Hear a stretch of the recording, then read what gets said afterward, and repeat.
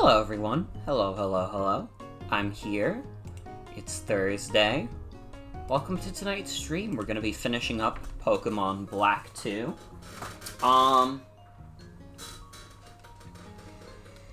It has been quite a journey. I've been having a lot of fun with this game. That's all I gotta say. I've been off the past couple days. I've been doing my own thing. The people at GameStop, I think they successfully pegged me as a collector. Because, the other day when I went in, they were just like, hey, what systems do you collect for? Not, do you collect? They asked, hey, what systems do you collect for? And I was like, oh, I told them the consoles I had, because they, got a big thing of, Wii and DS games, and they were like, hey, listen, you can, we'll put some of these on hold for you if you want. And I did for some of the DS games, although I didn't for any Wii games, because most of the Wii games they got were, games that I either already had, or there would be fucking no way in hell I would ever want. Realistically, what value do I get out of owning the Six Flags game on the Wii? I think I actually do. I think we have that game in the house somewhere. And I remember it not being very good, because it's the fucking Six Flags game on Wii. You would get anything? True. No, I mostly, if I'm gonna buy a game, it has to be something that I'm, interested in playing at some point. Maybe not right away, but at some point I can see myself being like, alright, yeah, take that one off the shelf, put that in the system, let's do it. Can I play Squeeball's Party on the Wii? Yeah, that sounds like fun. That sounds like that would be dope and awesome. Honestly, some of the Wii games really were, shit, Squeeball's Party on the Wii. This person had, who put these games at GameStop, or traded them in. I don't know why I said put. I'm using my fucking first grade vocabulary. They had, legit shit for the DS. I don't think there was anything that they had on the DS that I was particularly this is garbage. This is nothing. It was mostly, oh, I already have this, or, oh, I'm not super interested. They had, one of the Lego Star Wars on DS, which, I already have Lego Star Wars on the Wii. I'm not really sure I'd want to play the DS version. Fuck, I already have Lego Star Wars on the Game Boy Advance. Do I really need Lego Star Wars on the DS? I don't know. Maybe there are some big Lego Star Wars DS fans who would say, hey, you're missing out. It's got the exclusive 2-screen Yoda skin. And then I'd be like, oh shit, you're right. I would like to play with the double-screen Yoda skin. But honestly, in general, there weren't really any, major stinkers for the DS library. It was just mostly stuff that I was like, maybe not. Maybe not. I don't know, maybe the Lego Star Wars portable versions are kind of dookie. Although, I don't know, I remember thinking Lego Star Wars on GBA was decent when I was a kid.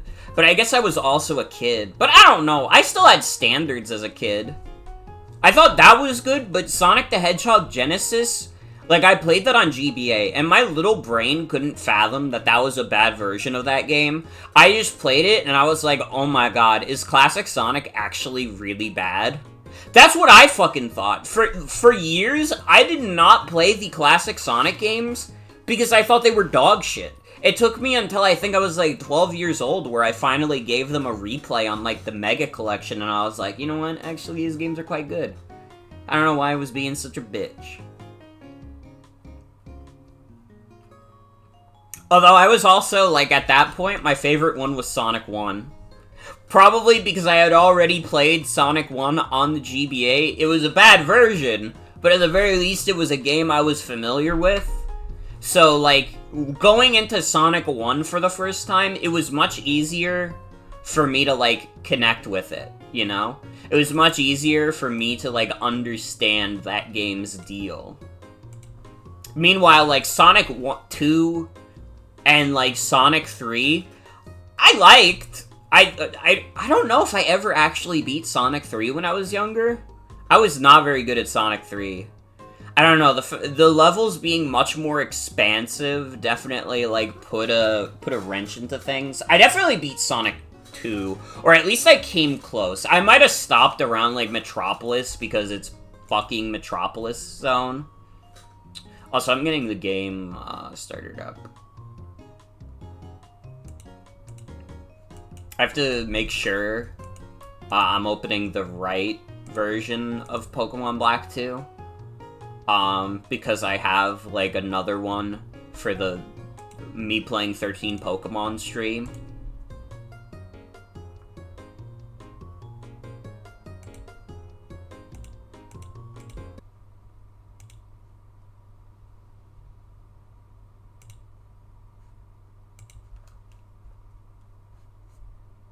Why is the game not giving me audio?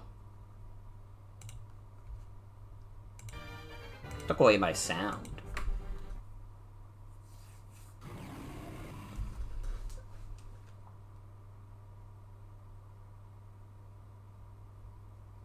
Huh?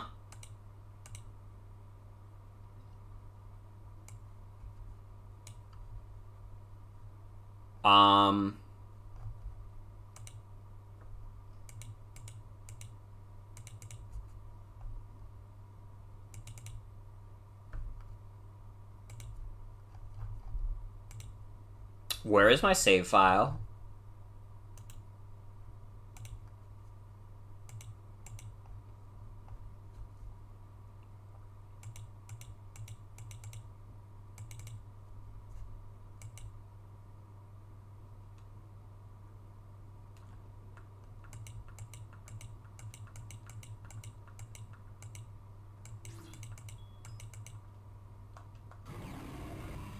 Does this one have my save file?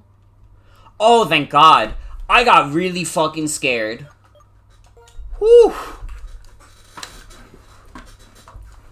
Okay, so I did in fact load the wrong game.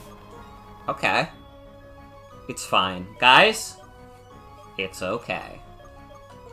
Last time we beat Skyla, we got a bunch of evolutions. Really, the only Pokemon left to evolve is Croquette. Other than that, though, the squad is looking good as fuck.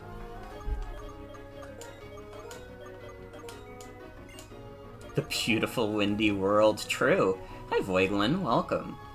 Welcome, welcome. I don't remember what I was gonna do. I'm doing the Lucky Egg, but I'm doing it, like, 5 levels at a time, so I don't have to constantly be, like, going, like, oh, this Pokemon leveled up! Let me get the next weakest Pokemon! So I don't have to keep doing that, like, every, like, fucking battle. Because that would be really fucking annoying. I have figured also... I did say that, like, the traditional format for playthroughs would kind of be over. But I don't know if that's entirely true. The thing the way I was thinking. I'm definitely gonna be streaming, like, less days a week. But it might just be what I might do is if there's a playthrough I particularly want to do, even if it's not, like, you know, a little more high concept, I'll just do it, like... you know, 2 big streams in a row in a week, and then, like, if there's a part 3 or 4, you know, it be how it be. I mean, Pokemon games, if I did, like, 3 8-hour streams, like, that would probably be the entire game. So, like, that's feasible. I don't think that would be that bad. You know, I want to emphasize variety a little more, but, you know... for something like the Poke Marathon, you know, it's not over till it's over. I mean, I still have Pokemon X, I have Omega Ruby, I have Sun and Moon, I have Let's Go. Oh my god, we're getting close. actually. I definitely want to do Pokemon X and Y before, Legend ZA. That's still my plan, but it might just be at some point where I'm like, I have literally, like, no stream plans for a bit. Let me just dedicate, like, a week or two to Pokemon X. Because that's what I'm thinking with, like, the high concept stuff. Like, I'm gonna do the me playing 13 Pokemon thing on my birthday, and then, like, I'm just gonna keep doing that in a row. Which I feel like is how a few other streamers kind of do, like, playthroughs like that. They kind of just do them in a row rather than, you know, doing it like I do, where it's like, oh, I do this one this day, and then tomorrow I play Splatoon, and then the day after that, I play a fucking demo for fucking Super Duper Super Suckers, and then the day after that, we do a variety hour where we play Balatro and Team Fortress, and we do a little Paper Mario, and, like, you know what I mean. Definitely still, like, for the most part, there's not going to be as many of those traditional playthroughs, I think. And that's my shit. That's my shit. Yeah, again, I want to do more high-concept stuff, but sometimes, you know, the well will be like, ooh, it's looking a little dry today. You know, maybe I could do something a little simple for a bit. Because, I mean, there will be a decent gap. I don't know what the plan is after 13 Pokemon yet. I mean, it might just be, like, again, it could just be gauntlets and variety hours, week by week, too. We'll see, we'll see. It's all, this is for future me to worry about. Right now, all I have to worry about is being Pokemon. Time to take for a quick hop in my plane. Hey, where did Professor Juniper get to?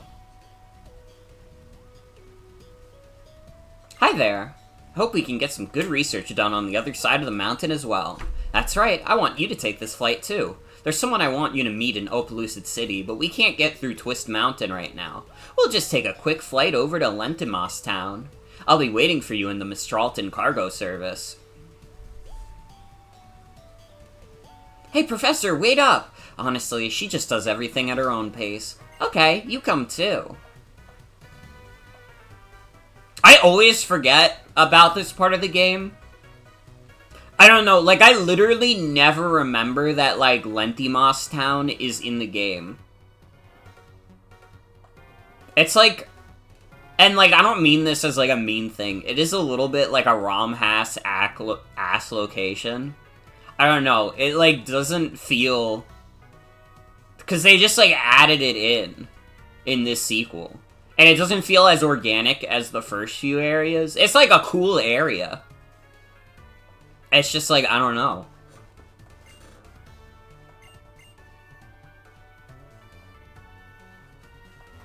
The scary house, true. Looks like the professor's reached a stopping point in her investigation. Ready to hop aboard my plane? Ready for takeoff. Okay, Skylo, we're ready. Please take us to Lentimos Town. Having double desert rep in this game is very sexy. Maybe that's it. Is that, like, listen, one desert in an area based on New York City, you know? It's a little odd, but I'll take it. 2 deserts in New York City? That's a little crazy. That's a little crazy. You know, I've lived in New York all my life, and granted, it's not like I've been, like, through, like, every square mile of the state. I don't remember the second desert. I don't even think I remember the first. Wait! You guys, wait! I want to fly too. I want to do some research in Reversal Mountain. Bianca, you're here? You're starting to show the dedication of a serious researcher these days. Okay, everyone, off we go to Lentimos Town. Looks like everyone's here. Finally, it's time to fly the Unova skies. Unova is like if you stuffed North America into Manhattan. That's true as fuck. I think people have said that, like, the early areas of this game are kind of supposed to be, like, a little, like, New Jersey. If I never walked through the dunes separating Queens and Brooklyn? No, I've always taken public. I guess I don't pay attention enough on public, you know, I'm too busy gaming on my Nintendo Switch waiting for the fucking bus to be like, We're at a stop. Please stand away from the doors. Well, I suppose I should tell you why I brought you out here. Sharon told me that a group of people calling themselves Team Plasma are planning to use legendary Pokemon to take over the Unova region. As you may know, in the Unova region, there are 2 legendary Dragon-type Pokemon, Zekrom and Reshiram. But 2 years ago, Zekrom and Reshiram recognized a trainer as a hero. They are following those trainers, so Team Plasma shouldn't be able to use the Dragon-type Pokemon. That's true, but what could they be planning? There's so much we don't know about Zekrom and Reshiram. That's why I want to hear what Opelucid City's gym leader, Drayden, has to say about this. He's a Dragon-type gym leader, so he might know something. So, we're finally to the reason why I brought you here. I want you to go to Opelucid City and hear what Drayden has to say. And I would also like you to help me if something happens. Thank you. It's really best not to get involved with Team Plasma to start with, but still, hearing what Drayden has to say about the Dragon-type Pokemon will be really interesting, and more importantly, it will help you fill the pages of your Pokedex. I'll be in the volcano just beyond here. I'm going to investigate the rumors I've been hearing about a rare Fire-type Pokemon in Reversal Mountain. Always assumed in 2 you started in Staten Island, but it's definitely Jersey. It's, like, too nice to be Staten Island. Which is funny, because there are not a lot of people who would say Jersey is very nice, and, like, fair enough, but, like, I would say that Jersey is, like, a little nicer than Staten Island. Basically, every time I've been in Jersey, it's been, like, nicer than here.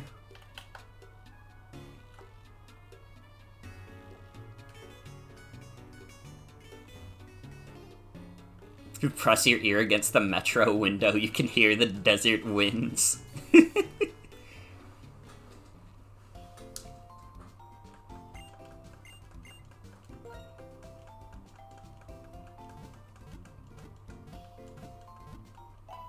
I'm so glad we have the sole bad guy in the corner still. Dude, I haven't, like, played Guilty Gear Strive. They added Abba. Abba? They added Abba. She's, like, freaky with her key husband.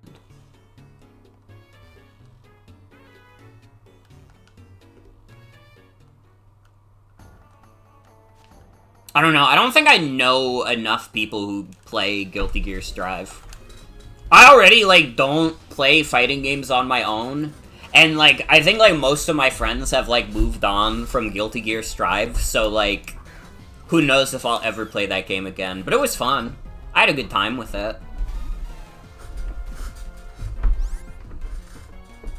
Not paying more money for Strive. Did open Plus R for a little bit. Mm-hmm. Was Plus R the one I played with you guys on a call one time? I remember playing as Testament. I think it was Plus R. Yeah. Plus R is the one I see in, like, when I go to the For You page of Twitter. It, like, tells me, like, oh yeah, everybody loves Plus R. And then the other half of the tweets are like, man, does anybody else find Plus R fans really annoying? And then the other half is, does anybody else think that Guilty Gear Strive players are really annoying? And they should be asking the real question. Am I the only one around here? Woo!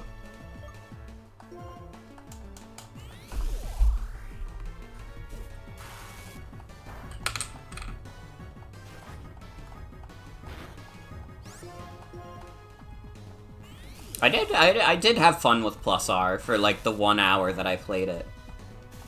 Hopefully I'll get a chance to play it again, so it's not, like, it's not a Street Fighter 6 situation where I only play the multiplayer for, like, an hour.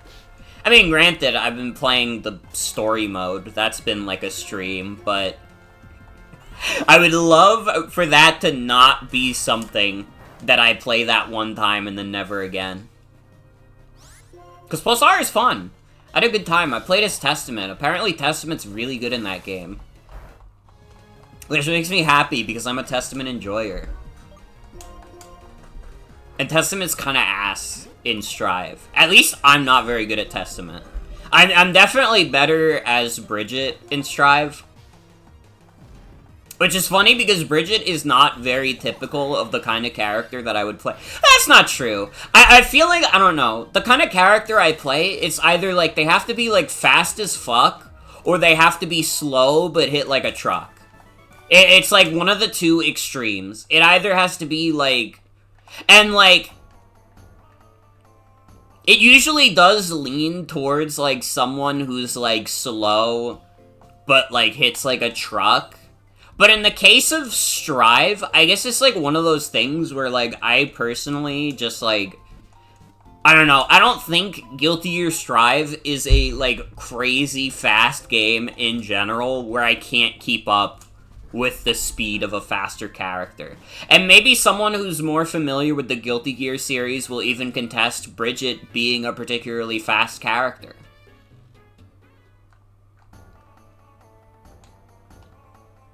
But I don't know, in Strive she works for me. I don't want to play her in Plus R because her animations are scary to me. I don't know, I've seen some of her, like, end animations, and I was like, I don't know about this. I don't know about this.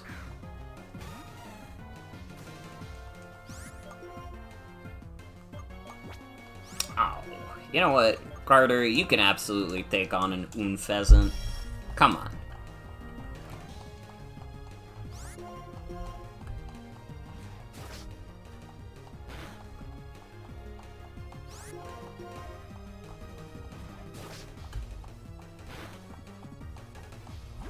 I'll tell you what, maybe it's for the best that I never play the Street Fighter 6 multiplayer mode, because, dude, the fucking story mode of that game really is teaching me, like, nothing about playing that game for real. I learned that spamming, like, the regular combo over and over is the best maneuver. And that is not going to translate to multiplayer success. Alright, listen, if I was playing Street Fighter 6 with my, like, sisters, maybe that could work. But that's not the target audience for Street Fighter 6.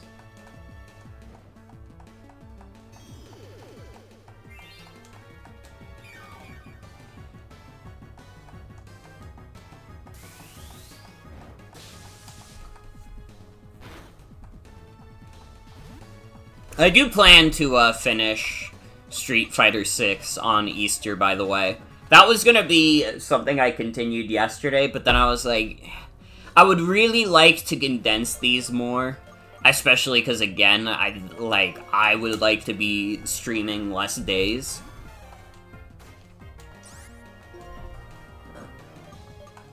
But, you know.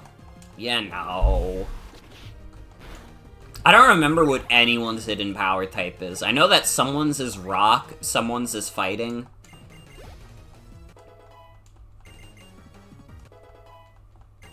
Dude, everybody got a level up from that damn bird.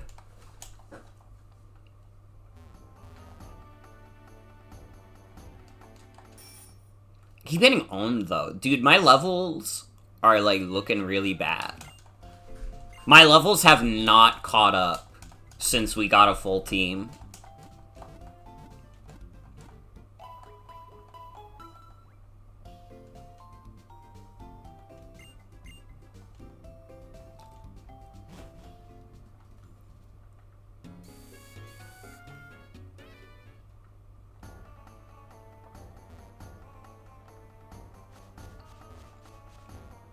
How you guys doing? How you guys doing? I've been okay. I beat, SpongeBob the Cosmic Shake last night again. That game's still really fun.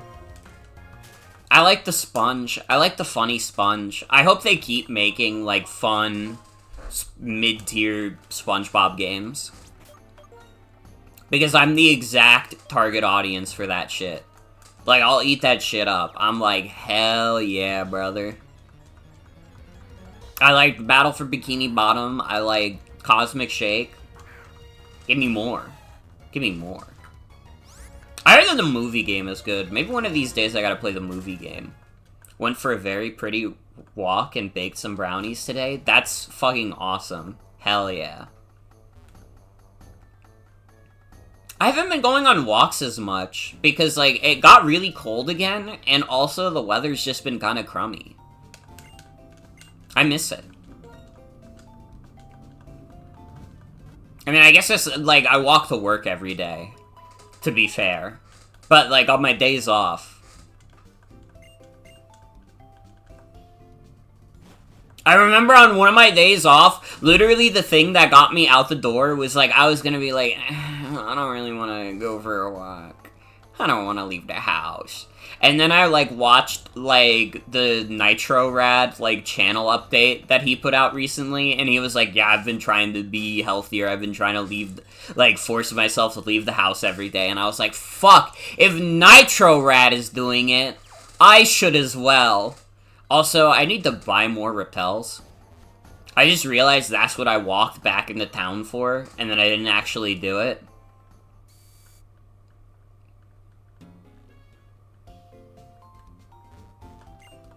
Found someone's guitar capo plus pick on the forest floor, left it on a big sign that they'll hopefully notice later.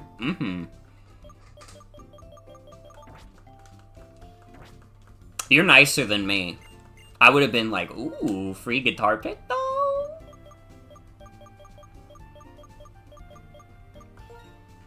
Although I guess, like, if I was in the forest and I saw, like, a guitar pick on the ground, I wouldn't immediately assume, like, oh yeah, this person accidentally dropped this. I'll just be like, this is intentional. You brought the guitar pick all the way to the forest? You don't want to see that thing anymore. But that's probably not true. I think, like, what you did is probably the right thing to do.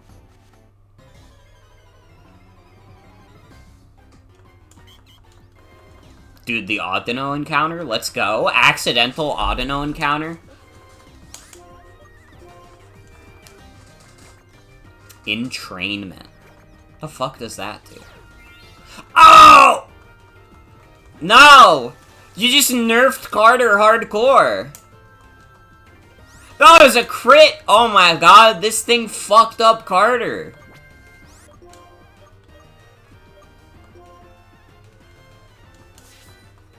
If it was just the pick, maybe, but the capo too would have felt dirty. I think that's fair. I think that's fair. Again, that sounds like the right thing to do.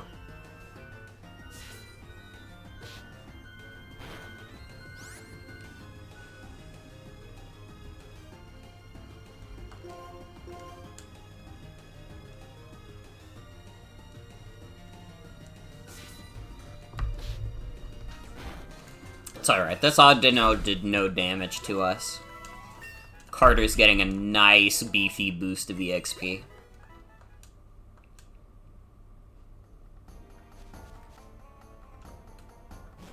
Had a nice checkerboard pattern on the pick though. Just like these games, yo.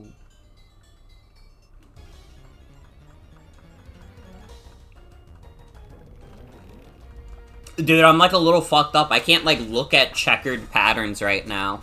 Because I just think of the checkered deck in Balatro, and I keep thinking about how I'm on the hardest stake of the game on that deck.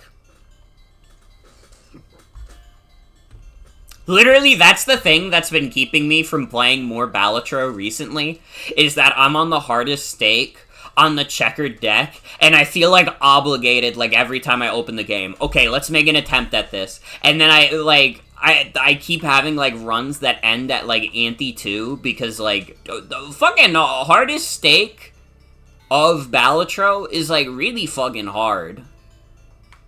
Even with checkered deck, I mean, you lose one hand size, so it's harder to get those, like, easy early game flushes. You know what? There's something I want to investigate here in Reversal Mountain. But the wild Pokemon here are really tough, and I'm having trouble with them. Could you come with me, please?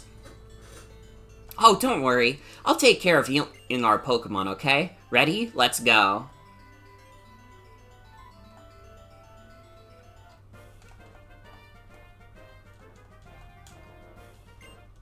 I'll tell you what I have been playing, though. Dude, fucking...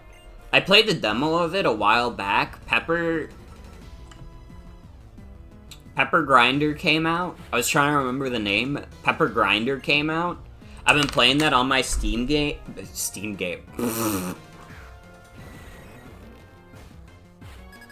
Uncle Ben, what happened? Steam game! I've been playing it on my Steam Deck. And it runs really good. I mean, it's a pixel art game, so I would hope it would. And it's a fun-ass game. It is a fun-ass game. What can I say? Definitely, like, if that game, like, I would definitely, like, recommend if any of you guys are interested in Pepper Grinder, like, download the demo if the demo is as fun as as I think it is. If you have a good time with that demo, you're gonna love the rest of the game, I think. I mean, I'm only like an hour in, to be fair. I say the rest of the game, I haven't gotten that far. But, I think it's really good. I'm having a good time with it. I highly recommend, so far. I don't know, maybe I'll come onto the Easter stream playing Street Fighter and be like, you know what? Pepper Grinder is actually straight fucking ass!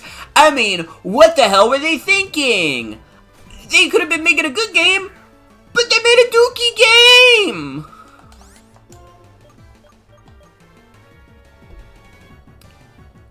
Are you the one with Hidden Power Fight? No, you're the one with Hidden Power Rock. Maybe? Oh, that's Flare Blitz. Oh, that's a severed head.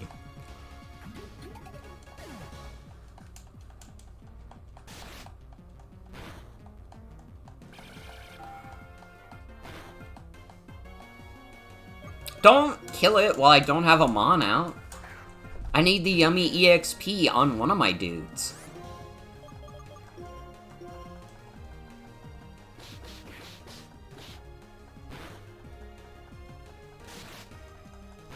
I hate Musharna's ass right now.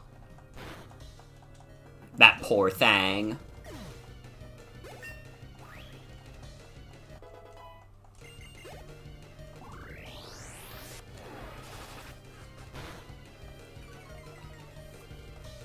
Again, it is just, like, I'm already feeling the effects of not having to worry about, like, saving a game for, like, a stream. Just by, like, picking up Pepper Grinder and playing it. You know, it's already going good. I like this new lifestyle.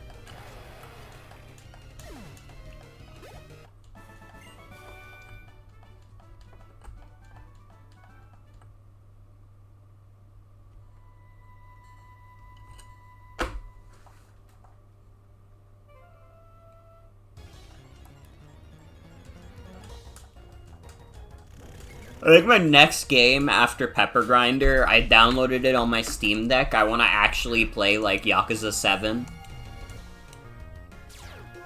Since that's likely not going to be a stream anymore, I want to play Yakuza 7 really badly. And if I really like Yakuza 7, I'm gonna get Yakuza 8. Maybe wait for a sale, though. I think... Isn't Yakuza 8 a $70 game? Bruh, I hate the future.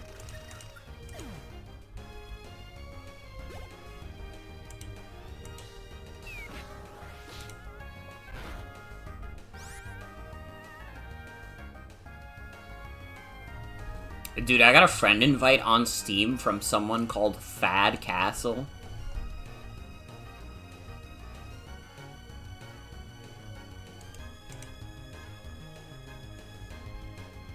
Dude, this bro in the Muselk Steam group.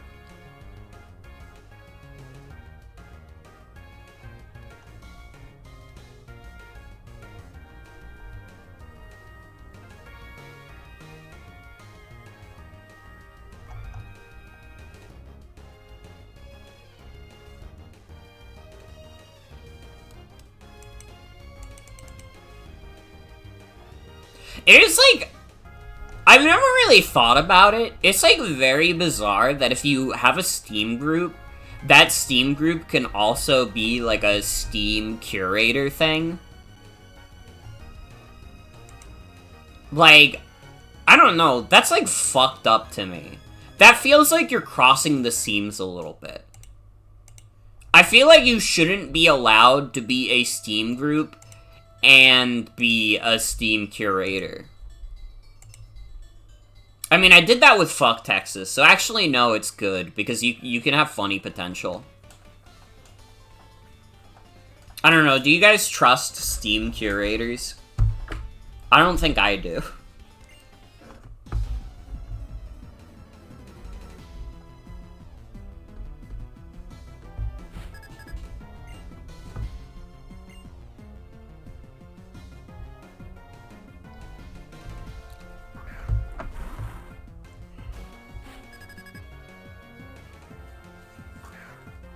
Dude, Vibrava's so awesome.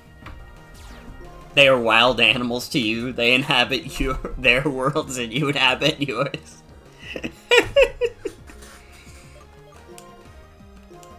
That's real as fuck, honestly. Steam curators is like a protected species of animal.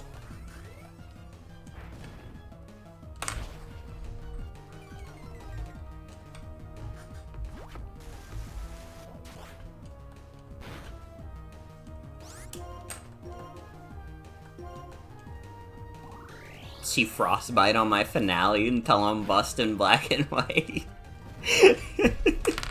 Okay, that one's pretty good. Hi, Eeps. Welcome. Welcome, welcome.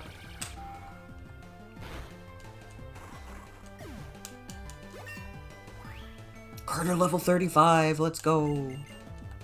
Carter wants to learn Rain Dance. That's spicy. I don't know. That doesn't really, like, benefit anyone except Carter, though. If we had, like, Thunder on Mario, maybe. But at the moment, like, Rain Dance doesn't benefit anyone except Carter. And if we're gonna use a turn to set up on Carter, I'd rather it be, like, something permanent, like a workup. Although I don't know if we've been using workup, even. I gotta be honest, we've had a workup since the first gym. Protects against fire for Maractus. That's kinda true. Actually, what ability does Pop-Tart have? Chlorophyll. Okay, no. Pop-Tart... I mean, it doesn't make Pop-Tart slower in the rain, but...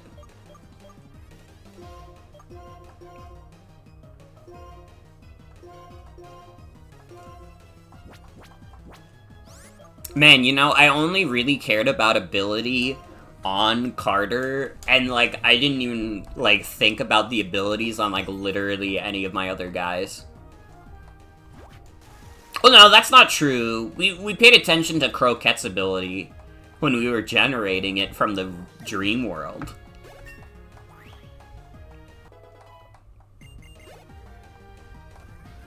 Yeah, it'd be how it be. And I think Workup is probably just, like, strictly better. If only Carter could use Swords Dance. I was trying to think of the move name for a second. Honestly, if Azumarill could learn Swords Dance, that shit would be, like, Turbo Ubers. That's not true. It gets Belly Drum. Which, to be fair, Belly Drum is a very good move on it. But if Belly Drum can't make Azumarill Turbo Ubers, I'm afraid nothing can. When does Azumarill get Belly Drum? Is that an egg move? I'll be a little sad if it's an egg move. Because, dude, I'm gonna be real, if we could get that shit on Carter, it's on lock. It's on lock, honestly.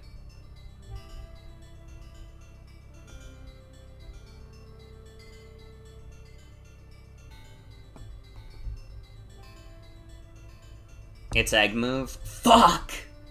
Oh, that's so sad. It does get superpower at level 42. That's interesting. I might consider doing that, honestly. Over return? I mean, neither are stab, but fighting coverage might be nice. It could be good to have. Dude, Belly Drum being an egg move is so sad, especially because fucking Aqua Jet is also an egg move. It's the fucking double whammy, man.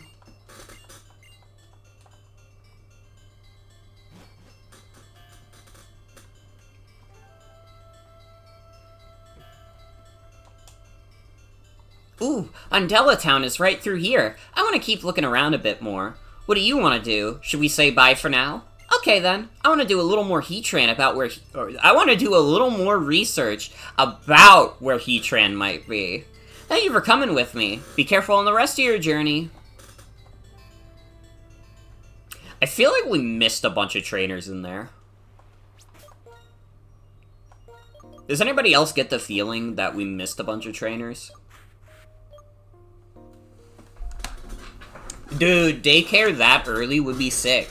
Pokemon Black and White did have the daycare that early, too. I don't know why they made it so you can't do that. Where the fuck... Is the daycare still, like, between the first and second cities? It's post-game only? That's fucking crazy. Why would they make that post-game only?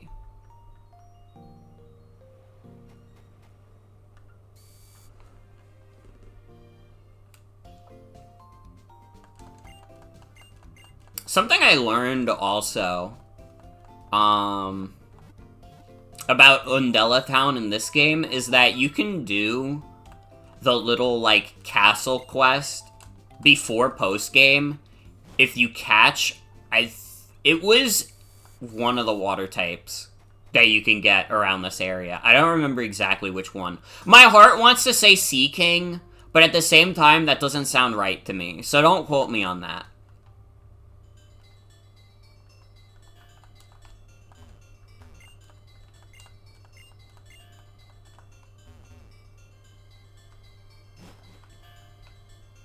Yeah, I know Sea King gets Waterfall. I don't think Sea King gets Dive.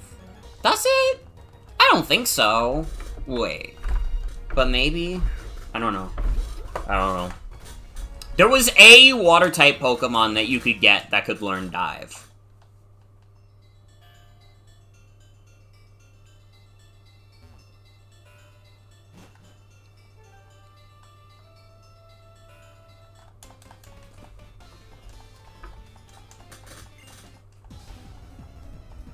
Wilmer! My man Wilmer! Oh my god, how could I forget about that big silly guy?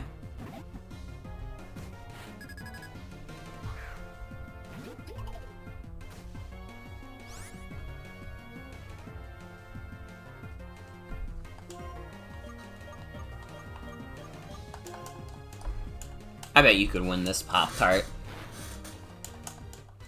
I'm no longer confident that you could win this Pop-Tart.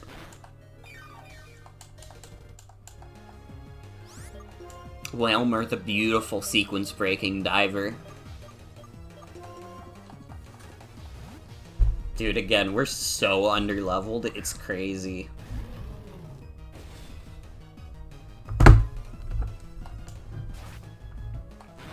Yeah, poor Pop-Tart. Also, hi Cosmo, welcome. Welcome, welcome.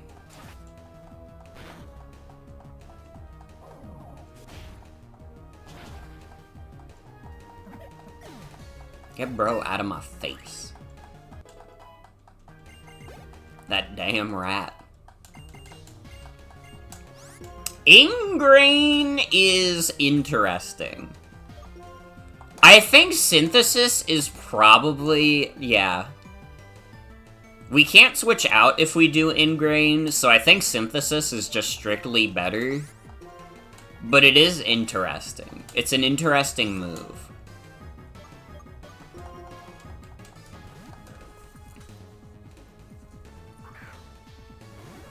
Dude, I just realized the ultimate prank we can pull with Zoroark is when we get to the Elite Four and we do the Psychic Elite Four member, we put, like, Garnish in the back, and, like, she'll try spamming Psychic, and she'll be like, why the fuck are my attacks not doing anything? Either that or she'll figure it out because she's a genius. I don't know how good the AI is in this game. There was one AI trainer we fought that, like, didn't know what the fuck was going on. Do that trick with your Trubbish? Hell yes. Dude, I don't know if I've used a Garbodor all the way to the end in any black and white playthrough. I gotta.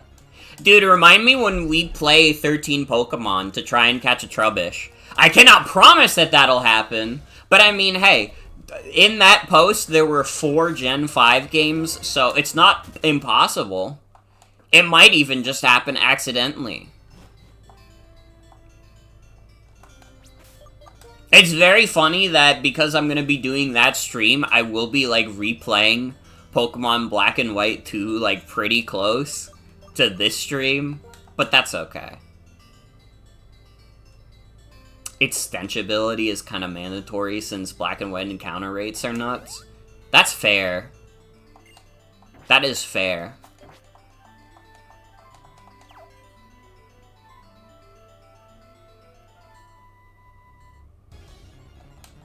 It's a good thing Black and White 2 added the infinite repels. I say as I'm not strong enough to run away from a guy. I really should have explored this place more when I still had Bianca. I did not really think things through. But that's fucking okay.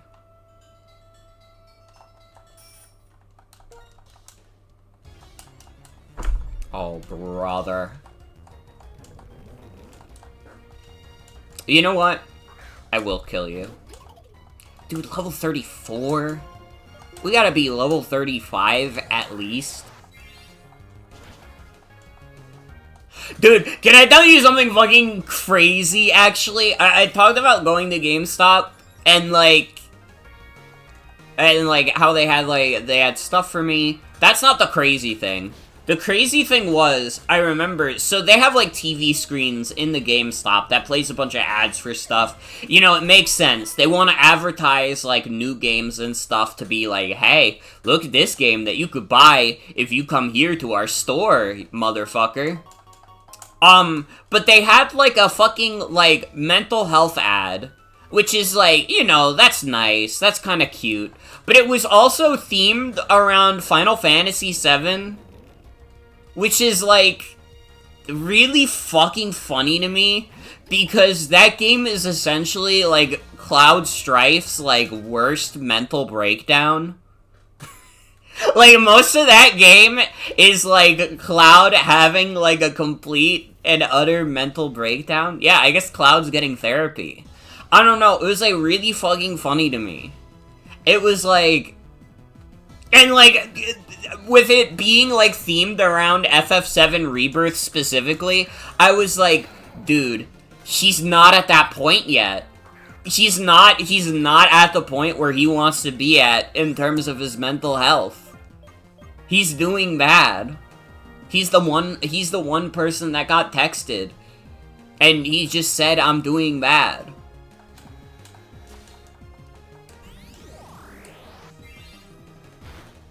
I don't know, it was fucking crazy. Oh, brother. Are these guys just gonna kick Pop-Tart in the head over and over? Oh, I think Pop-Tart's dead. Fuck! Ugh! Oh, they got Moxie too? Oh, brother. I'm not a fan. I'm not a fan of these circumstances.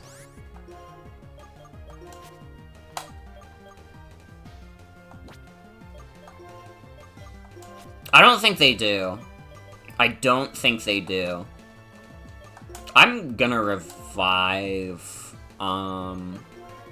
Pop-Tart on Garnish's turn. And if Garnish gets killed, you know, that be how it be. But I really want Pop-Tart to get more EXP.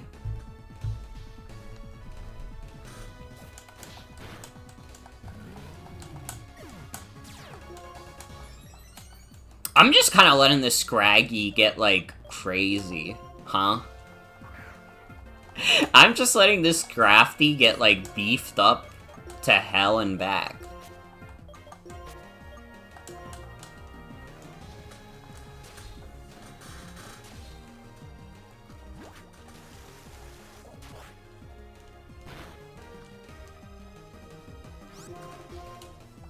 Yeah, admittedly, it can be a little tough just going into a rotation or triple battle unprompted, but I also don't hate it. Strictly speaking, I don't hate it. They are a fun addition to the game.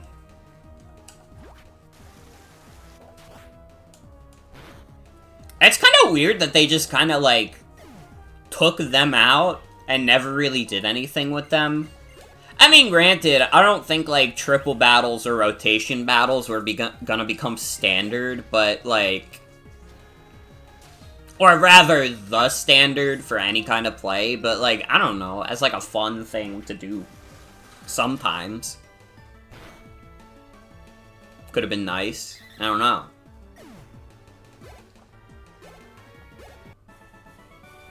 This is the closest thing to Gen 5's Mega / Z mode / etc gimmick. Yeah.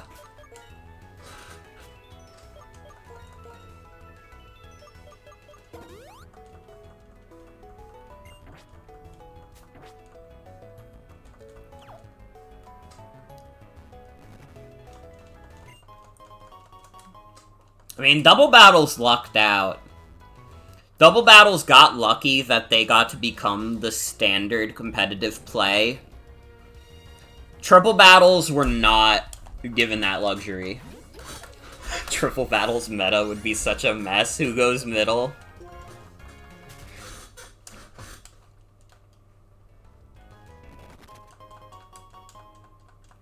A dude's playing Triple Battle on competitive Pokemon and just going, "Go mid! Go mid!"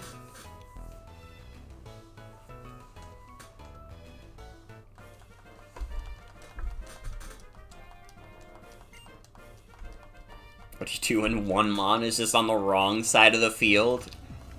Just gotta keep switching them around, I guess.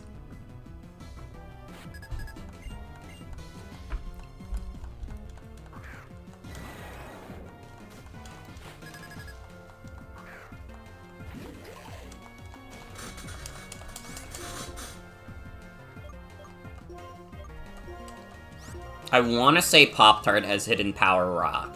And if Pop-Tart doesn't have Hidden Power Rock, this Golbat's about to make us really upset.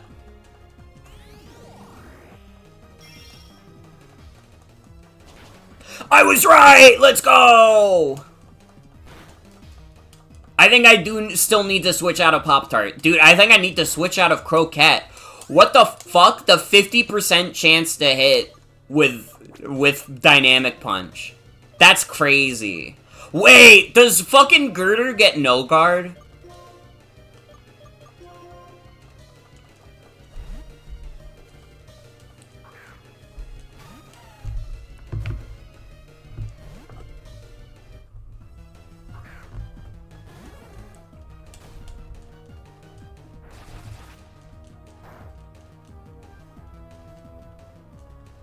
Dude, what the fuck?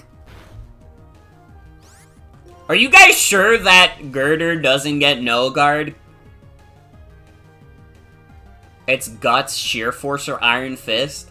Do I just literally have the worst luck in the world? Getting hit by this shit twice? Fucking insanity.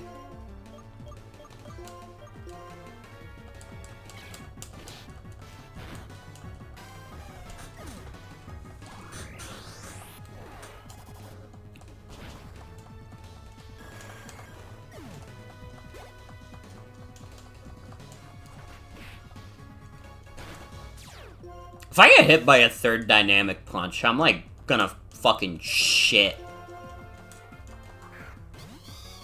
Oh, don't sound that a water or a flying type. Bitch. Oh, Pop-Tart, you gotta get out of here. We'll switch to Zoroark.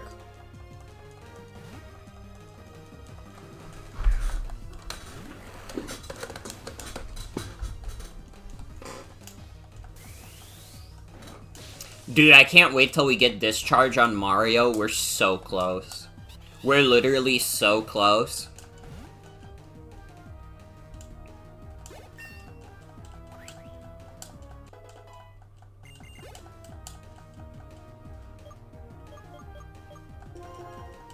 Zoroark is like winning by doing absolutely nothing. Dude, if I got hit by that again... What hidden power does not Crocat, Zoroark have? I don't even remember.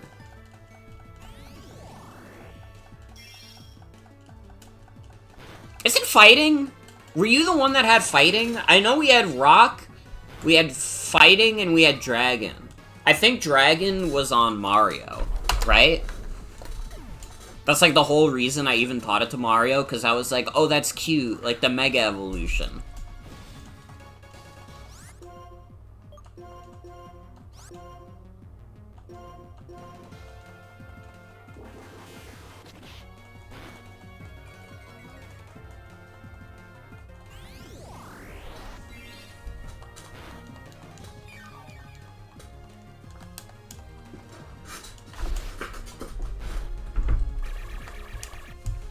It was a trick! I deceived you!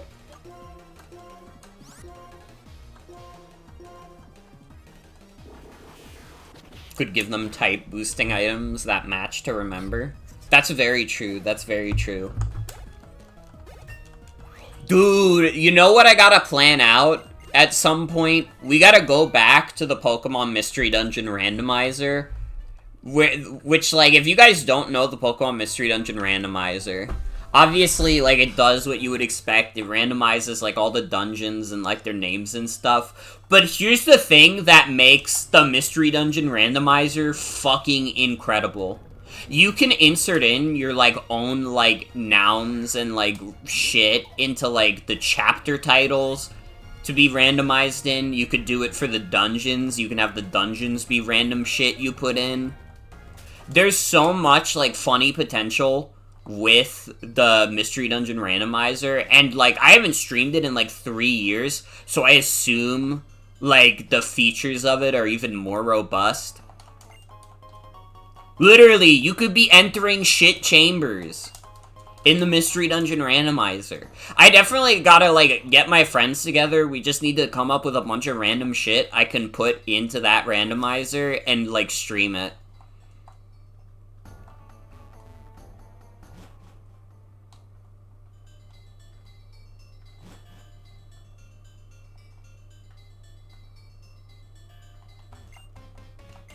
Battle in a volcano. The strange house.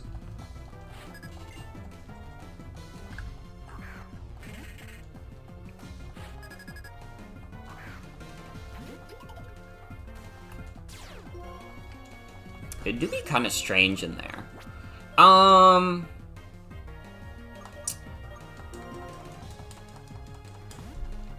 Zoroark, are you chill? Are you chill? Can you beat this guy?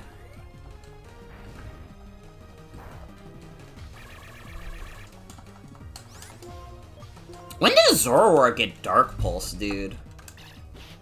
That would be fucking nice right now.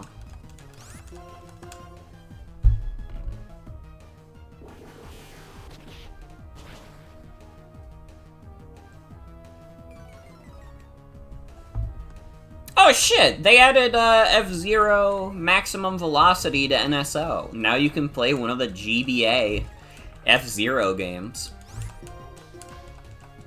They are still never making a new F-Zero game. Because fuck all life.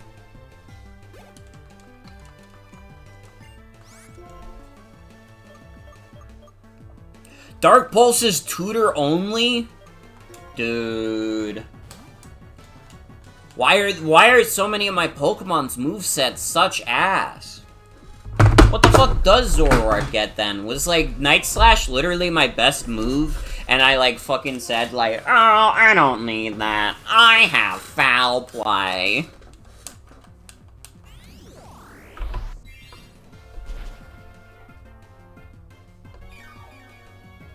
Night days? Okay, can I be real? I don't know what the fuck night days does. What the shit is night days?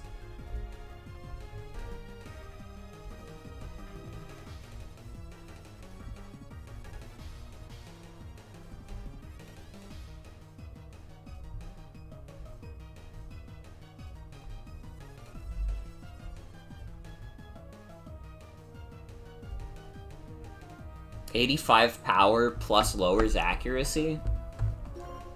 Wait, that's actually kind of good. That actually seems kind of good.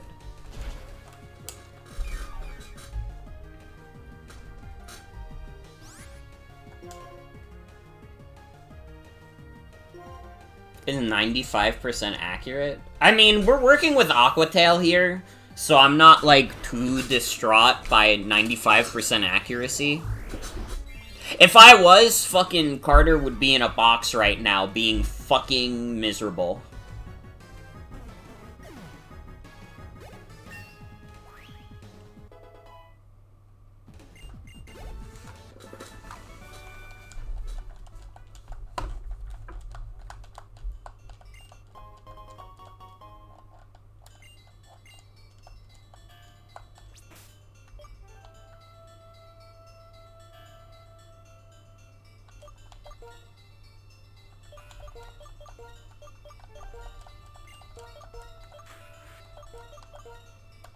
Alright, we're kinda dying here.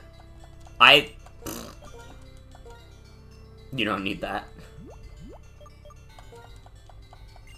Here, have a lucky egg.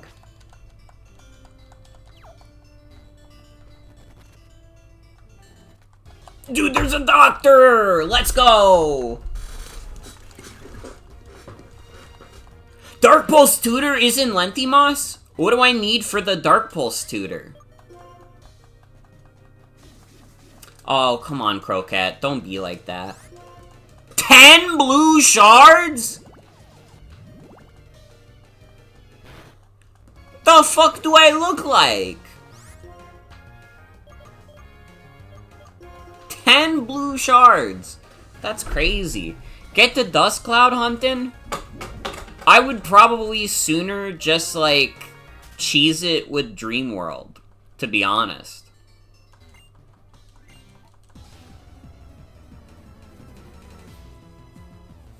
Like, that would probably be the thing to do, is to just cheese it with the Dream World, just, like, send a Pokemon to sleep, generate, like, 10 blue shards, and then be done with it.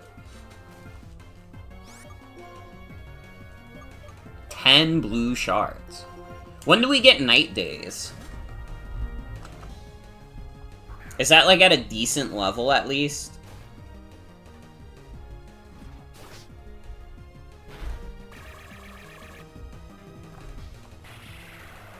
Fucker. Oh my god, Night Days is level 64. Oh. Oh. Good news, though. We get Punishment at level 49. Bro, what the fuck does Punishment even do? There's never been a Pokemon that's ever wanted to use Punishment, because it's, like, ass. It's, like, so ass, I don't even know what it does.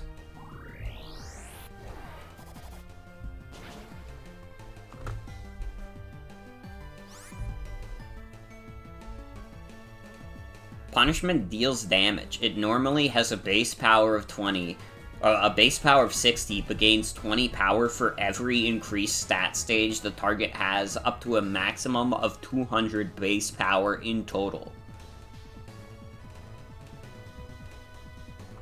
Okay. Yeah, that sounds like shit.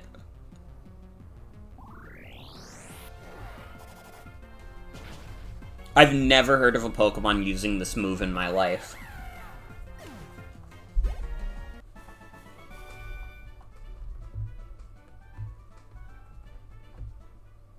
Max Evo boost plus Baton Pass into Mega Gardevoir loves that move.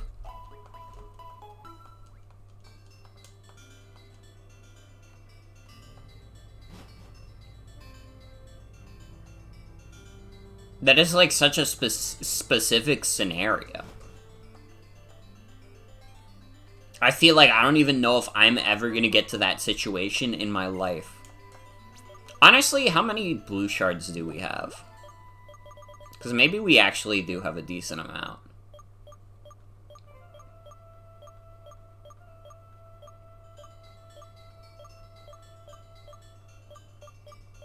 I don't think we have any. What if I dream worlded a magma stone and went back there? That could be funny.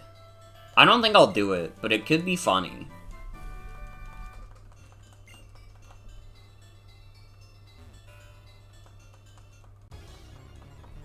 I don't know, I'm definitely considering it. Because, like, man, we really... The moveset is looking a little barren on our good ol' Zoroark. Should we just, like, dream world in a bunch of blue shards? I don't know why I'm even asking. I think the answer is yes. The real question is, will I be, like... Will I be able to figure out how to get that shit to work again?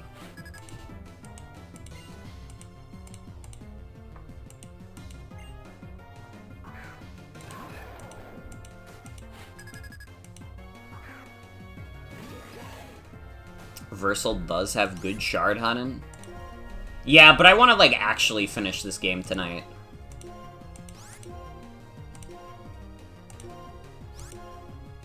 I don't need there to be, like, a part 6 to this stream, because I spent, like, 3 hours hunting for 10 blue shards.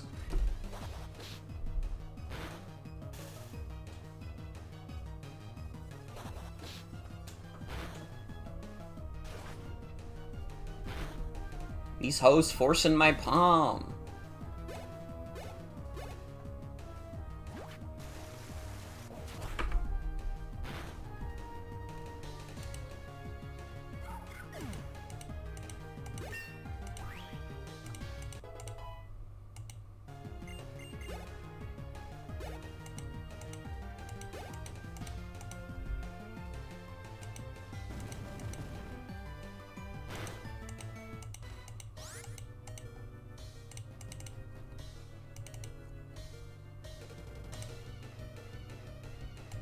I'm, like, trying to see where I would have downloaded this, like, Dream World thing.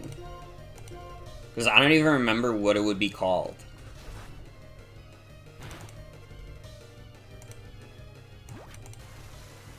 I have so much random shit downloaded, it's crazy.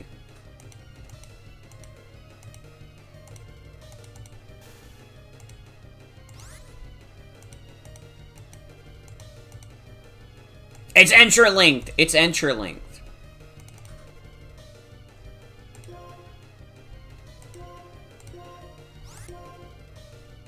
Oh, fuck. You know what I just realized? No, wait, it's fine. For a second, I was gonna be like... We have to make this interlinked count. Because I'm, like, thinking about it, and I'm like...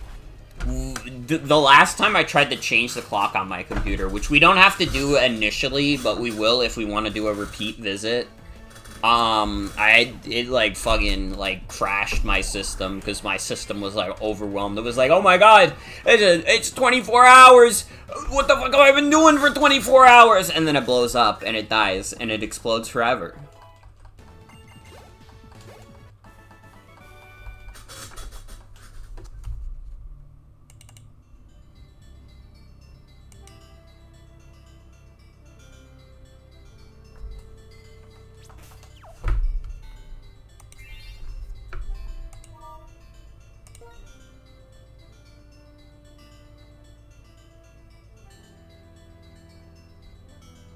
Okay, hopefully this is the same DNS code. Gay sync. My gay sync. Communication error? What happened?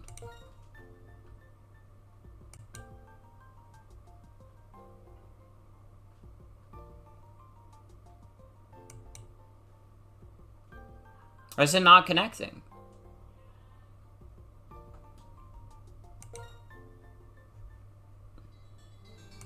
Oh, brother. Hold on.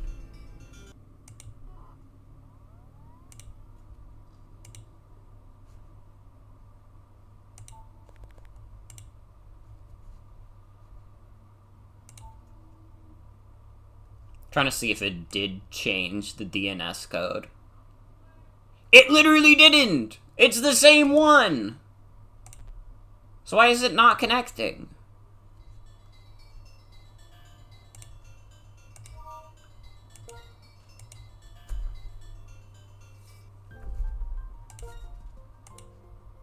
Is like Entralinked down right now?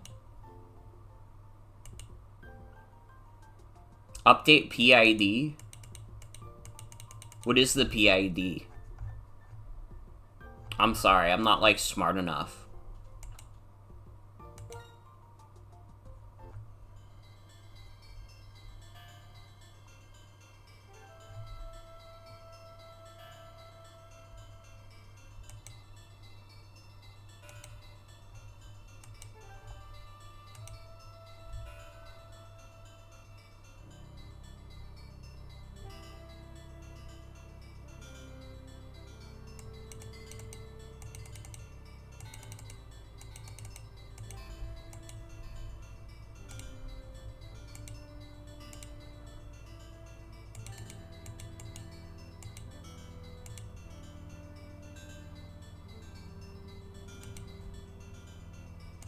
Pikachu identity determination.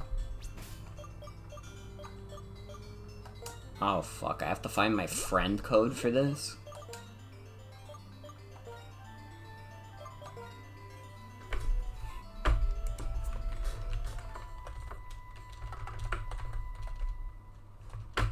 Which one is the Nintendo Wi-Fi connection ID? I feel like I'm like too dumb for this. That's like maybe that feels like the stupidest question I've ever had to ask. What part of like my like Wi-Fi connection is considered the Wi-Fi connection ID? That's in the DS itself?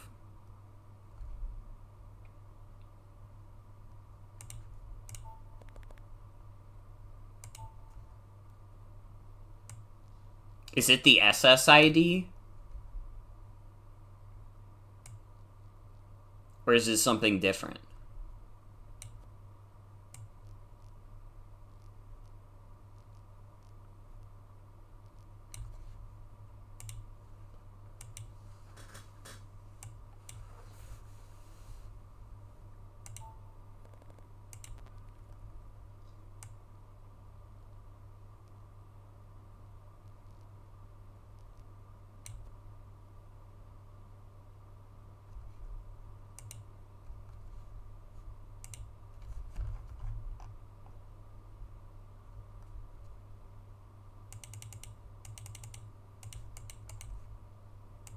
Oh, it's in system information.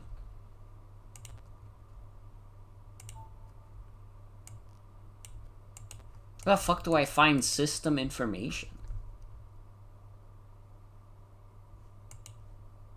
It's in options.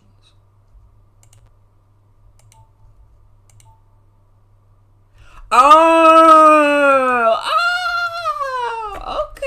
Alright.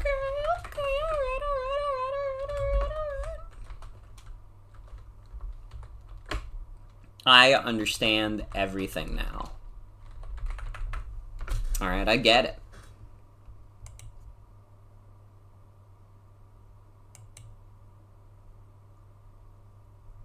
Since I have to reset my game? Oh, brother. Maybe it's lying. I'm gonna try it. I'm gonna try it first, and if it says, I guess I do gotta reset the game.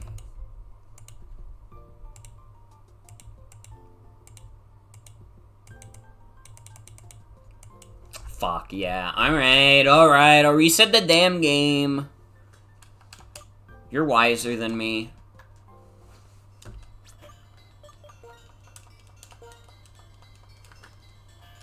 After doing it once, I should never have to again? I hope so.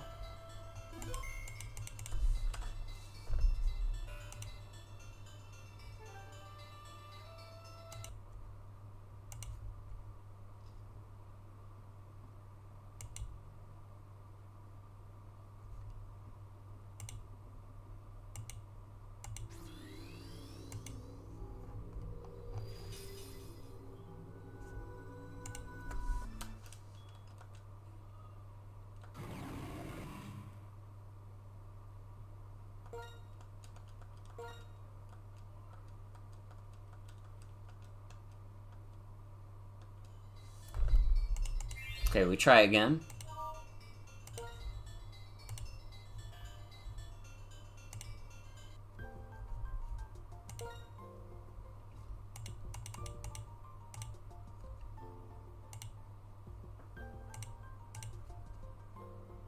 Let's go! It worked. Okay.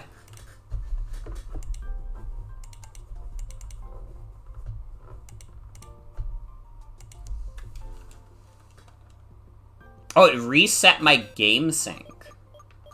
Even though I have all these dudes from game sync.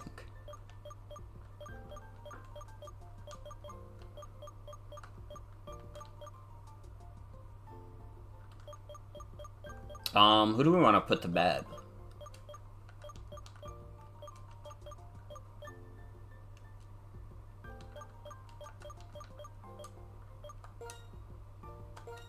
The doof. Doof, go to sleep now. Dr. Phil's Dream Gates. Oh, I forgot to take Dr. Phil off the screen. Whoops. That's my bad. That's my bad. I mean, maybe it was best that you guys didn't see my game sync ID. Maybe that's how we keep it real. But I did not intend for that.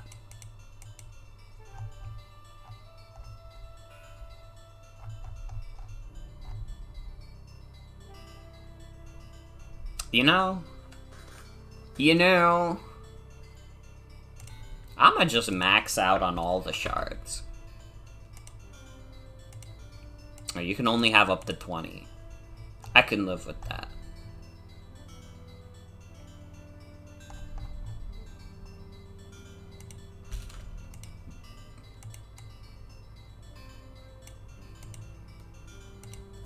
Game sync ID is like Pokemon social security number. That's true. You should never be allowed, or you should never, like, give out your game sync ID. Sorry, I got really distracted because apparently there's a fucking item in this game called Godstone. What the fuck is the Godstone?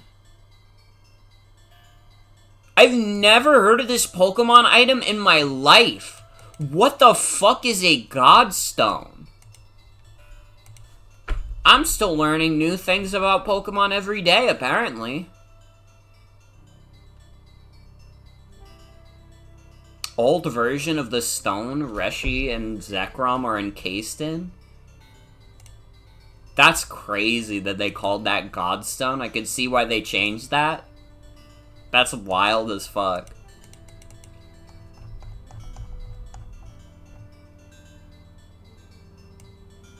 Dude, we can give ourselves the X-Transceiver.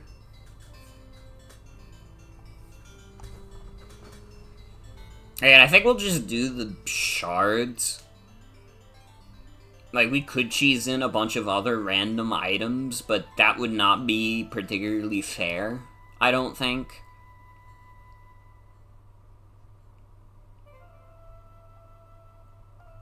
Because it's like, at that point, we could literally do anything. And it's not a matter of cutting out the grind, it's literally just a matter of fucking playing our own game. Hey, you know what? That could be fun. That could be fun. Don't get me wrong. It could be fun. But it's not what I'm interested in.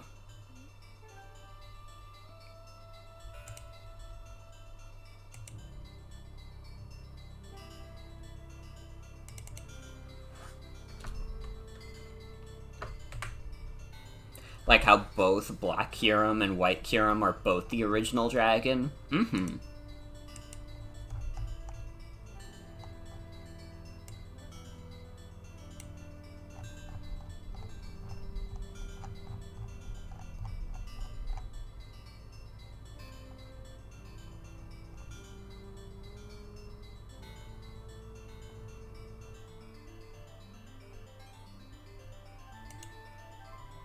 I don't think we need to get fancy with anything else. I think it's literally just a matter of we just need the shards. We don't need any encounters. We don't need any joint avenue visitors. We don't want to change Soul Bad Guy.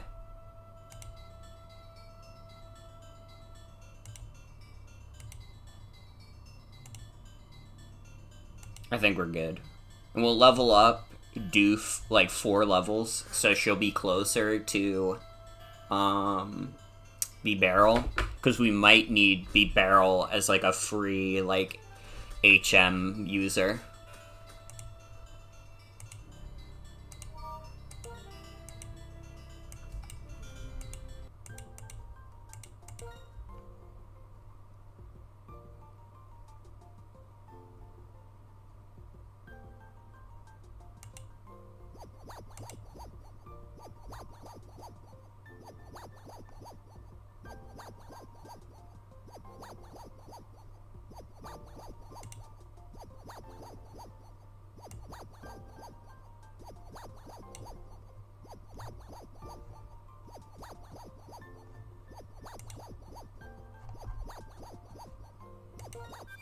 Sorry, I fell asleep.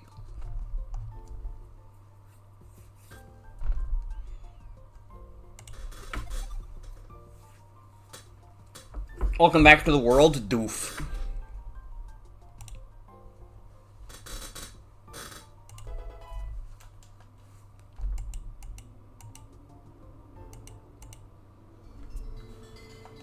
Did we not get the items? Where do we get the game sync items?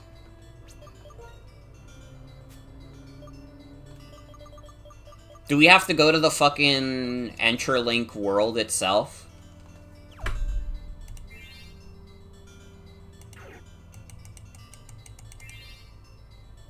Yup. Okay. Can't warp to Entralink here. Oh, you bitch. Well, it's fine. We're, like, done exploring here anyways. From a kid in the top left? Okay. So let's get the fuck out of here. We'll go back to Lenthimoss Town, and then we're good. And then we can just keep making progress, and we'll have nice moves, and we'll have chill vibes, and we'll be happy and smiling and playing. And who knows, maybe with the move tutor stuff, we can get even more good moves for our guys. But who knows?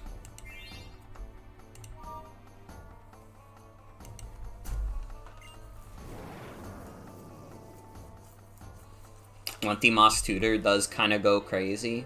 Only takes blue shards? That's fucked up.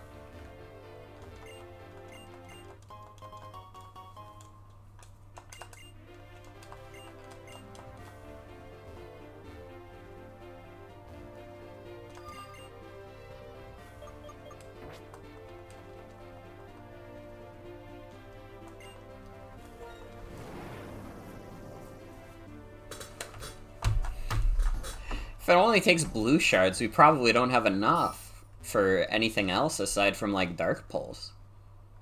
Where is this tutor, anyways? Which house? I'm gonna just check random ones. I got Charge Beam. That's not nothing. Top left. I was born here, and I will die here. Damn, Grandpa. Okay.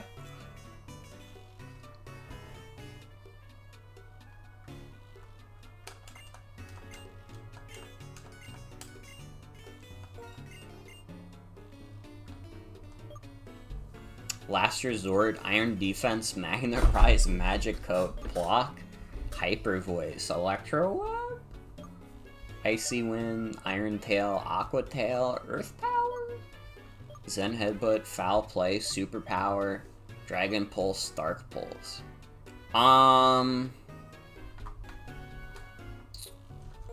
It's really just Dark Pulse we want, right? I mean, we could teach Dragon Pulse to Croquette, theoretically, but, like, Salamence is a physical attacker anyways, so that doesn't seem that good.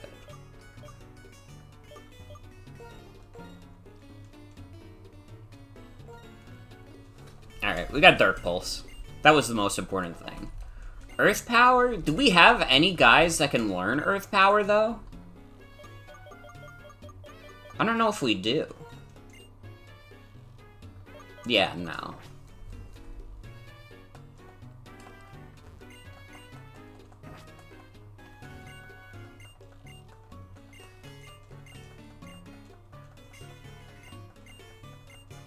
This guy is just saying random shit. Iron Tail is like ass.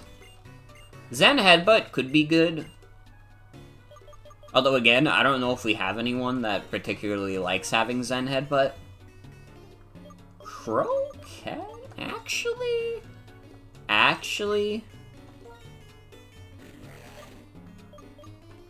Honestly, honest to God. I could get rid of Protect.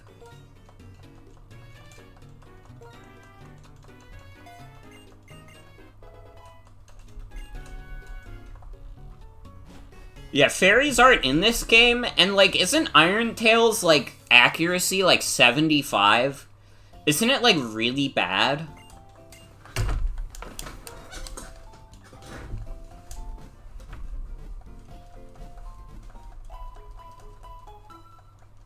Yeah, it's just fun flavor. I do like to have fun, but...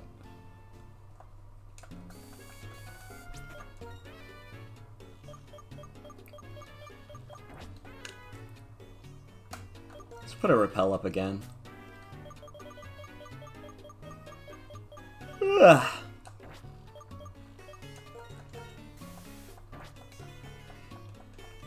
Kind of obsessed with bad movesets that tell fun stories lately.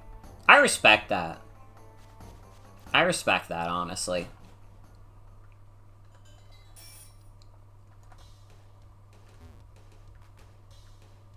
Bro, why do they even have that diverging path if the diverging path just goes into a wall like 5 feet later?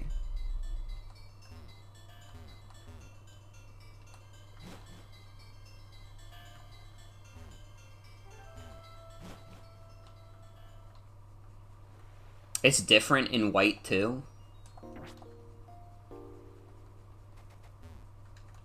Everything is the same in my beautiful world. Everything is the exact same. Even the music is different. Everything is the same in my beautiful world.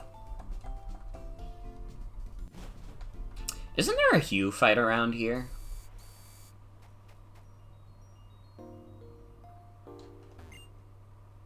Marine Tube.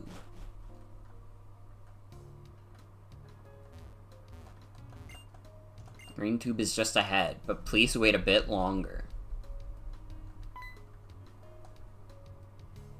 Sorry, I'll be finished with the cleaning soon. Please wait until then.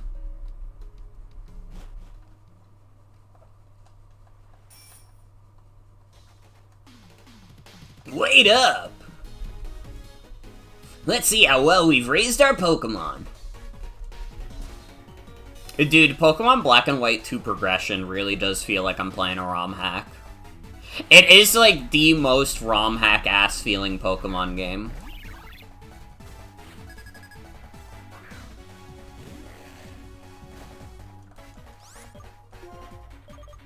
I think you might be okay against this bird croquette. Wait, what if we set up Dragon Dance and go for the Dragon Dance Dragon Dance Sweep? Can I visit the 7 men in the south after this? Those dudes that were hanging around Snow White? I mean, we can.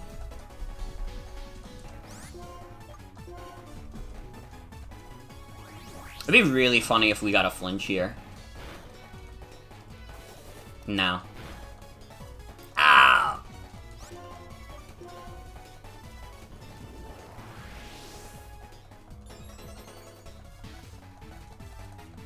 Croquette, I wish your attack was higher. You are quite weak for the point in the game we're at, and it's really fucking sad that it's gonna take 20 more levels to evolve you. Samurott, okay, okay.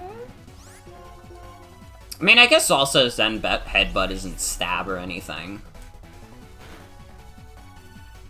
Dude, that's how much we did at +3? What the fuck? Oh my god, Croquette, you're kind of crazy, though. You're kind of crazy with it.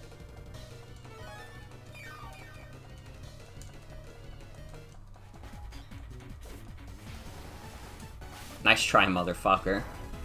We might just have to get the +6. She needs more Zen in her heart. She does. That is true.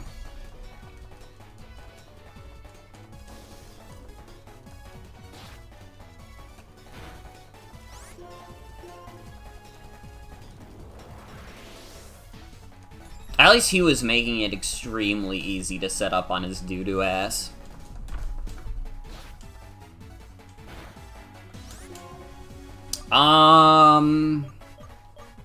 I think you just survive.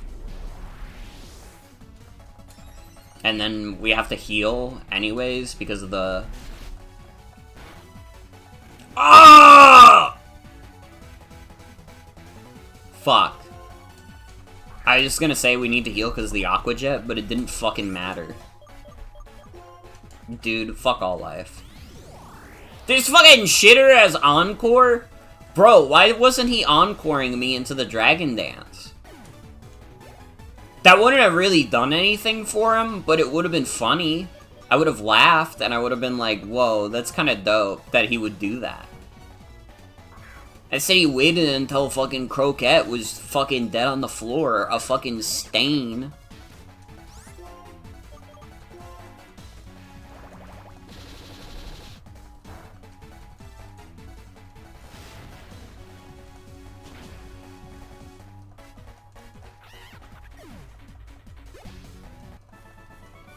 I couldn't even draw out my team's real strength. How pathetic. Great! If we're this strong, Team Plasma will run screaming when they see us. I won't let him get away, though. Her purloin. I'll get it back for sure. So, Morgan, keep helping me out. Also, continue to work hard on the Pokédex. You're the one who was officially asked to complete it, after all.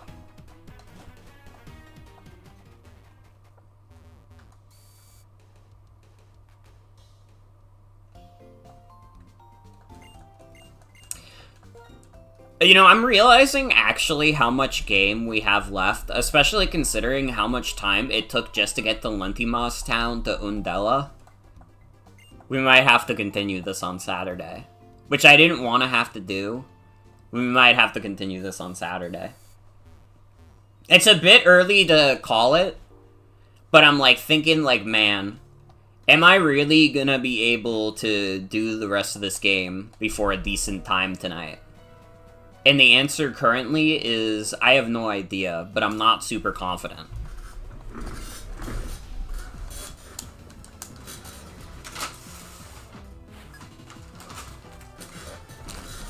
We'll see what happens. We'll see what happens. It definitely gets stretched out. We have a lot of land to cover.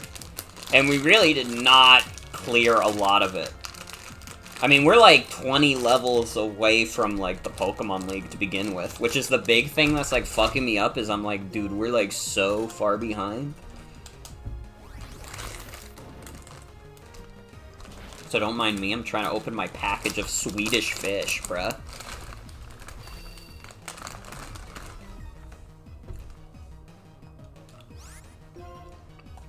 Not the scary face.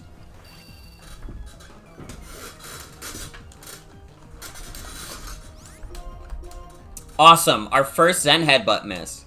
At least they missed Dynamic Punch. Every fucking girder knowing, like, Dynamic Punch at this point in the game serves as nothing but to be a fucking jump scare.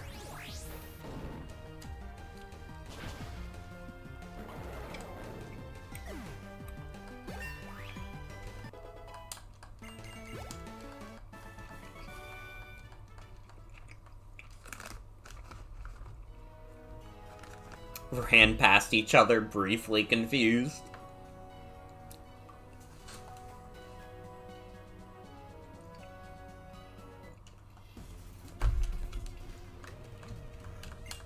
That do be how it be.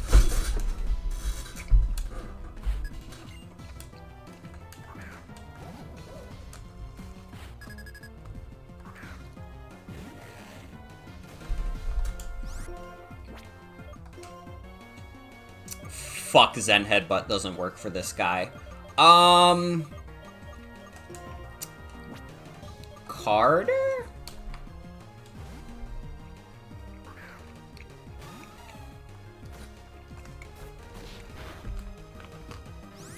That fucking stings. Well. What if more moves were like parries for other moves, like low sweep defending against Karate Chop? Basically, if every Pokemon move was like upper hand. Wait, why didn't I send out Garnish in the first place? I forgot you had Brick Break.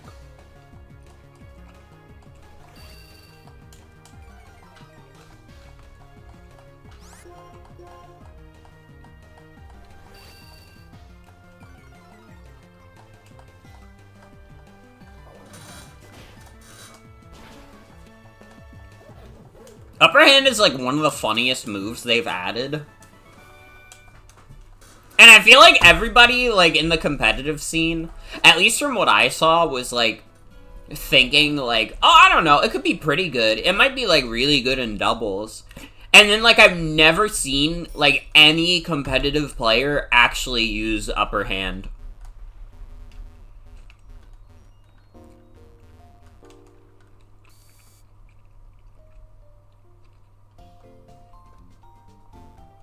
Hasn't even played Scarvy yet, voice.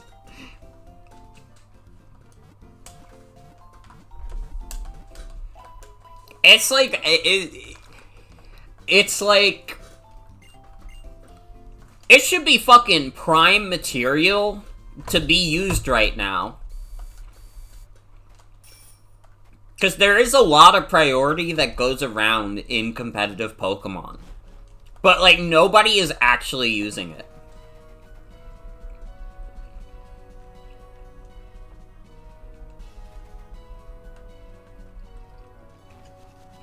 I don't know, you could have fooled someone into thinking that was gonna be the King Gambit killer, like, back when that move first got announced.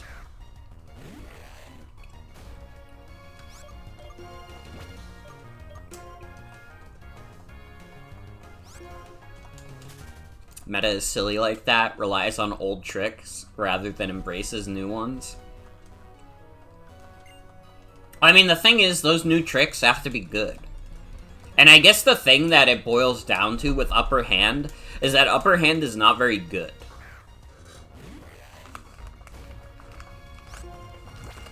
Like, having to use it against a Pokemon that is going to use priority. Like, yeah, priority moves are pretty common, but what if your opponent isn't running a priority move? Then you're just completely fucked out of a moveset. Like, I don't know. The opponent gains more from running a priority move than you gain from, like, using a move that would counter a priority move on one Pokemon.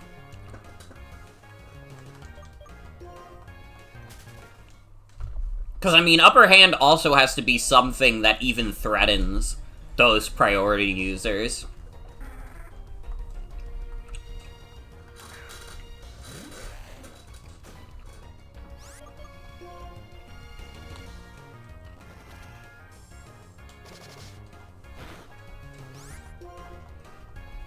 Would be nice if it didn't completely fail, kind of like Feint working in later games. Mm-hmm.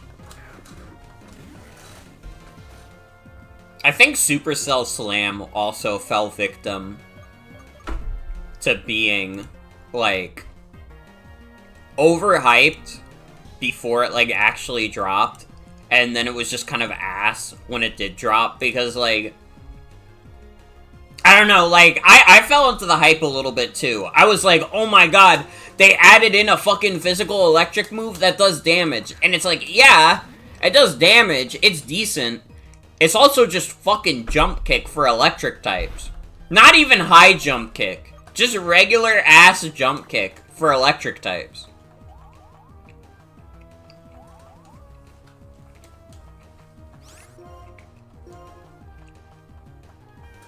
Electivire is never beating the mid allegations.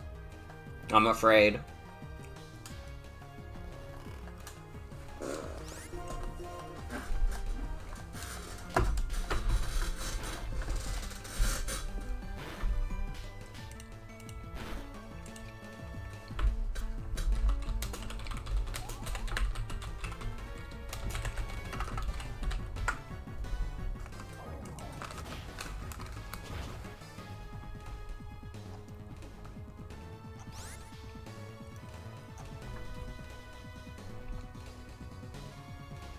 I'm, like, looking into, like, the new moves they added in the DLC.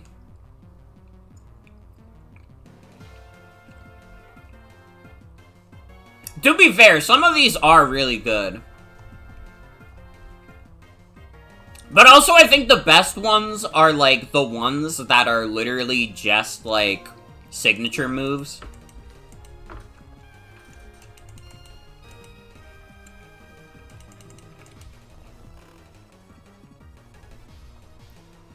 Like, Burning Wallwark is a crazy-ass move. That shit is really good. Thunderclap is also really good. Mighty Cleave's pretty alright.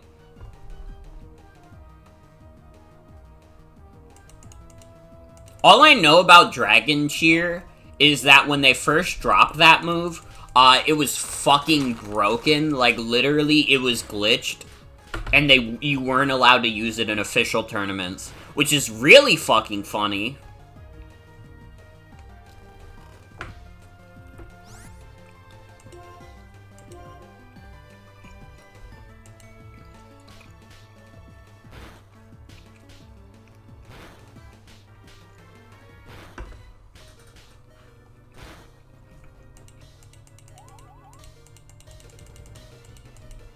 Earthquake's drawback hitting non-flying / levitating allies with its 100 BP is still so funny.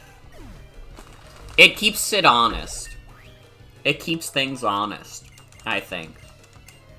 Assurance at level 38? Let's be mature here.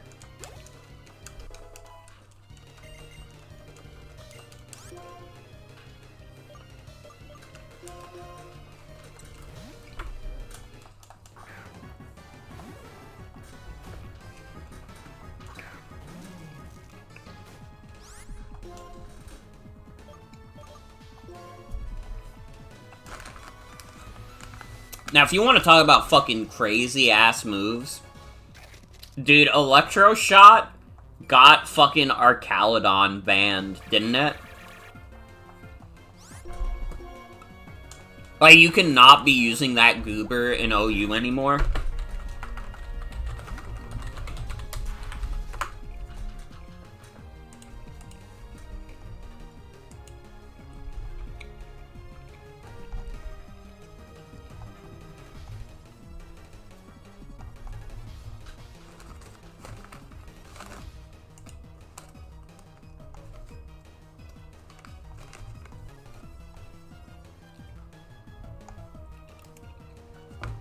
I'm like trying to look into it.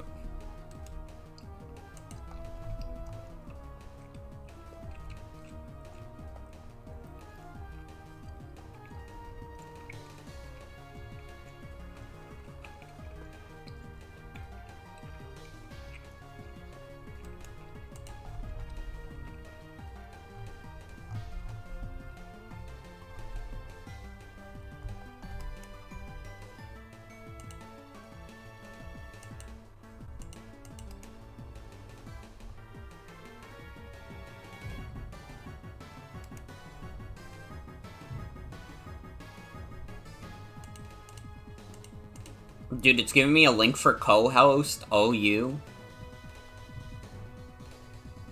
This is not Pokemon. Sorry, I was trying to look into Arcaludon if it got banned from OU. I'm pretty sure it did. Okay, yeah, Arcaludon got banned because of Electroshot being stupid.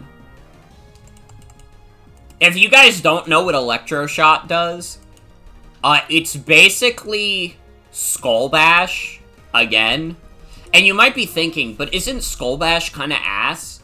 I mean, yeah, it gives you the defense boost, but in general, it being a 2-turn move, Skull Bash is ass. Here's the thing about Electroshot. Electroshot raises your special attack. Okay, not bad, not bad. If you're in the rain, Electroshot is a 1-turn move that still boosts your special attack. That's fucking crazy. And on a Pokemon that's as bulky as Arcaludon, I mean, come on.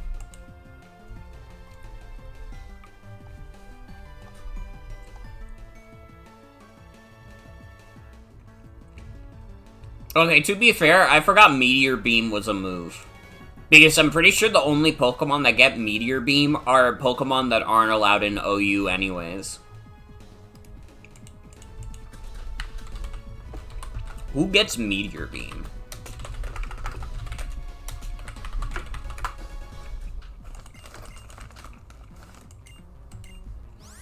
Celesteela uses it? Petal Dance kind of goes crazy. Like, do we think... I don't care. Needle Arm is ass. 60 power at this point in the game is not cutting it. Alright, we need a little more.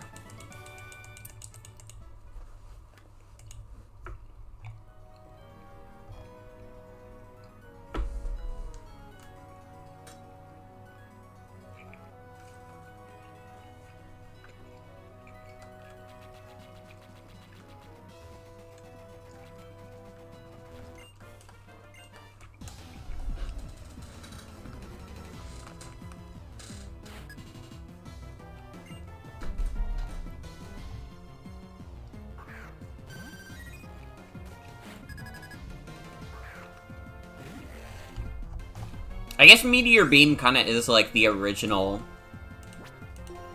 in terms of being a Skull Bash type move.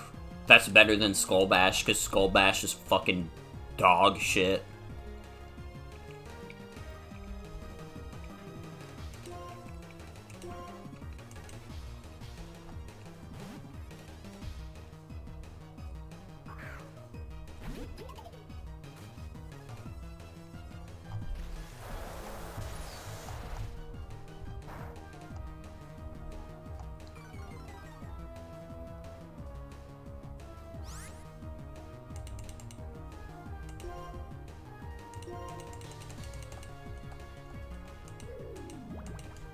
You know, I gotta be honest, I don't even think I realized that Celesteela was in Gen 8. What fucking tier is Celesteela in Gen 8? I forgot that, like, all the Ultra Beasts are still in that shit.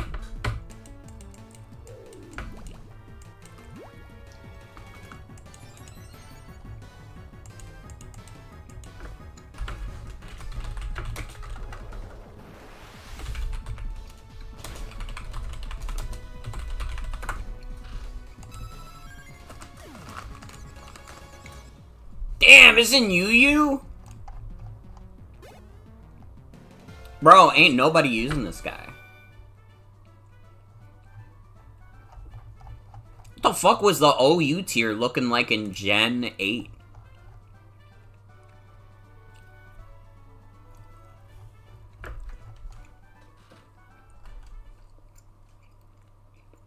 Dude, Regieleki was Yu in Gen 8? I want you to explain to me how a Pokemon can have 200 speed and be Yu. Oh, it's because I had no coverage. Wait, never mind. It's because Regieleki has no coverage. Even still, though, I don't know. I guess we live in a Terra world now. We live in a terrifying world. So, like, I'm used to, like, Regieleki being able to get ahead against, like, ground types, but still. Landorus's effects can be felt everywhere.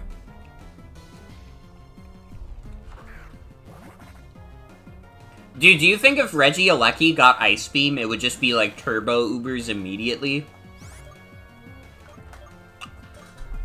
Because I'm, like, thinking that, like, Landorus Therian is, like, and, like, any other ground type is the only thing keeping Regieleki from absolutely, like, killing everything.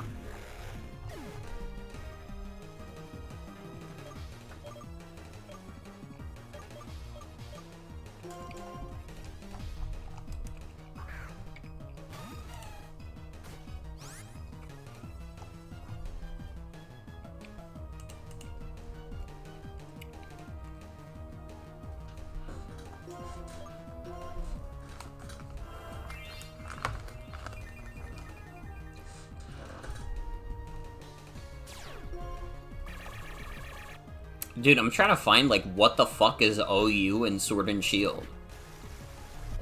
I, like, barely played Sword and Shield OU. I, like, played it a little bit at the beginning, when they still had Dynamax in the tier, even though Dynamax was cheap as fuck. Why the fuck did bro set up a Sunny Day and then try and hit me with a Hydro Pump? Can someone explain that to me? What was this dude cooking?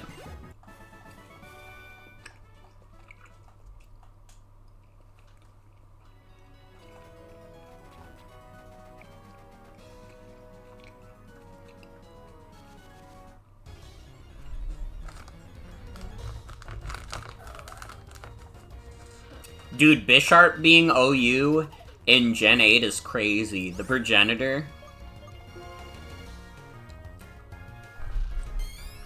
We didn't know what the fuck was about to be unleashed.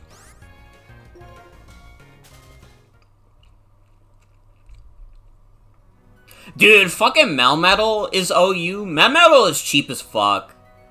I hate that thing. Melmetal has a G-Max form?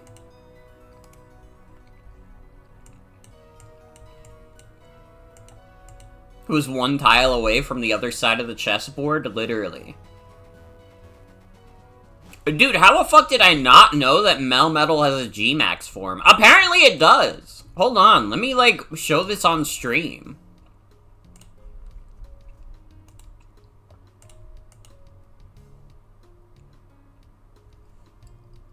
This is crazy. I've never seen this before in my life. It's an event exclusive.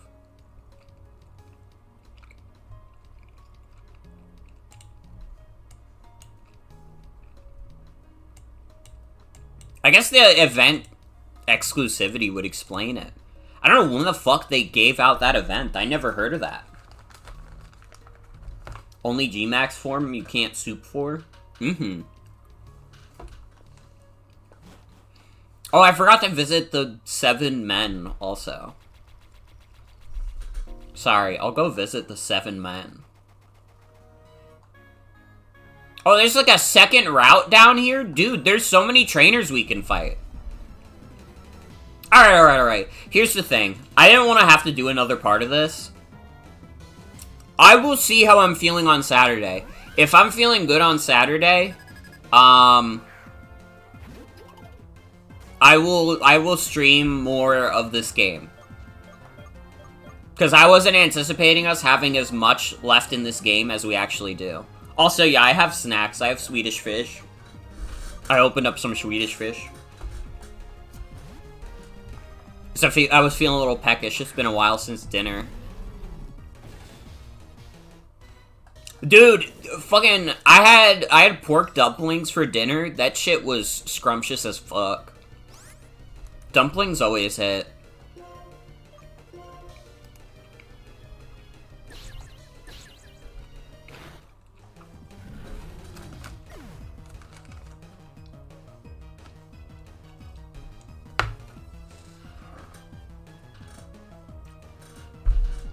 God, Garchomp was still OU in Gen 8. This is before Garchomp became washed.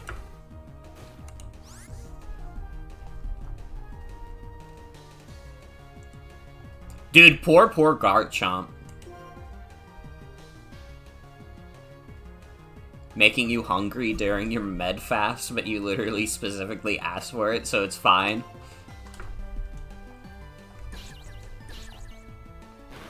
It be how it be.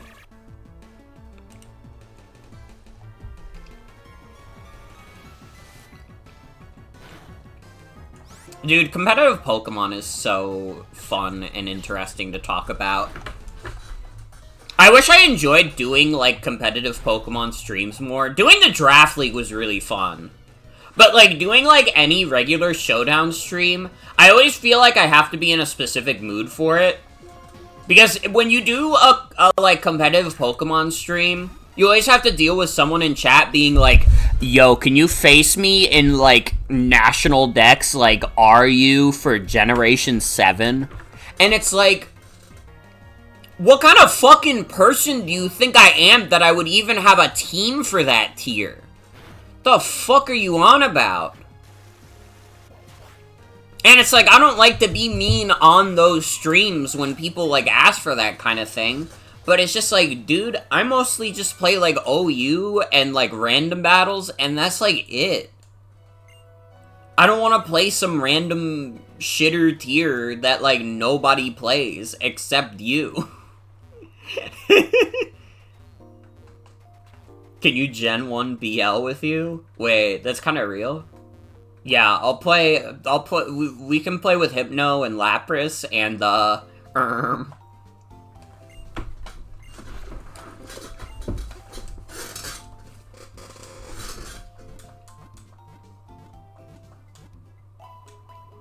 Or did Hypno get unbanned? No, Hypno didn't get unbanned. Sleep got unbanned in UU. That's what happened. I watched the Big Yellow video. Could set the gameplay category to something other than Pokemon Showdown so it doesn't show up to people searching the category. That is true. That is true as fuck. I do think a decent amount of competitive players, and I think, like, people who play Pokemon stuff on Twitch to begin with kind of just use, like, the default category as whatever the newest Pokemon game is. And, like, that does invite questions of, like, hey, what the hell? This isn't Pokemon Scarlet and Violet? What the hell are you playing? And then you're actually playing, like, Pokemon Emerald, but I switched up all the Pokemon so their names start with M. I'm using Marzard. Mastoise.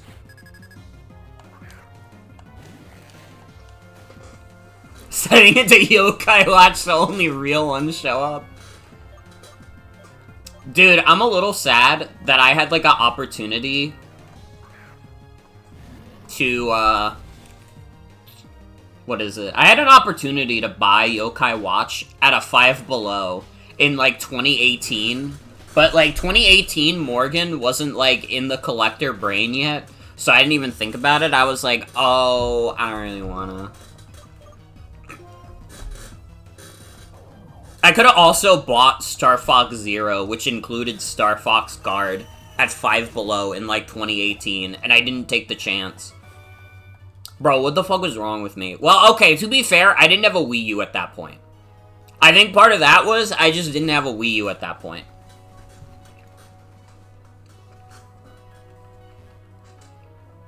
saw it in a GameStop in early 2020 and shrugged your shoulders and went for it? Dude, you buying Yokai Watch was like the event that caused COVID. The fucking ghost character from Yokai Watch, like, came out of the game, coughed on someone, and gave them the first case of COVID.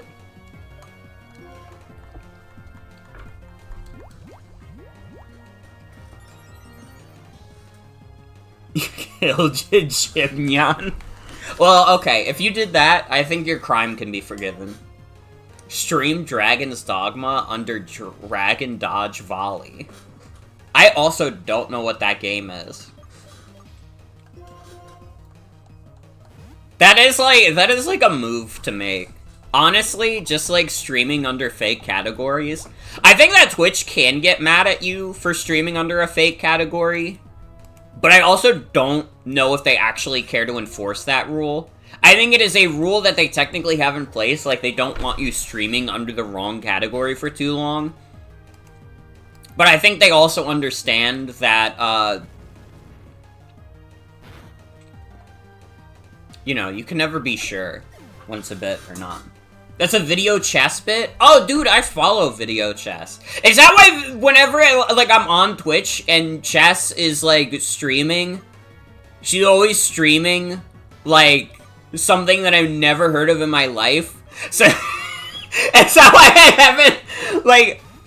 Because, like, I followed her years ago. I haven't really watched a lot of her streams. But I just, like, always see, like, at the corner of my screen, she's playing some game that I've never heard of. And I'm like, oh, this must be some, like, small indie game or something that she's playing. I just assumed she was always playing, like, really small indie games or something.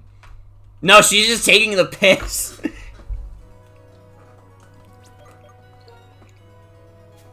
Sometimes she is genuinely playing Willy Wombat or Eggs of Steel. I mean, that's respectable. Solve her puzzle.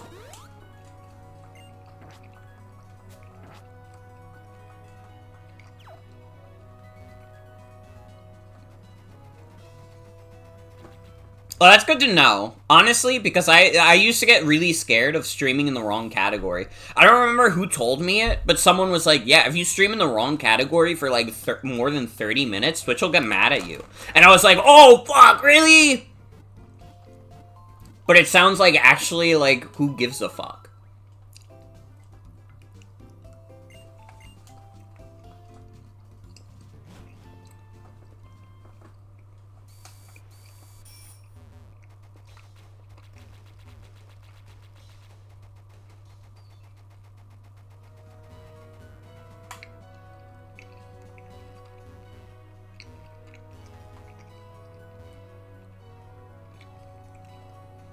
Only think it'd be a problem for a category more popular than your actual game.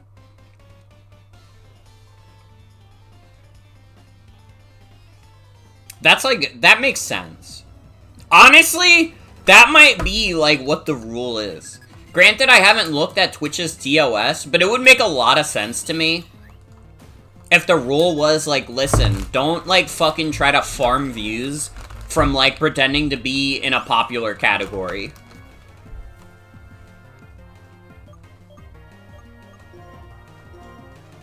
Like, when I think about it like that, I'm like, that tracks. That makes sense to me.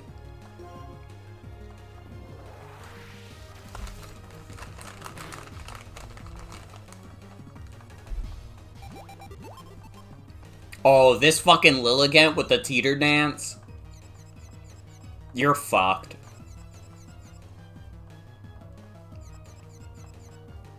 Dude, confusing the Basculin in Gligar 2 is insane.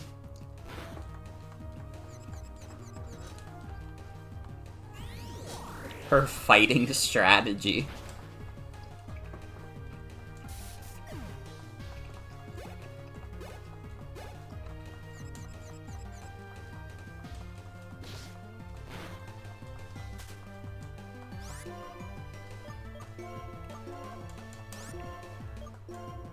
What would be my gimmick if I was a random route trainer? I think I'd just be like a gothic bird keeper. Like, I would have like a ghost or a choreo and like a Murkrow, and that would be my thing.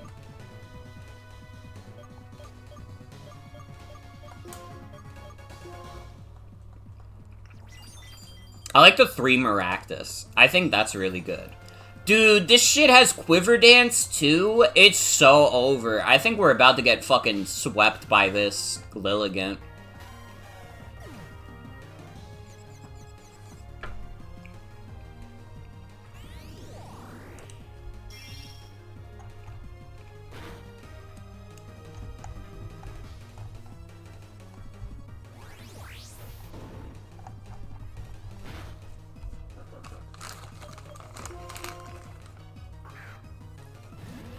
Late game Lilligant moveset is kind of crazy.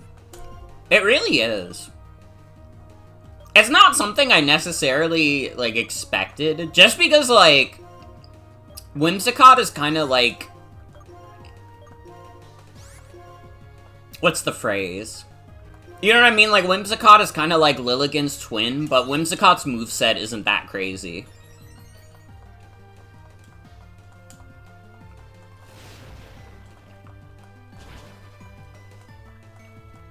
A Whimsicott doesn't get Quiver Dance or any of that good shit. Does got Prankster, though. That is true.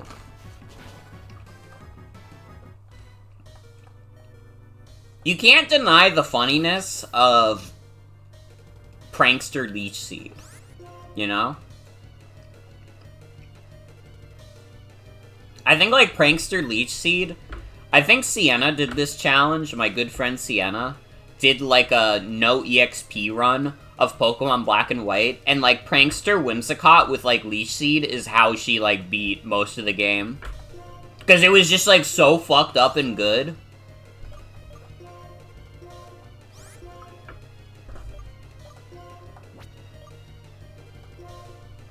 What's this about, a finale?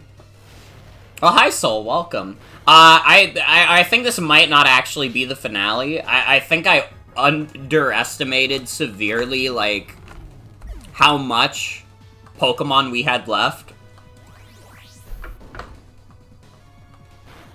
But that's okay.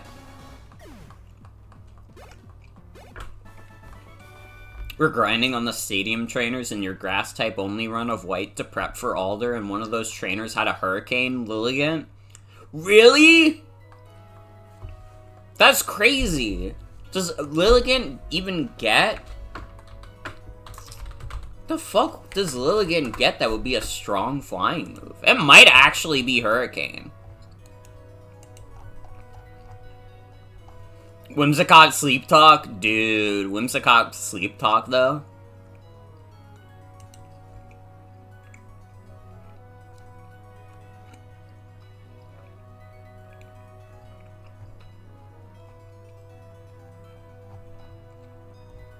It had to be, like, an illegal move or something. Because I don't see, like, a flying move in Lilligant's moveset.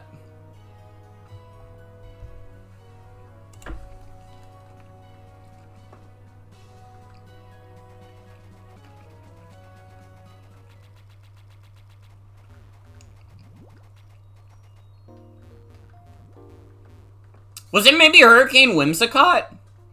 I think Whimsicott gets Hurricane.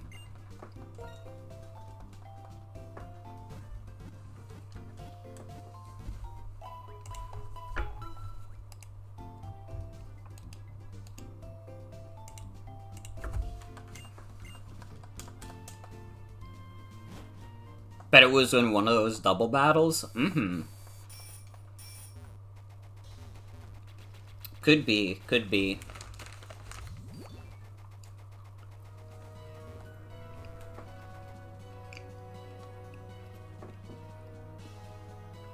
Yeah, that makes sense to me. Sometimes the wires cross when it comes to that kind of thing. Dude, I forgot they made Hisuian Lilligant. And I forgot that they gave Hisuian Lilligant its own version of Quiver Dance that's for physical moves. Dude, Victory Dance is insane. I feel like if they gave, like, Victory Dance to any physical attacker, that would go crazy. Right?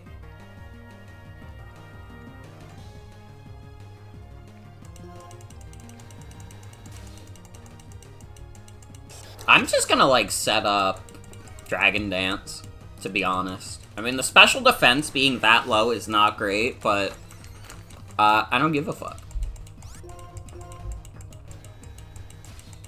I'm not scared of nothing.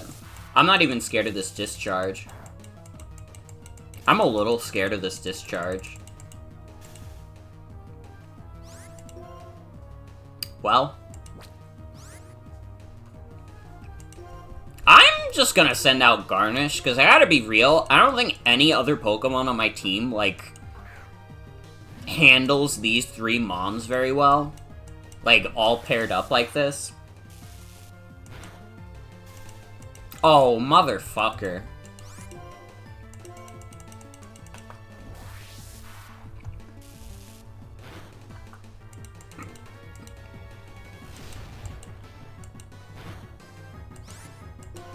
Dude, that only did that much? What the fuck? Why is this Zebstrika so crazy?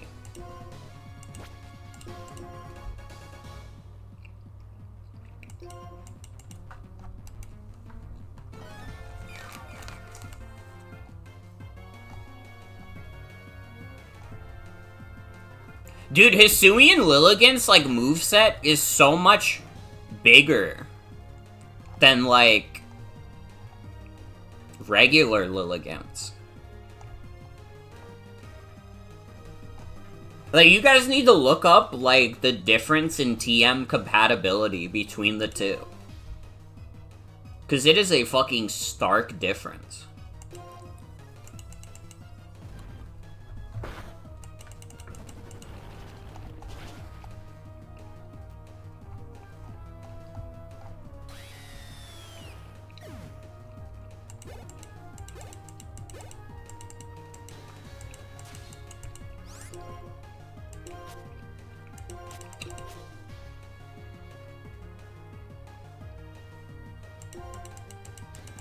You know what? I'm gonna do this. Because then your goofy ass is gonna switch to Tangela. But then I'm gonna be prepared for that. And do a Heat Crash. No, you're actually just okay. Why were you gonna do that against Carter? Well, I'm gonna just kill you with Heat Crash then.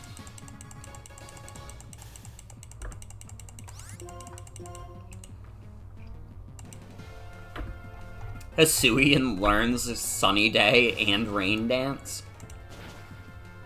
Does Hisuian Lilligant still get Chlorophyll? It does. I feel like you would always want Chlorophyll. I don't know, like a lot of people I saw when Lilligant first dropped in Gen 9, they were going for like a Hustle Lilligant, and I'm just like, dude, Hustle is such an ass ability. I feel like if you have to rely on Hustle, that Pokemon's already washed. If you ask me, if a Pokemon has to rely on Hustle, it's shit. It's an absolutely, like, fucking dog shit mon. Because Hustle is such a bad ability. Dude, making it so even 100% accurate moves are 80% accuracy is so bad. Hustle is for people with time machines to redo battles over and over until they win. Like, actually, though? Like, who the fuck wants to use Hustle willingly?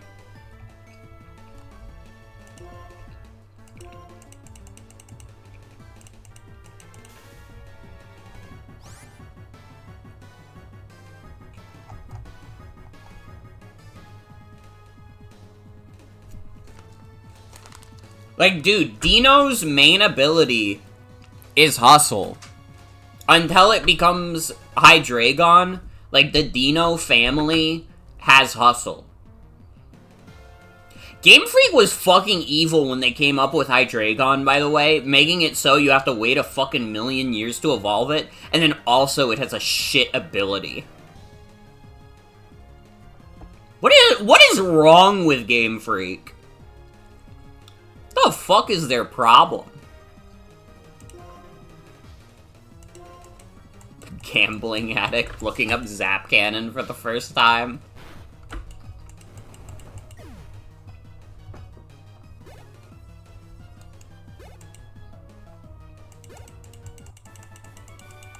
Eviolite teaching strategies.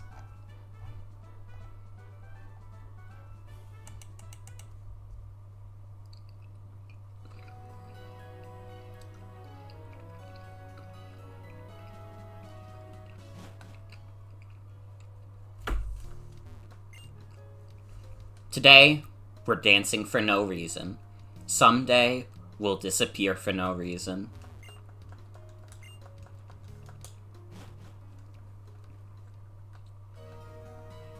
That was enlightening. That was, you know, that was a sweet experience.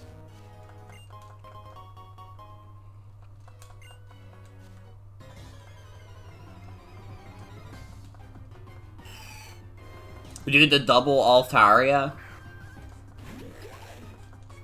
Do I not have a repel up? Did I run out of repels? Like, already?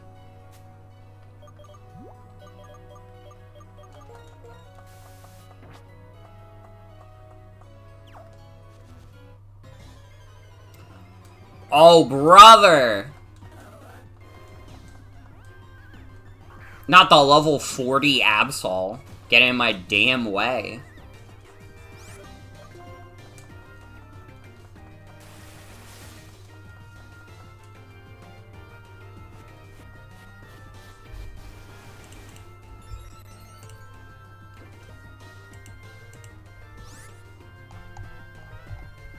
Dude, you guys remember Cursula? Remember when Corsola fucking died?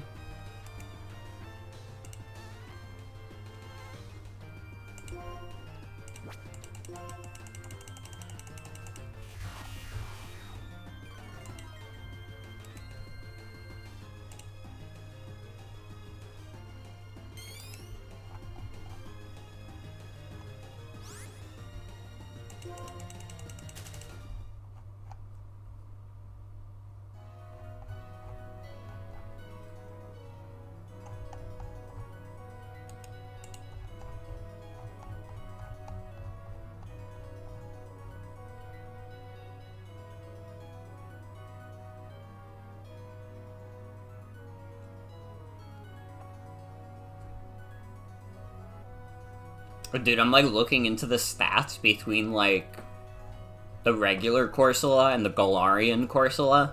Dude, Galarian Corsola with like Eviolite has to be like the most annoying shithead in the world to kill. The fucking base 100 in both defenses when you're a fucking ghost type is crazy. Like, you guys need to understand that it is not easy to take down a bulky ghost type.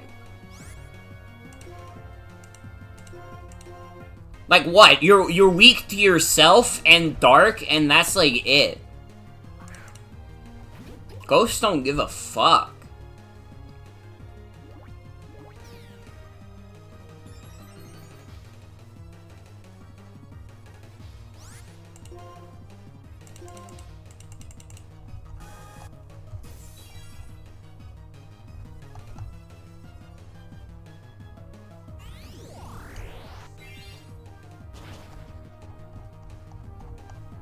They're already dead, so they don't even have to worry about it. That's true. That's true.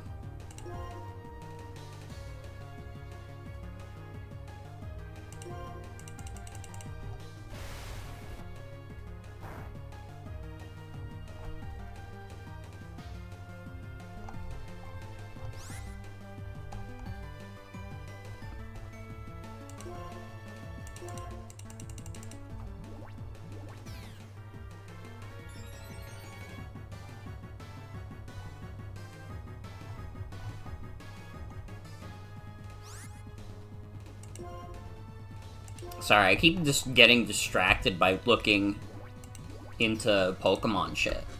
I need to focus on the Pokemon that's at hand.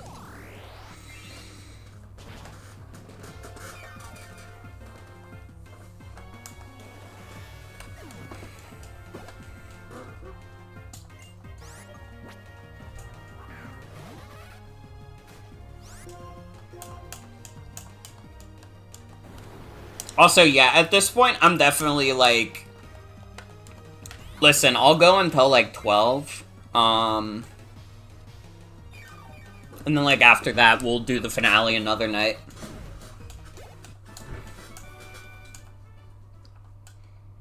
It's true. Pokemon is a cool and interesting game series. And I like talking about it, and I like playing it.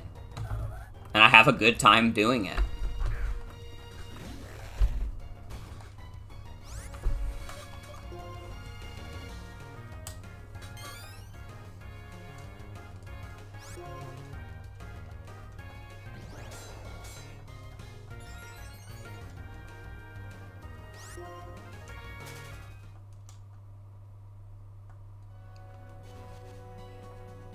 Like, honestly, at this point, they could release, like, a Pokemon game that's, like, straight ass, and I'll still be a Pokemon fan. I'll be there. I'll be there day one to play the dookie-ass game.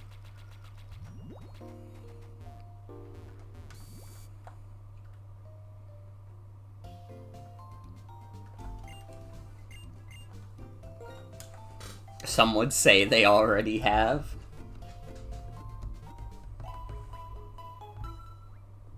No, my 8 out of 10 video game is better than your 8 out of 10 video game, Gen Alpha.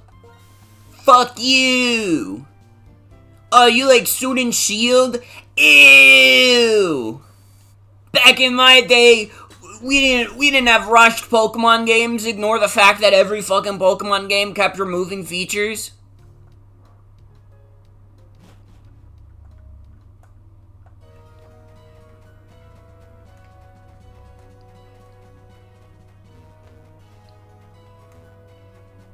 Have to bully Scarlet and Violet a little because people were genuinely scared the glitching textures would trigger your photosensitivity. That's fair. That is very fair. Wouldn't be the first time Pokemon got in trouble for something like that.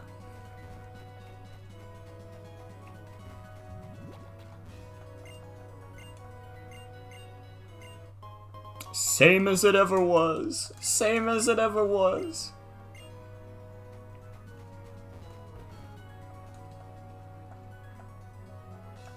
It's like kind of weird being like so far removed from like the Electric Soldier Porygon situation.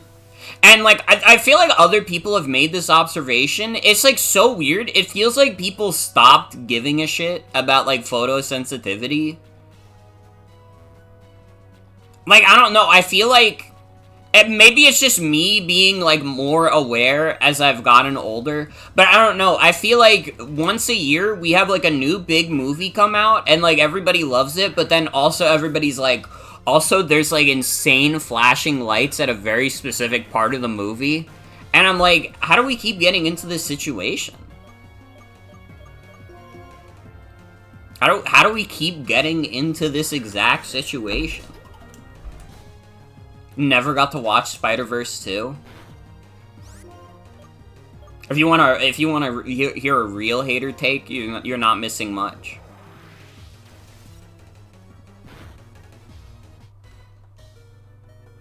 But like it like it's so weird that like people stopped like being like, you know,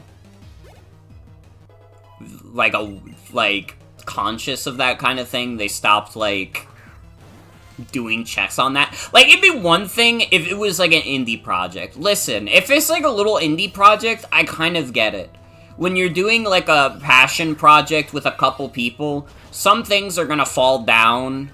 You know, you're not always gonna be 100% conscious of accessibility. And yeah, you're gonna get called out on it a little bit. People are gonna be like, hey, you should probably do something about this. And hey, if it's a video game, you can do something about that. You could patch something later and be like, hey, I'm sorry, I fucked up. I didn't realize that this part would be, like, a little fucked up for people with photosensitivity. You know, bada bing, bada boom, you're done. Fucking, like, big movies and, like, AAA video games and shit do not have that same excuse. Like, that's, like, crazy to me. If you're, like, a big company, you should be, like, doing everything in your power to make sure you don't accidentally do something like that. I don't know. It's got them put into UI and shit. Everything has, like, flickering and dancing, and anything you click, confetti comes out, and where it flashes a bunch of different colors, and you just wanted to subscribe to a person's YouTube channel. Dude, Goku just followed? Thank you, Goku, for the follow. I loved your work on Dragon Ball. Thank you.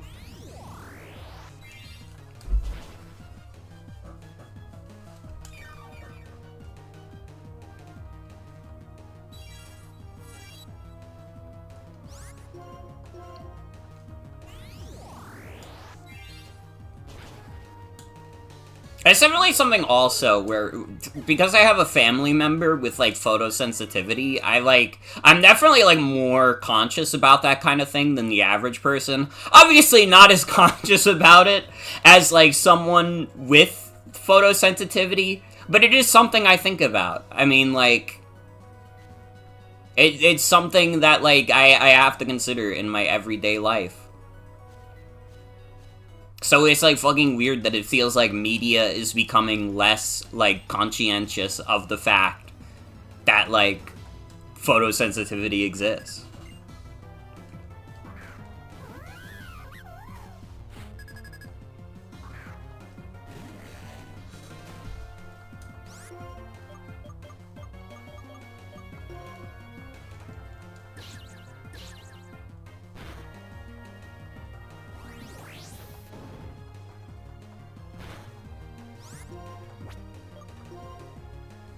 Spider-Verse 2 was a big example of that, for sure.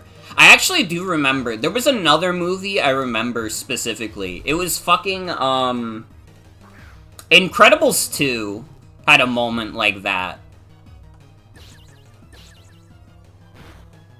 And, like, dude, Disney, like, one of the biggest corporations in the world, can't, like, test that kind of shit? Come on.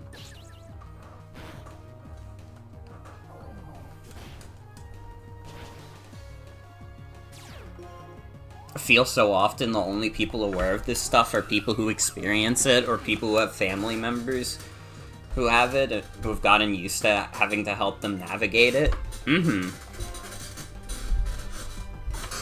It's definitely one of those things where, like, very specifically, whenever I stream something that I could definitely see being, like, very problematic, I try and, like, put some kind of warning somewhere. Like, a few of my VODs have, like, warnings for that kind of shit.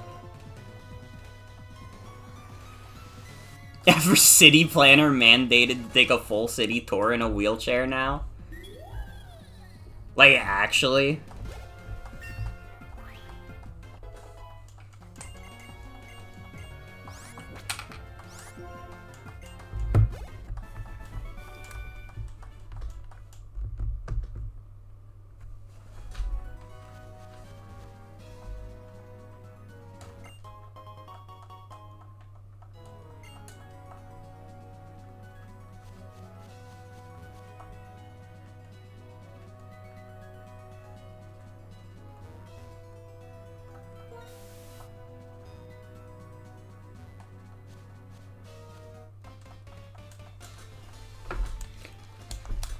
Ooh, I gotta stretch a bit. I've been sitting in a chair for 2.5 hours. Ugh.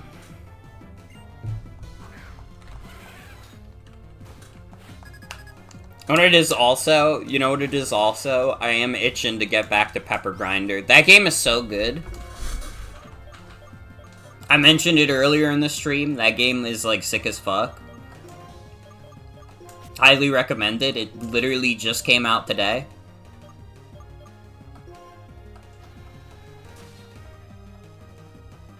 Sending out Carter is maybe not the wisest move, but it's also a power play. And sometimes you have to put power into the what's the word I'm looking for? The system.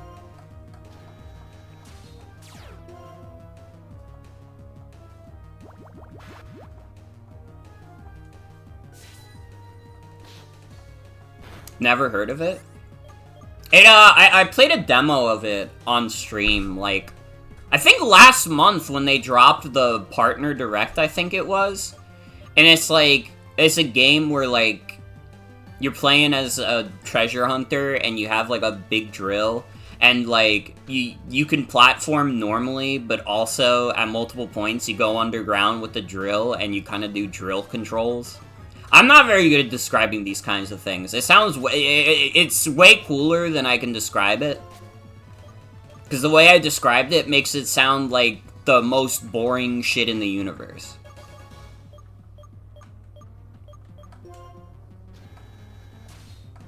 Once you tried to go to an art gallery and their accessible entrance was one of those ancient first elevators ever invented, had to be manually lined up at each floor before we could get off, and the start and stop of trying to align at the floor was so bad you had to leave. That's like crazy. Drill is a good attribute. It really is. The best way I can describe it is that it's kind of like the Sonic Colors drill a little bit. Like, that's the easiest way for me to describe it as a big Sonic fan. I've heard that it's inspired by Drill Dozer, which might have actually been a Game Freak game. Someone could correct me on that if I'm wrong. I feel like Drill Dozer was a Game Freak game. I'm pretty sure, like, Pepper Grinder is very much inspired by it. Who made Drill Dozer? Was that actually Game Freak? It was Game Freak.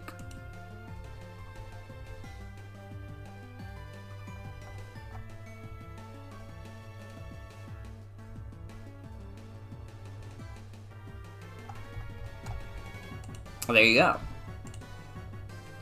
It's kind of like another Game Freak game.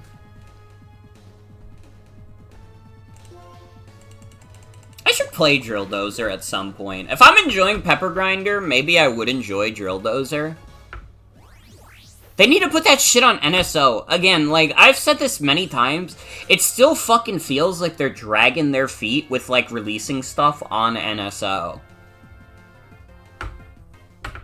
And, like, honestly, that would be the easiest way to get me back to playing my Switch more. Because at this point, like, any third-party stuff that comes out, it's like, I'm playing that on PC, probably. Because it's just, like, the Switch is getting a little old in the tooth. And, like, I love it. I love my Switch, but I haven't been hopping on it as much recently. I hopped on to play, like, Princess Peach Showtime. Probably hop back on next time there's, like, a Splatfest, but in general, I mean, I'm exploring my Steam library more. Because I'm kind of just at a point where I'm like, I don't know. But, like, those old retro games are such an easy way to get me. Like, being like, oh, here's, like, a good old, like, kind of weirdo game. That would get me on board. That would get me to be like, oh, yo, wait, actually? But, like, they keep, like, fucking, like, sprinkling it in, like, so fucking slowly. Like, listen, I like F-Zero. I like F-Zero X. I don't know if I give it enough of a shit to actually play, like, F-Zero Maximum Velocity. Like, that doesn't feel like an appealing enough game to get me to, like, get on my Switch. You know what I mean? Like, there are good, like, Game Boy and Game Boy Advance games that would absolutely get me to hop on my Nintendo Switch right now that they are not fucking adding. They're being so fucking weird about what games they will add.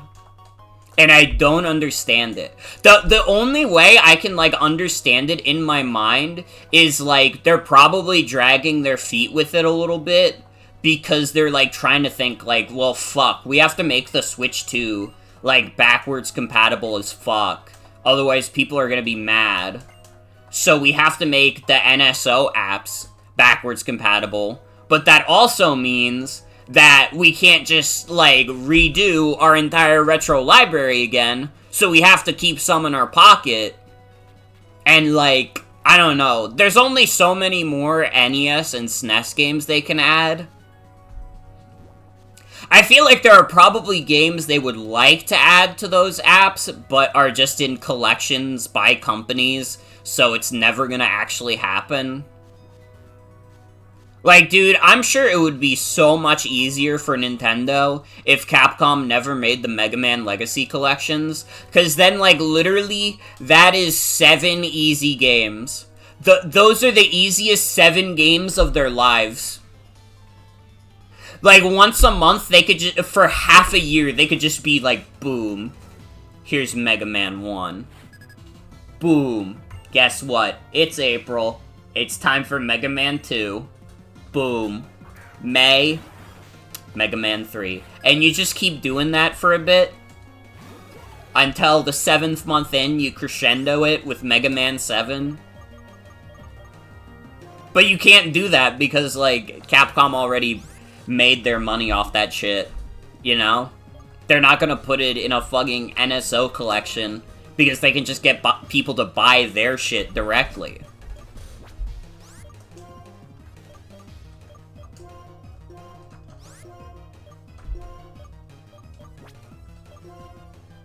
Dude, does Surf really have to hit everyone?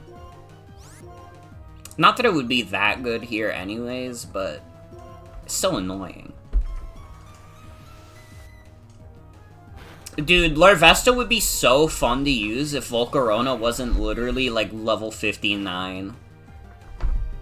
They were fucked for that.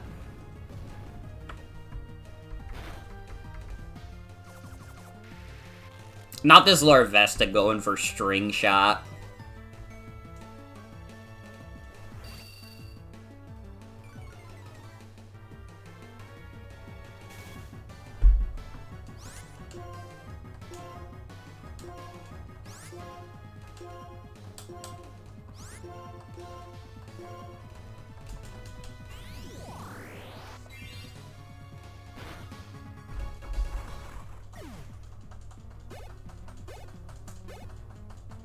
It is, like, fucking crazy thinking about how Super Mario Land 1 isn't on Game Boy Online yet. Game Boy Online has been out for, like, a year now, and they haven't added one of its launch titles. They've done that with every other, like, NSO app. Every other NSO app has their launch titles, like, basically on launch with the service. Not Game Boy Online. You still don't have access to Super Mario Land. You do have Tetris, though, and I mean, Game Boy Tetris is good. If you don't mind it not having some of the modern, like, stuff, like the Peace Hold gimmick,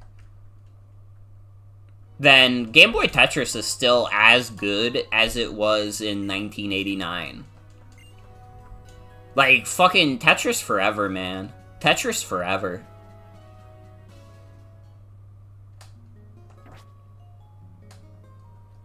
Stop! I have to go to the Pokemon Center!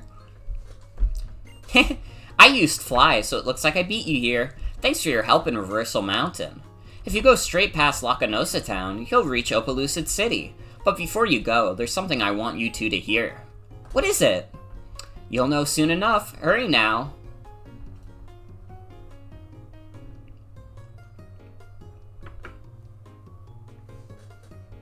This is the place.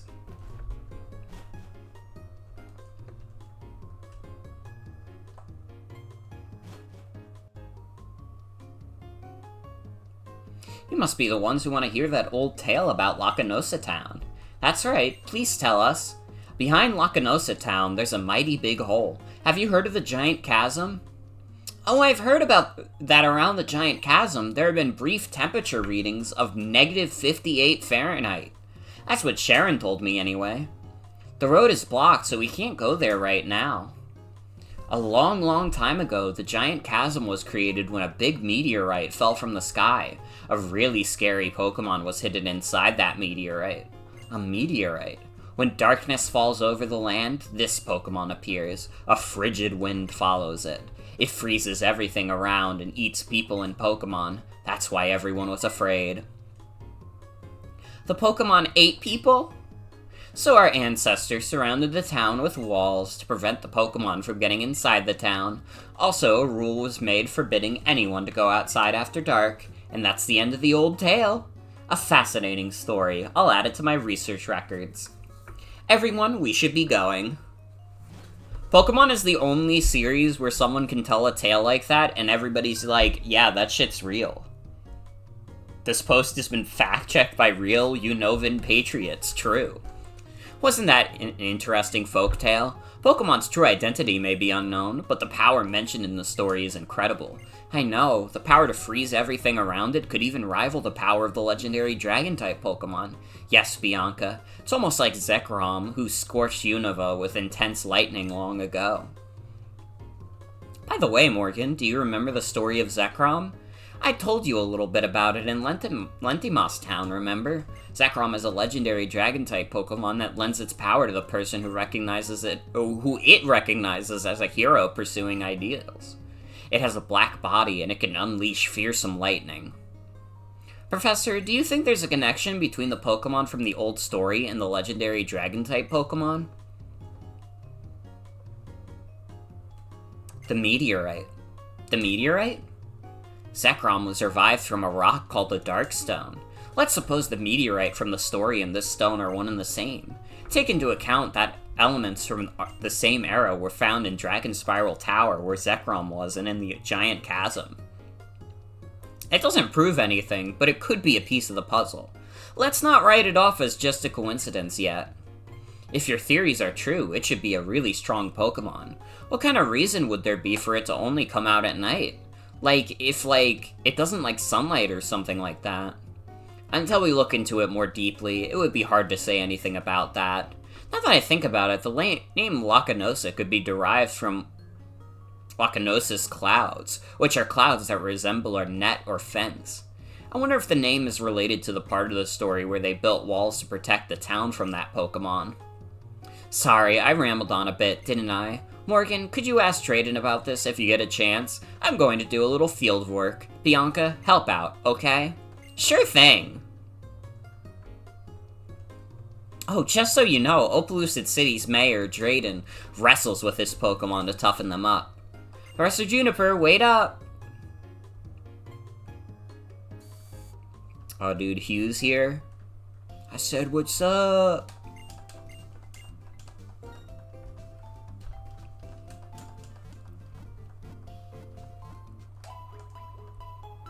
Feels like we're still quite a bit away from Opelucid City. It's a long trek there.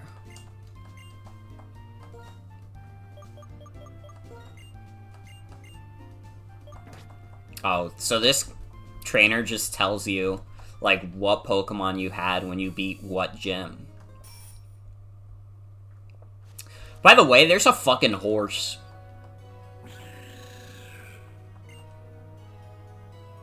Is it just standing there? Wait, can we catch this? Yo, wait. What Pokeballs do I have? I feel like I probably need to buy more.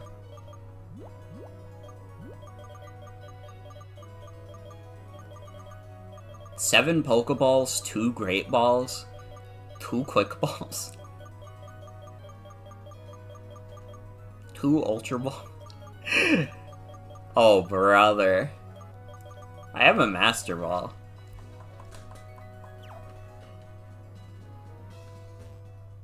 Well, you know what? Fuck it. Let's try catching Cobalion. I ain't gonna live forever. They just stand there in black and white, too. It's so funny. Sorry, I inserted the word "so" into your sentence. It's so funny to me that this horse is just standing there. Dude, we can get Thunder, Fire Blast, and Blizzard. I won't be doing that, though. Man, if we could buy timer balls, that would be sick. But I don't know where that is, and we don't have a fly Pokemon on us.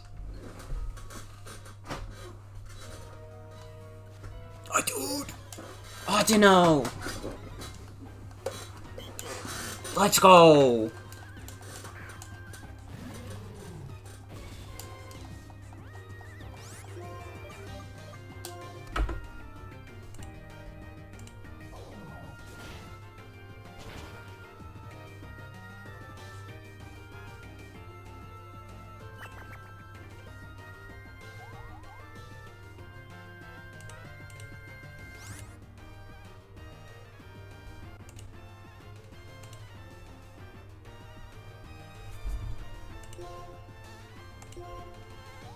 Sorry, I got like 4 Discord messages. I was reading them real quick.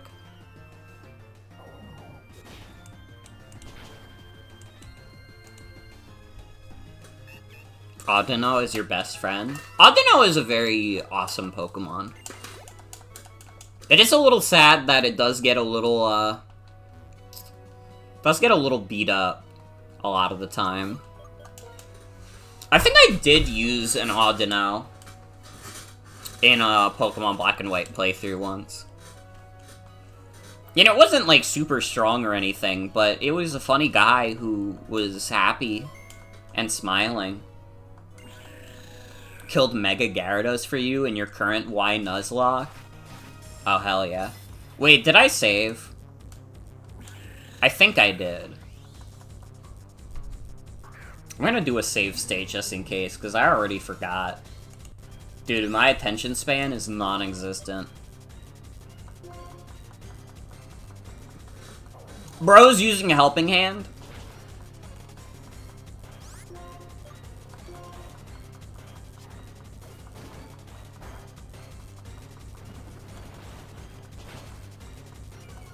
Oh, we're so close. I wanted to get you to red health. Trying to think. Do we have any moves that are, like, weak enough to do that? Maybe Croquette, like, Dragon Breath? That might be weak enough. Also, yeah, this is a classic song.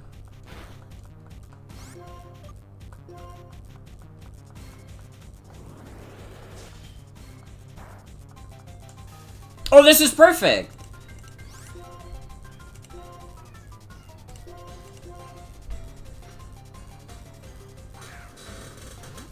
Theme of mowing grass when you were like 12.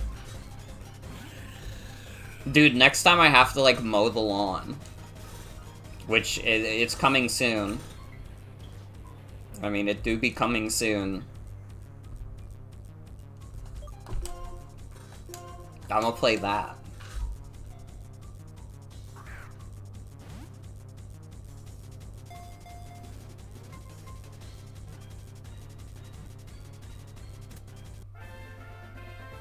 Dude, let's go! Second Ultra Ball is crazy.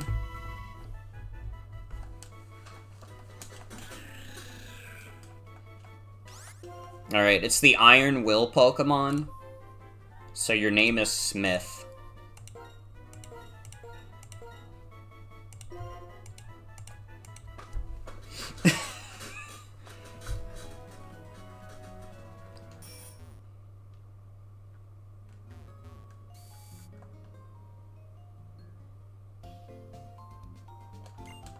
Alright, we did it, everyone. That was really anticlimactic. I had to be real. I thought that was gonna take, like, a long time to do.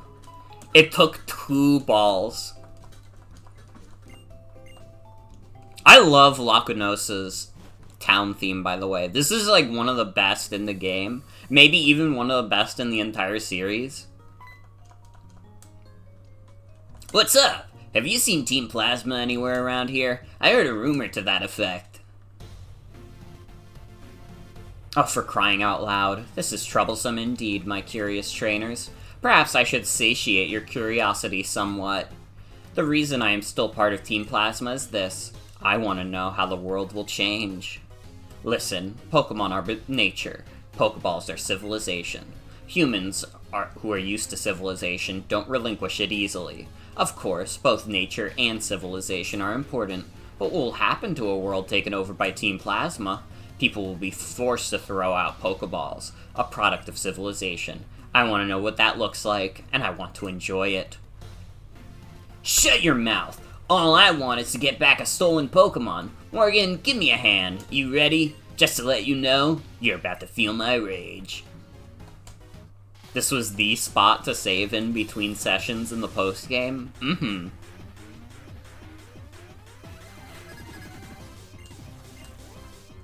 Dude, I remember when I was a kid, and I wanted, like, an easy way to get, like, a beefed-up Pokemon. So what I would do is, like, I would put a Pokemon in the daycare, and then, like, overnight, I would have the game, like, on my charging DS, and I would, like, do the infinite spin around the battle subway, because, like, if you just keep going left or right, like, it'll just keep going that way. Because it's just a circle. Bro, that shit is literally a circle. It's perfect.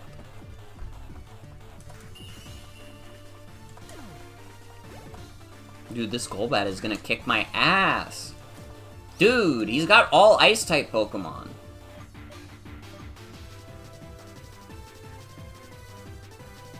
Could you do that in Lumiose?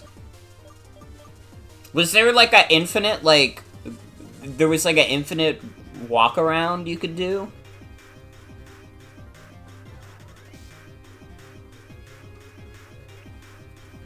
Because I thought with, like, the three-dimensional movement, that wouldn't even be possible. Around Prism Tower? Interesting. I didn't know about that.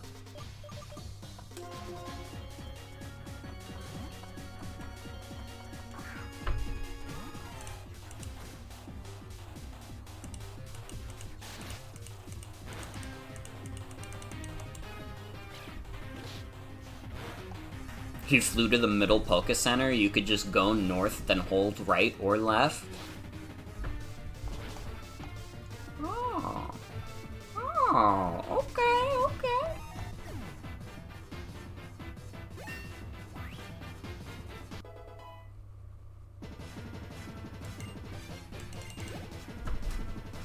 It's how you hatched a shiny Bagon for a friend? Dude, that's sick.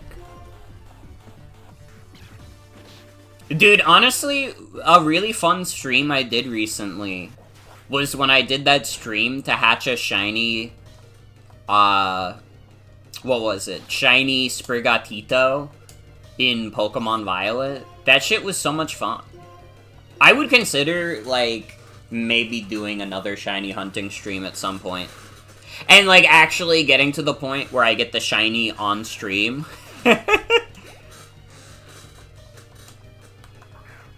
Because that just made for, like, a good just chatting segment, basically.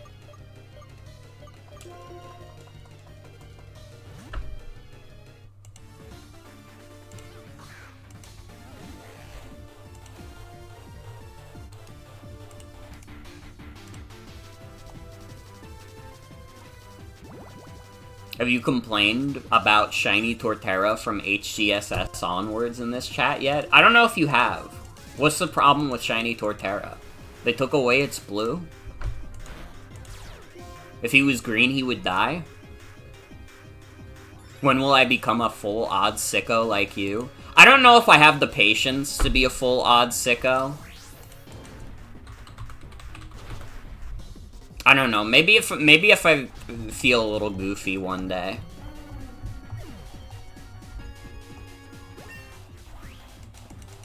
The thing with Pokemon and, like, streaming is that there really is, like, infinite possibilities. There are so many different ways that I can stream Pokemon.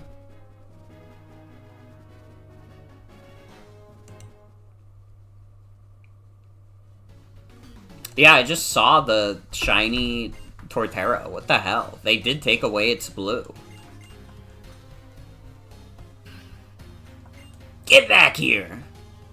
Sorry, I got distracted by shiny Torterra. I didn't read the damn dialogue.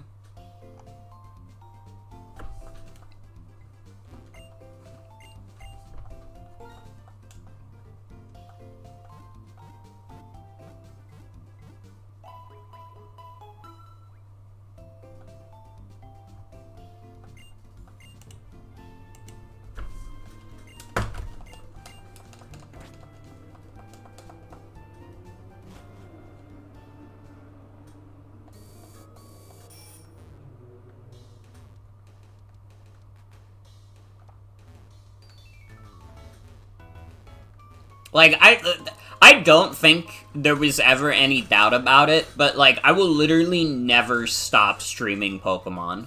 There will always be something new and interesting I can do in the world of Pokemon, because it's just that vast. I mean, I've been spending the past, like, fucking 6 years just playing the games regularly, and that has been fun. So there's just so much to do, there's so much to talk about, so many little tidbits and trivia.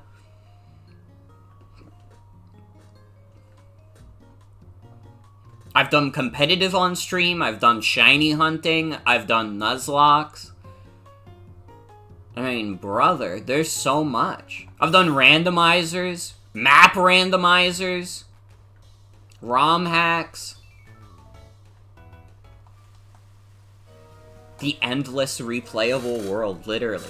If you were like, you could become the kind of person who literally plays nothing but Pokemon, and you would probably, like, still have, like, a pretty, like, pretty diverse, like, gaming library that you've played. Like, I know the joke is always, haha, like, every Pokemon game is the same. But, like, if you just think about official releases, think about, like, all the spin-offs that exist. Really want to catch a live Nuzlocke from me sometime? I need to, like, at some point continue the randomizer Nuzlocke that I started a while back.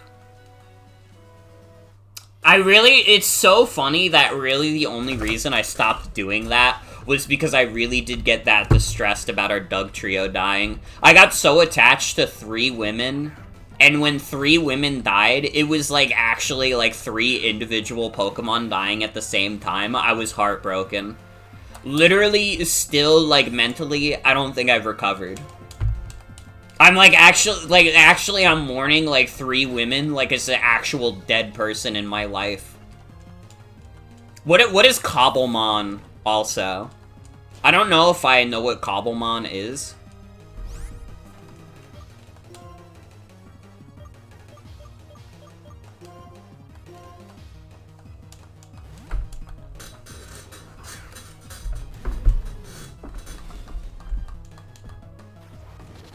It's a Minecraft mod?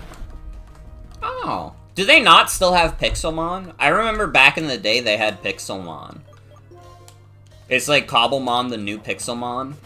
Doesn't have weird baggage. Does Pixelmon have weird baggage behind it? What happened with Pixelmon? Pixelmon is still around, it's just bloated as fuck. I see.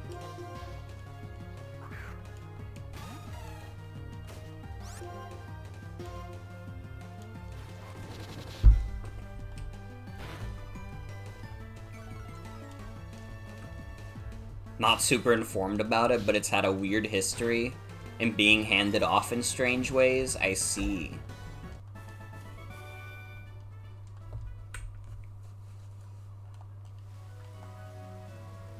I don't know. I think about it, maybe. Funny modded Minecraft stuff could happen. Although maybe my friends would have to be the ones to initiate it. Because I think about paying for a Minecraft server, and I'm like, bleh, bleh.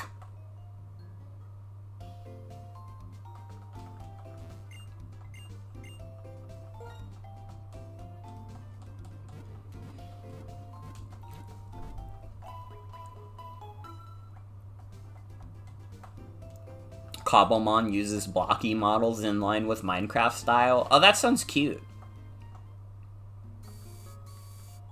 That sounds cute.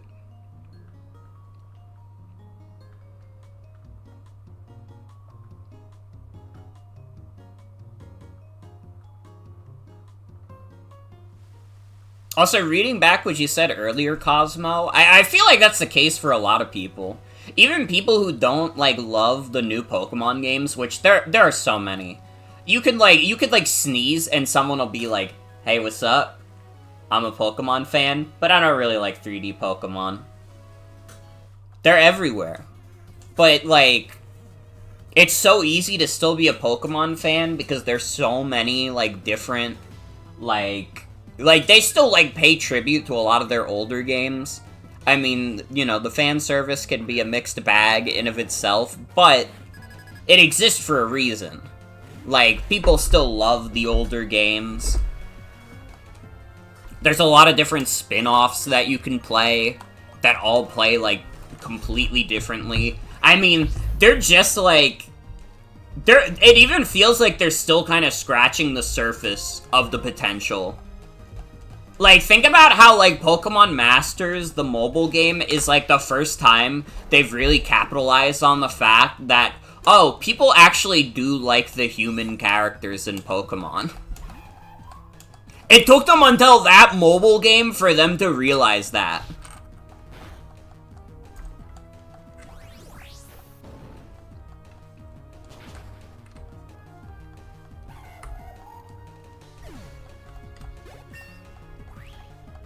And I mean, Pokemon Mystery Dungeon is very robust.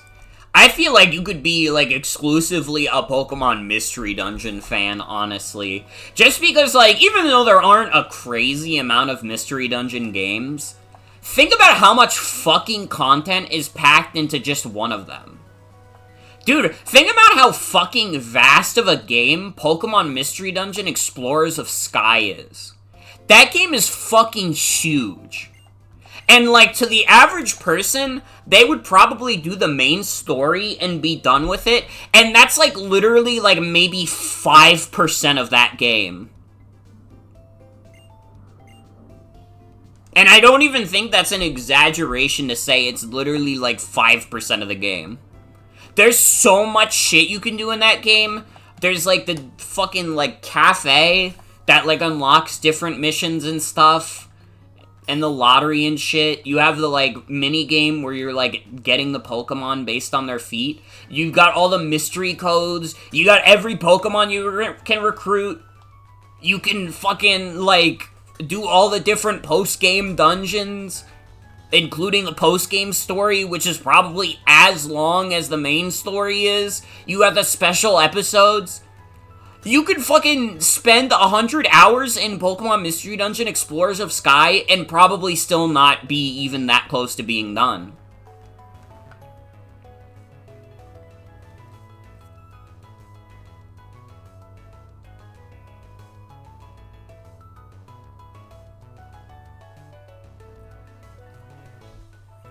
There's a whole sub-fan community making Pokemon Mystery Dungeon comics, and you've had fun reading some of them? Hell yeah. Explorers of Sky is, like, they saw how much of Diamond Pearl was in post-game and thought, what if this felt good, actually?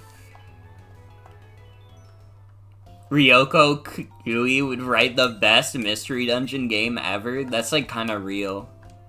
That's, like, real as fuck. Dude, honestly, I'll be there day one for, like, the Explorers of Sky remake. I'm a unique case where I actually really do like Rescue Team DX. I really like the art style they go for. I don't know, the fact that it's, like, 3D models meant to be representative of, like, the, like, art style, like, the 2D art style is, like, really cute to me. And, like, admittedly, Explorers of Sky does have some beautiful pixel art, which would be hard to translate to 3D. But, I mean, I don't know. It could be good still. At least to me. I could think it's cute and sweet.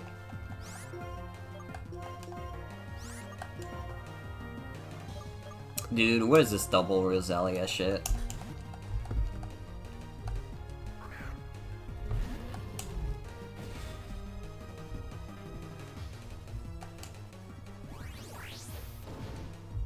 I mean, Rescue Team DX itself is also, like, a fucking huge game. I don't think it's as huge as Explorers of Sky is, but it's still, like, fucking big, dude. And I mean, that's also a game that, like, I talked about the randomizer earlier. You could probably get, like, hundreds of playthroughs just out of doing the randomizer. It's crazy.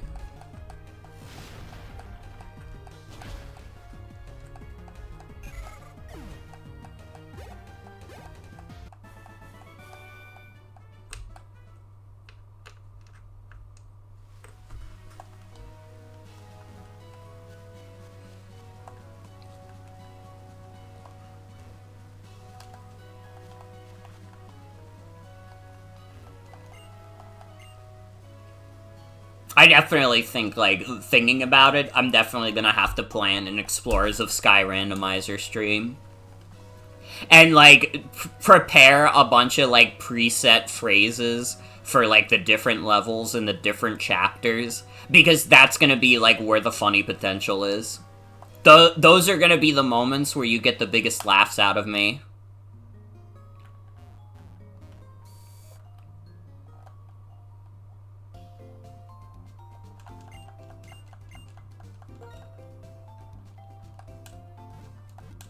Dude, Pokemon is so good. Even when Pokemon is bad, Pokemon is so good. Welcome to Doggy City. Oh. Take me down to the Cuppy Dog City where the dogs are cuppy and the doggy are dog pretty.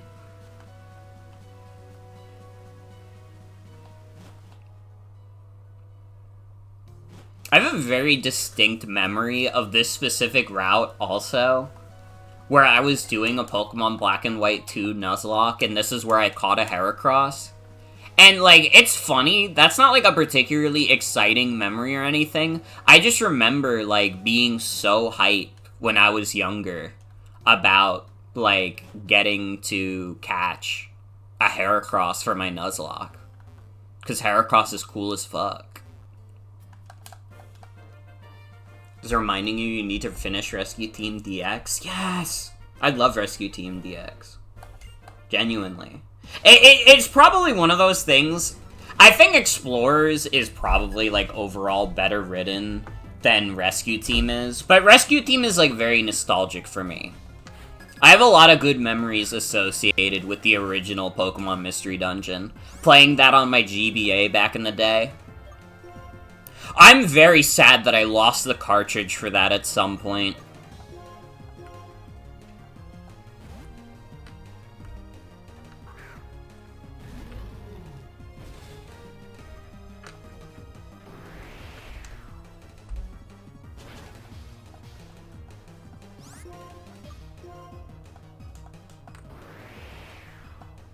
Dude, stop it. Stop doing that. Get heat crashed.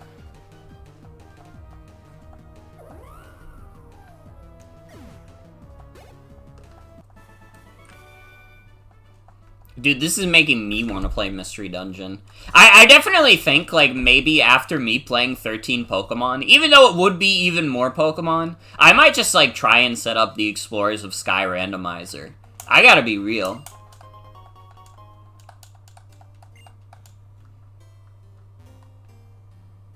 I mean, I've definitely been feeling it recently, like, pretty much since Scarlet and Violet came out. Like, I've been like big back into Pokemon again. It feels like the first time I felt like truly like 100% into Pokemon in years.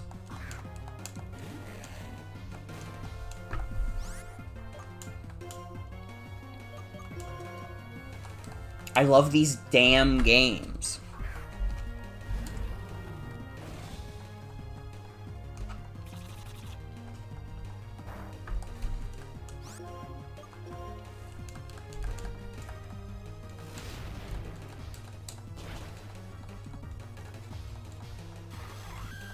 Unfortunately, though, Game Freak told a fib. Guys, Game Freak told a freaking fib. Hashtag Game Freak's fib.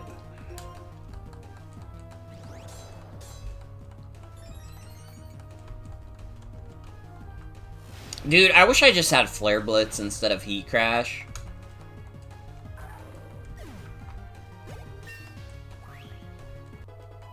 Did I see how the unique Manaphy egg hatch animation and area name Pokemon Ranger is still coded in black and white? Dude. Fuck, I need to replay Pokemon Ranger.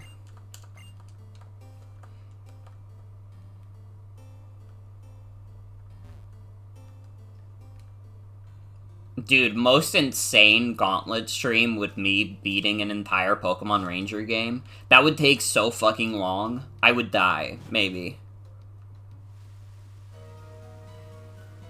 It is kind of crazy that they never, like, did another Pokemon Ranger after, like, Gen 4. Like, dude, a 3DS Pokemon Ranger would have kicked ass. And, like, I kind of get it that it would be, like, harder to do that on the Switch. Personally, I just think they could just fucking package a stylus with it and be done with it. You know, if Nintendo wasn't, like, a bitch about it. They didn't do that with fucking Mario Maker 2 either. It would have been so easy. But whatever. A Pokemon Ranger on, like, the 3DS would have kicked ass.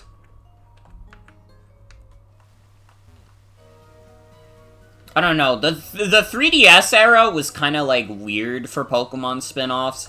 And I guess, like, things are still kind of weird for Pokemon spin-offs. It definitely feels like in the modern day, even though we've gotten stuff on the Switch, like new Pokemon Snap and, like, Pokemon Mystery Dungeon, most Pokemon spin-offs are just, like, mobile shit.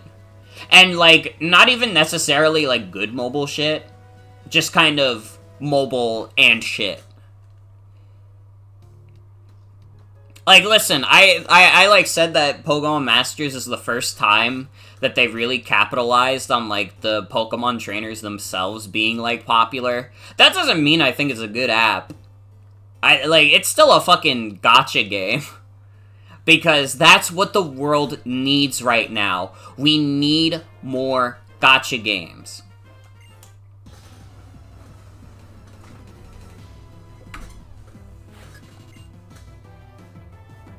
Since Ranger was more under creatures, and therefore indirectly the Pokemon Company, wonder if there was just a dev hell thing going on? Maybe.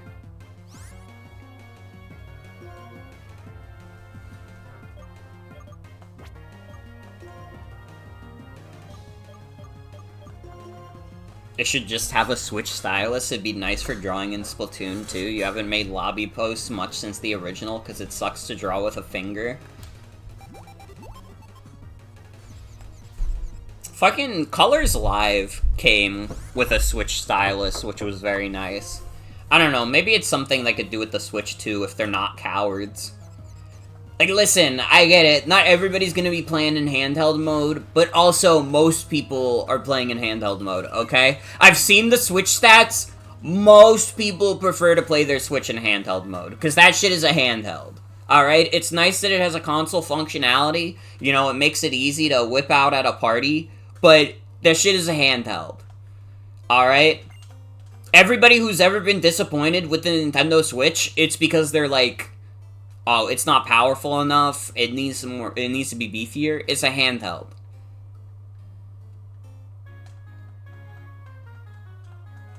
I think the next Nintendo Switch should be less powerful.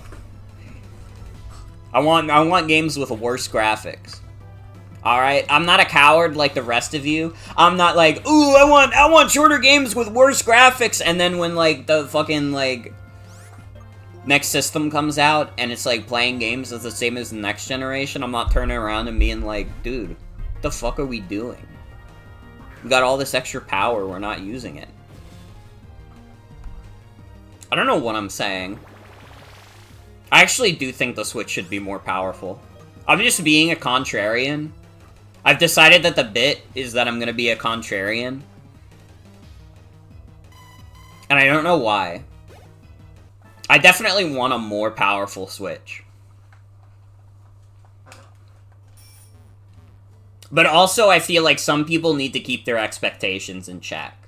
That's mostly what I think.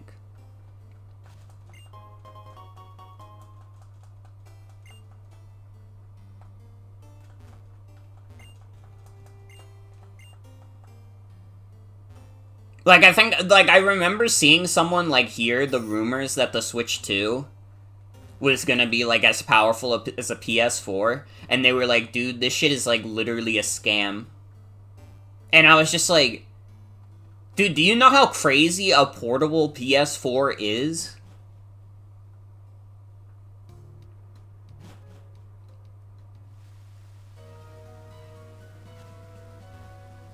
Dude, the Steam Deck is kind of like a portable PS4. You know how crazy the Steam Deck is? That shit's crazy good. Hey, graphics, we should get rid of them. True? True? Should be more powerful, but only load an entire 2D world seamlessly. You're, like, literally spitting. You're, like, the most correct a person has ever been. No more graphics. Here's the thing. My thing is mostly, like, and this is coming from someone that really likes portable systems. If there's anything I ever want you to take away about me as a video gamer, first of all, I don't like being called a gamer. I'm more of a games enthusiast. But second of all, I fucking love portables. I think portables are fucking sick. And I also know that a portable system just reasonably cannot keep up with, like, a modern console. That's not a reasonable expectation to have. And I think if that's your expectation, you're, like, insane.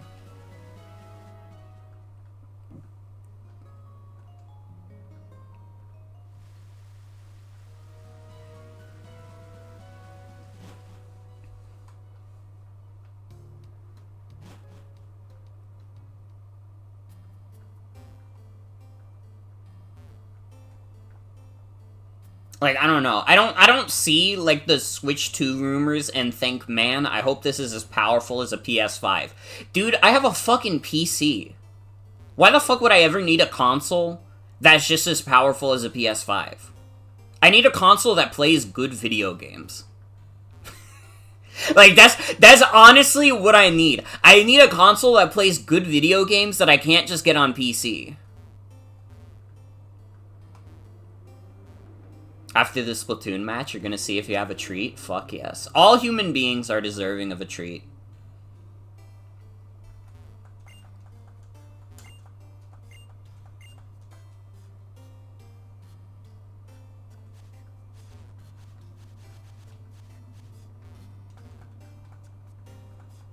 La la la.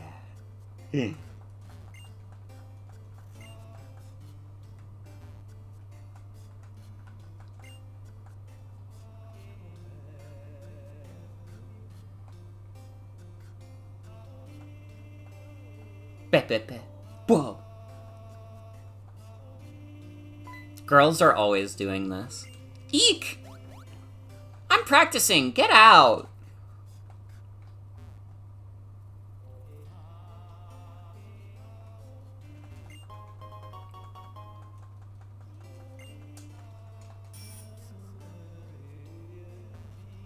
Like, I don't know, do you guys think I'm crazy for wanting video game consoles to have, like, compelling games on them?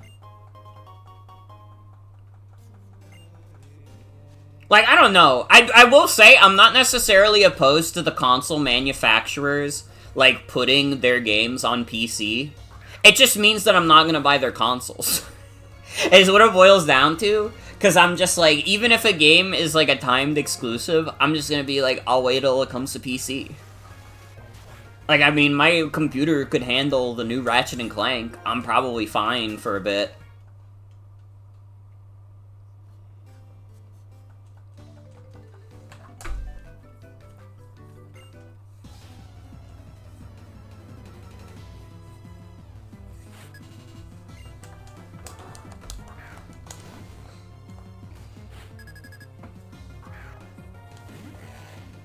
They should make game consoles for entirely narrative-based games that have no sounds or graphics and can only support one game at a time and are made of paper.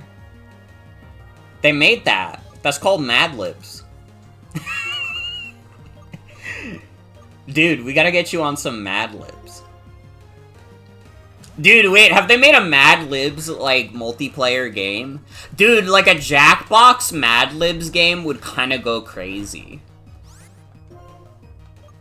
But I feel like they could make that compelling. Dude, get me on call with, like, Jackbox Games. We need, like, a Mad Libs video game. Starting your speedrunning career at the bookstore. Real.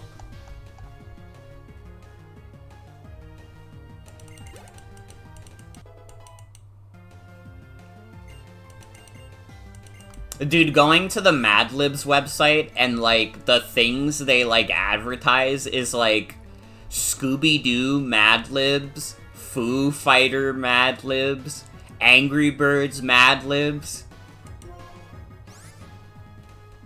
I need to, like, meet someone who's a fan of Scooby-Doo, the Foo Fighters, and the Angry Birds, so I can make them fucking flip their shit.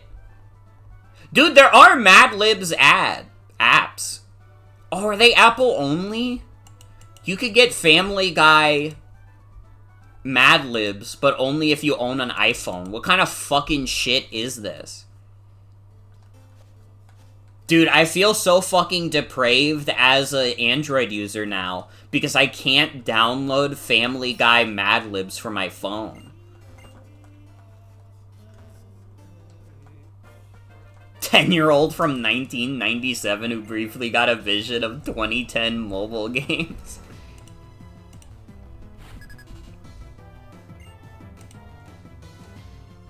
They got Diary of a Wimpy Kid Mad Libs. They got WWE Mad Libs, which I didn't even recognize as WWE, because it has an extremely, and I mean like extremely small image of John Cena. Like this ludicrously small PNG of John Cena.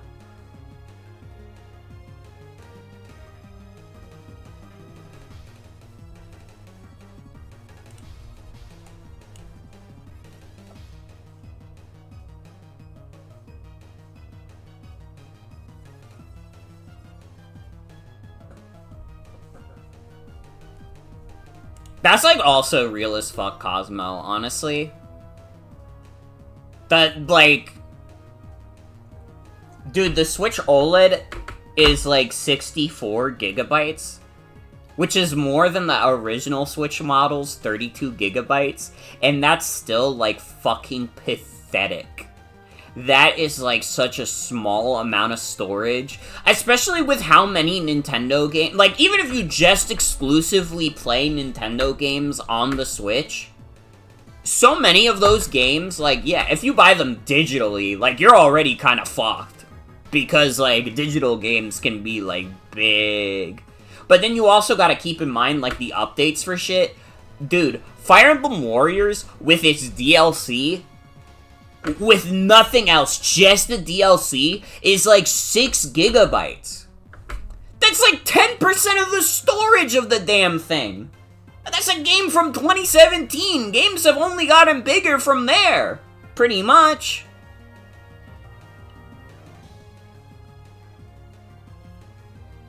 Fucking Metal Gear Solid 3, which I have, is like a 10 gigabyte game.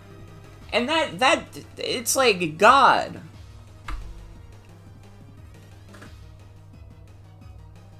Yeah, dude, the fucking Splatoon updates. I mean, Splatoon is a big thing with it. They really gotta beef up the storage. They really do gotta beef up the storage. I mean, at the very least, like, here's the thing. I do think that's a good concern to have. My thing has always been, like, people are gonna figure out how to homebrew Nintendo systems. So even when Nintendo servers shut down, you'll be able to download them from, like, a fan server. The only thing is, those fan servers will probably be slower. Like, they will not be run on the same infrastructure as, like, Nintendo's, but... you know.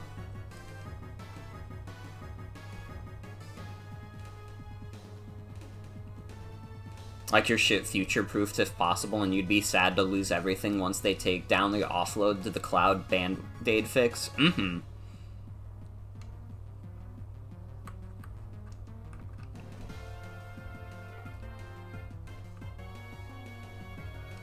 What is the spoofed SD card storage scam?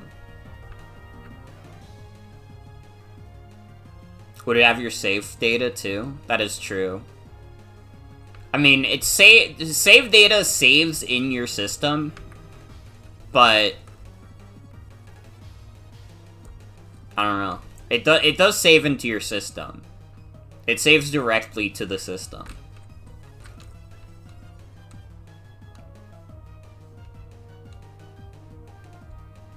There's a way to spoof SD cards to trick the system into having more space than it actually has? What the hell?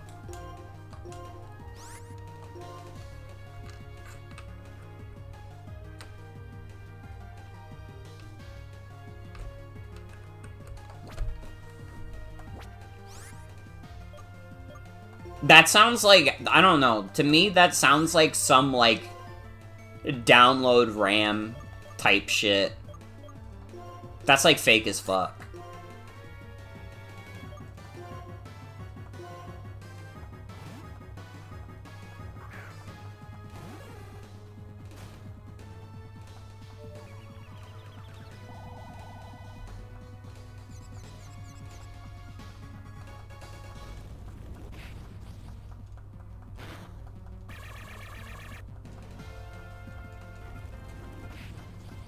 Dude, they're all setting Zoroark on fire.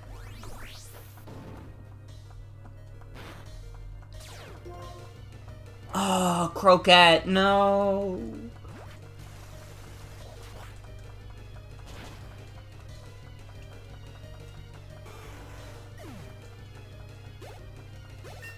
Atomic Shrimp has videos on that whole thing. Dude, I've never heard of Atomic Shrimp in my whole life. That is, like, maybe one of the greatest, like, YouTube channel titles of all time.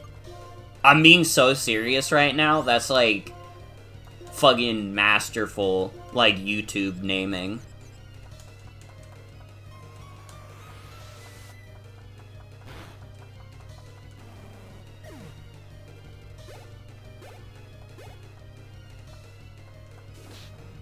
Ah, Zoroark!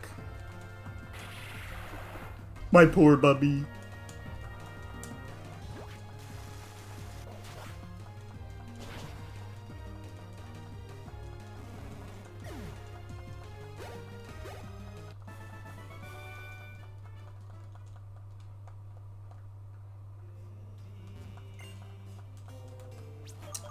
I haven't even gotten the 7th gym badge, by the way. Can we all laugh at how fucking funny it is that I thought I was gonna beat the game tonight? Can we all just, like, take the piss a little bit?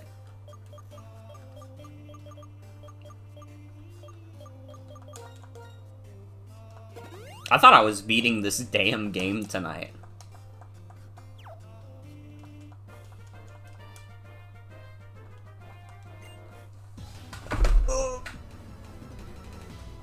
White 2 run from over a year ago also slowed down about here. There's just so many trainers to fight. And it's like the level curve is getting to a point where you kind of do need to fight them all. Computer checks the space on an SD card just by asking the SD card how much space it has and doesn't actually check, but just requests the amount the card has been coded to say it has, so you can modify a card to tell the computer it has more space than it actually does.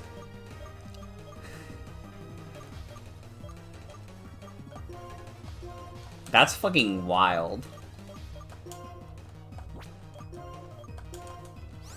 That does seem like maybe the easiest scam to ever run.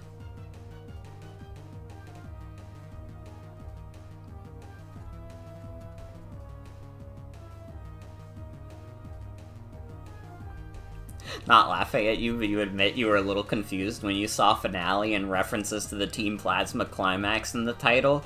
I like, literally, in my mind, I was like, there cannot be that much more of this game. We're gonna beat it tonight. And, like, now that I'm, like, playing through it, I'm like, what the fuck was I thinking? I mean, part of it was that I was going at a, like, pace of, like, 2 gym badges per stream before. We sure have not gotten 2 gym badges tonight.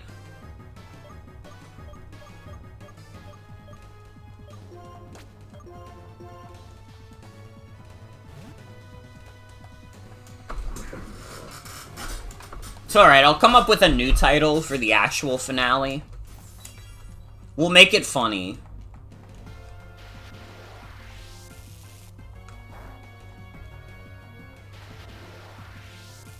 We'll call it the reunion concert.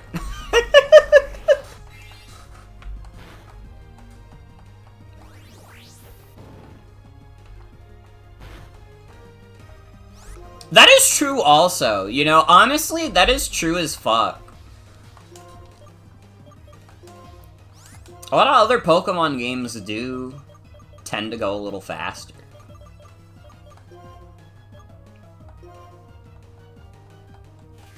Towards the end. You just named 100 women? Not to brag, but I just named 101 women. You have a treat now? Yes! Yes! You know what I just realized? I haven't taken my meds yet. My med alarm went off like an hour ago. I didn't take my meds. This is a med check, everybody. If you have meds to take them now.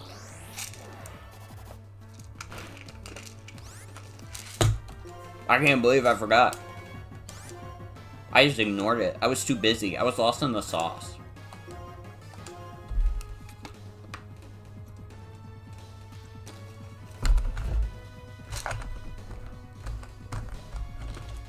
My ass isn't getting to sleep anytime soon.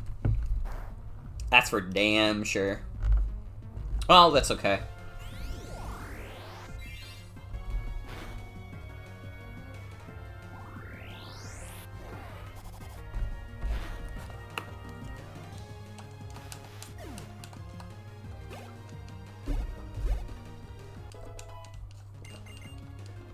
Already did. Let's go. Being responsible.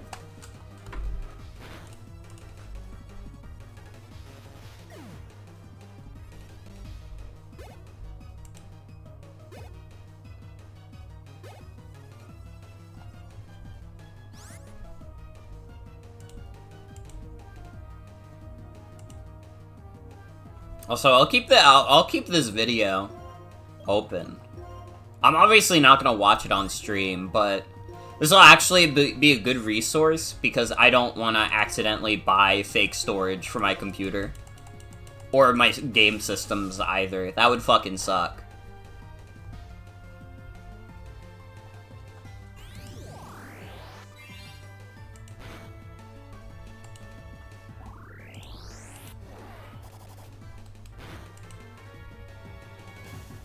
Generally speaking, follow the rule of too good to be true. You know, that seems pretty sound to me.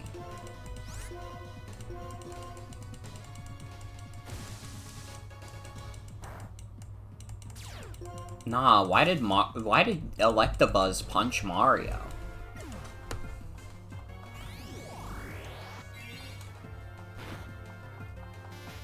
Atomic Shrimp's channel is kind of awesome. He's such an everyman of YouTube. He does, like, everything. Mm-hmm.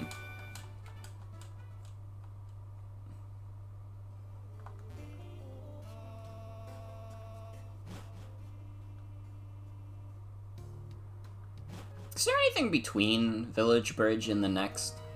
Fuck, there is. Oh, but Village Bridge doesn't have a Pokemon Center. Is there a house here that'll heal my Mons?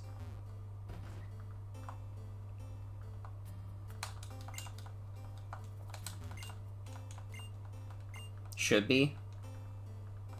There better be.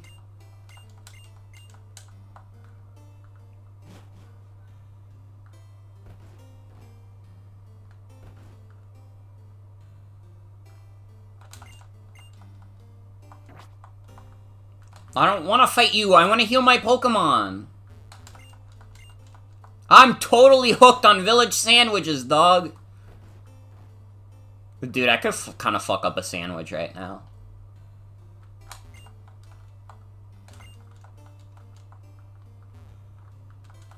I feel like the state of being a human being is that you could fuck up a sandwich at any time.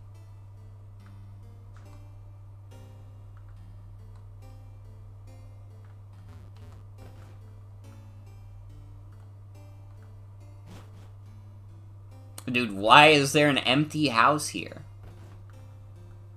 Sandwiches are literally made for human hands. It rules. Literally.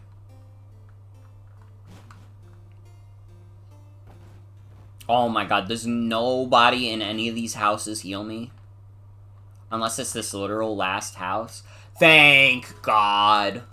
Okay.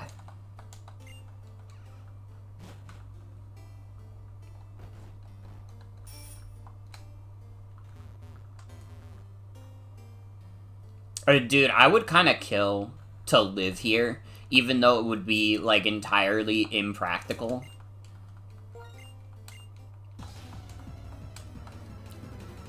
Like, I don't know, Village Bridge is just, like, one of those places in Pokemon that's, like, so idealistic, but it's also, like, man, that would be kind of awesome to live in. If it was real, but it couldn't be. Because the reality would be so much more disappointing.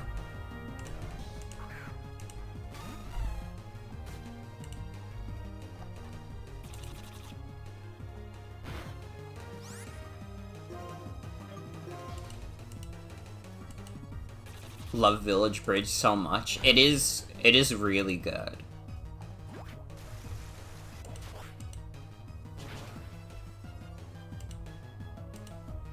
It is, it's chill as fuck.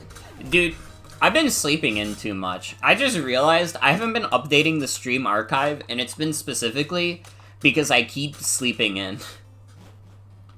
And that's my bad. To all the people watching on YouTube, I promise I didn't suddenly start hating you guys. I've literally just been sleeping in because I keep going to bed too late, and I don't like uploading at night. Because I feel like if I upload at night, then, like, I don't know, it'll get buried. I have to upload in the morning because nobody else is doing it.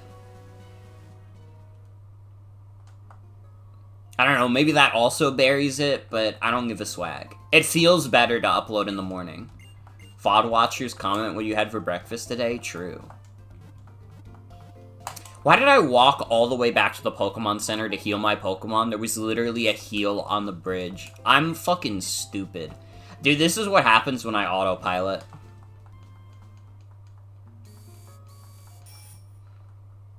Dude, I wish I was that guy. Maybe not. I don't like soda. But I want the vibe. I want the vibe of the guy sitting on the bridge sipping a soda with a Croc-a-Rock.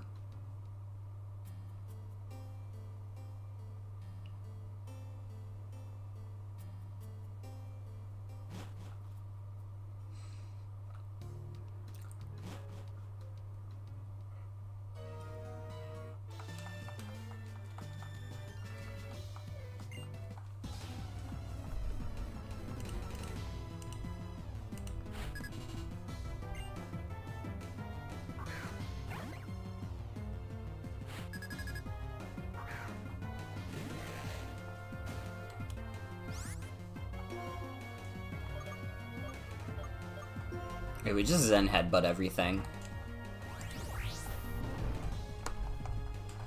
Dude, I can't fucking wait till Crocat evolves. We're getting closer. We're getting closer to the Crocat evolution. I can see it, I can feel it with my mind's eye. Crocat evolving into Polo. True? Dude, I almost just kind of want to keep the Lucky Egg on Crocat and keep her in the front. Even though that's, like, kind of impractical, given the way EXP works in Black and White. It's, like, too idealistic to exactly be, like, the ideal way to train, but also it would be so fun. But also I shouldn't. I should be realistic. Dude, I'm kind of also realizing we're kind of fucked for Drayden. We don't have, like, any Ice-type moves. And, like, are we actually gonna have to go in with Mario using Hidden Power Dragon? Is that gonna be the strat? Because I don't see anything else we can do.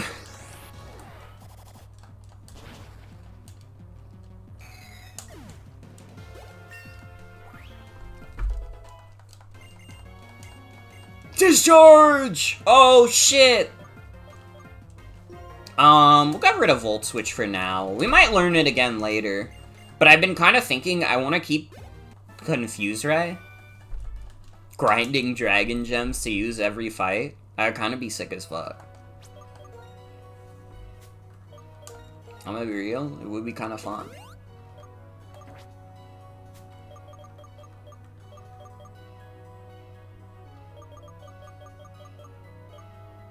Wait, she gave ACAB money? Let's go.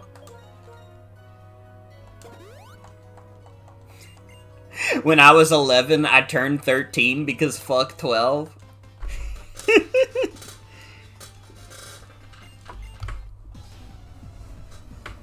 It's like maybe one of the greatest posts online ever.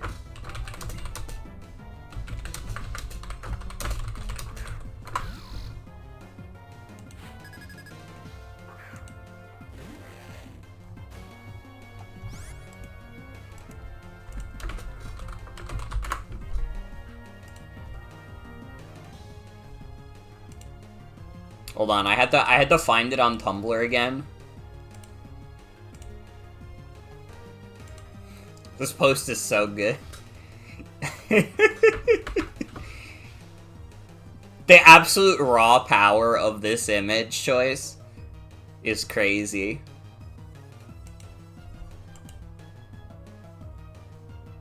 Can this be my Pokédex skin? Oh god, that's tempting. It would be so much work. Like, dude, fucking doing the Sea Gear skin took so much time. But I almost think it would be worth it. Even though we literally never look at the Pokédex.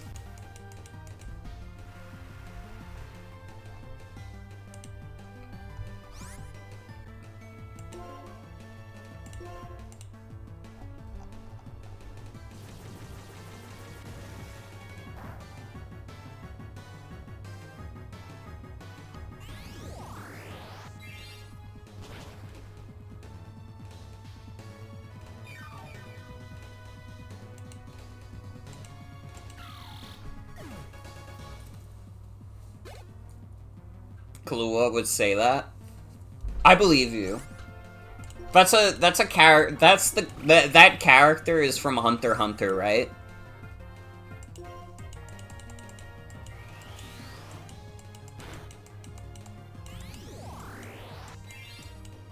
Opening Rescue Team DX, you've beaten one boss. Well, what's the first boss of that game again? It's not Zapdos. Zapdos isn't that early, I don't think. Wasn't it Skarmory? I think. Skarmory is the first boss.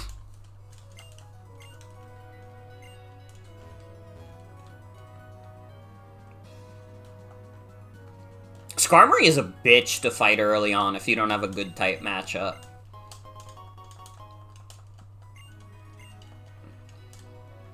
The conjoined Magnemites.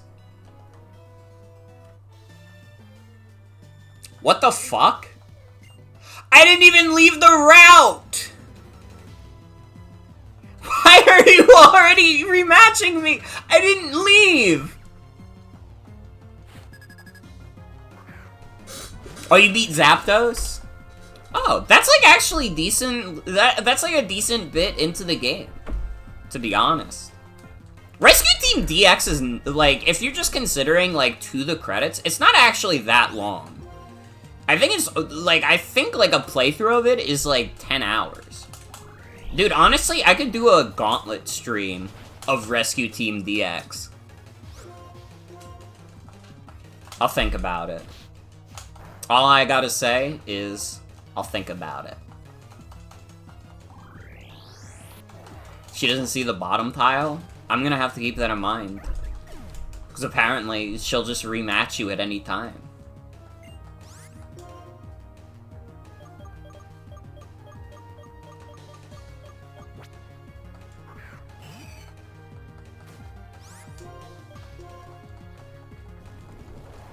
Uh-oh.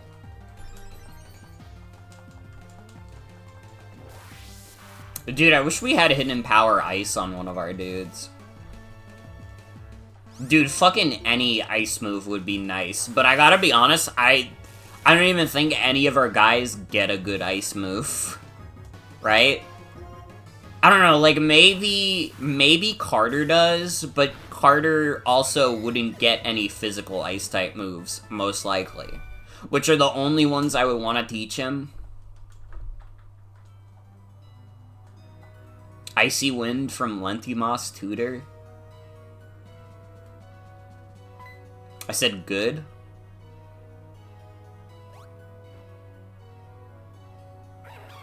Hi, Virizion. Hold on, I'll be back for you in a bit.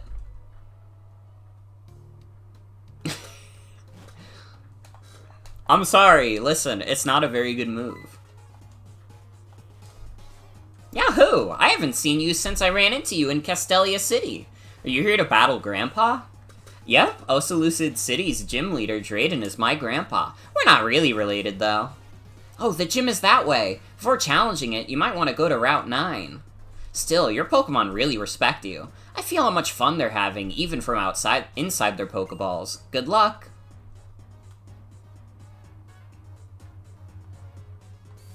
Pawniard World. We really are living in a Pawniard world. Now that we got, like, King Gambit, it really is, like, it's that family's world. We're just living in it. I should buy healing items. I have, like, no fucking healing items. I've just been going off of what's on the fucking ground. Which, I mean, honestly, it's impressive that I got as far as I did without buying any healing items of my own. But, be how it be. Like Pawniard and Golett as soft counterparts. Dude, Golurk is, like, a dope-ass mon.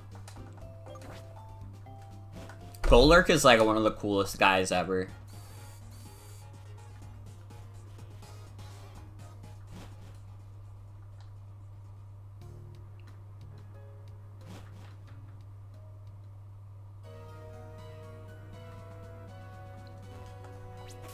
Alright, how many Pokeballs do you think it's gonna take to catch Virizion?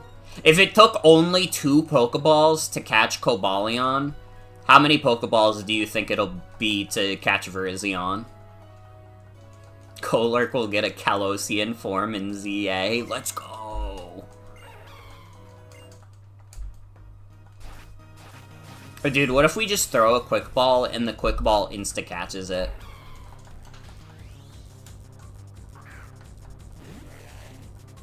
Fuck it, we ball.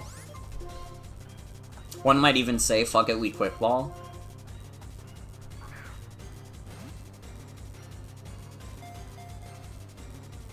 I didn't work at all.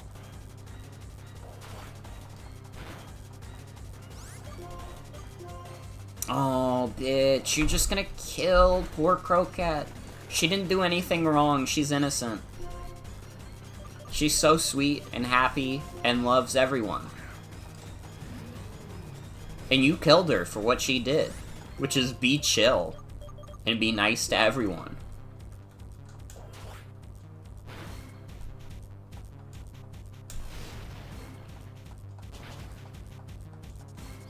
Jesus, you're bulky. Either that or you're just, like, heavy as fuck.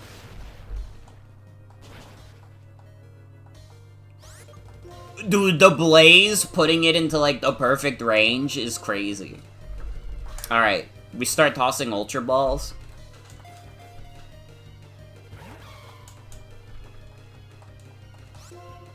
Yeah, just keep wasting your turns with Helping Hand.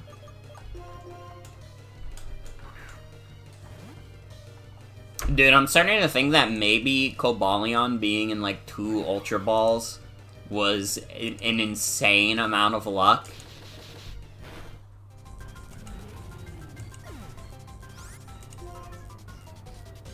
A critical chance catches, looking at the one box full of Dream World catches.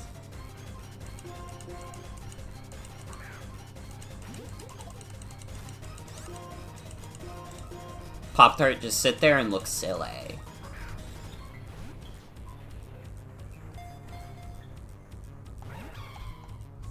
Dude, what the fuck? Why are you being so much more of a bitch than Cobalion was?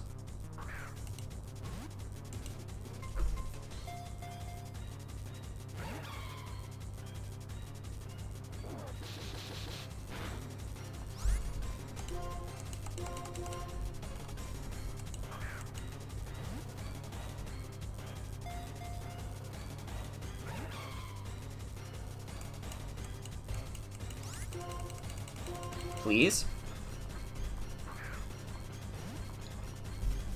This is looking like this is gonna take a while. But I'm determined. Alright? I'm not turning back.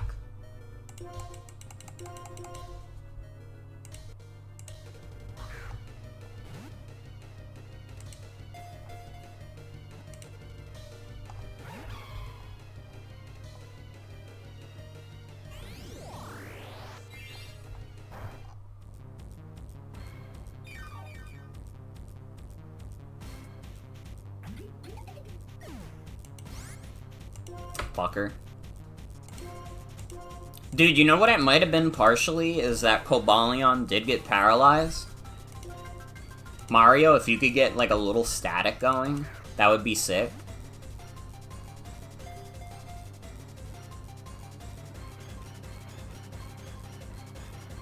Ah! I got really excited for a second. I was like, dude. Let's go! Mario, you may be the MVP.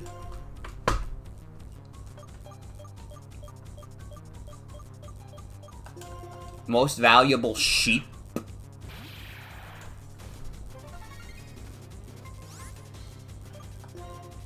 Why did it do that? Oh, it's because it ends Pokemon. Ends Pokemon have the special sparkle, but we never see it because Zoroark usually comes out as a different guy.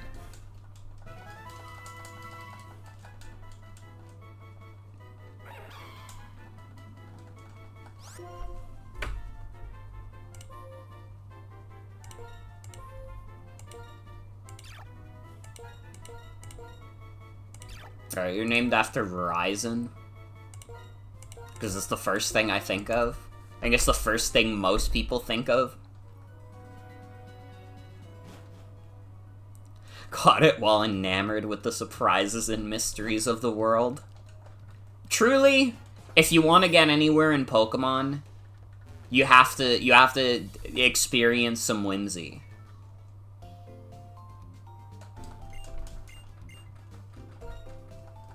Dude, the fucking metal dude. I haven't seen this guy in forever. I thought this dude died. I had to be real.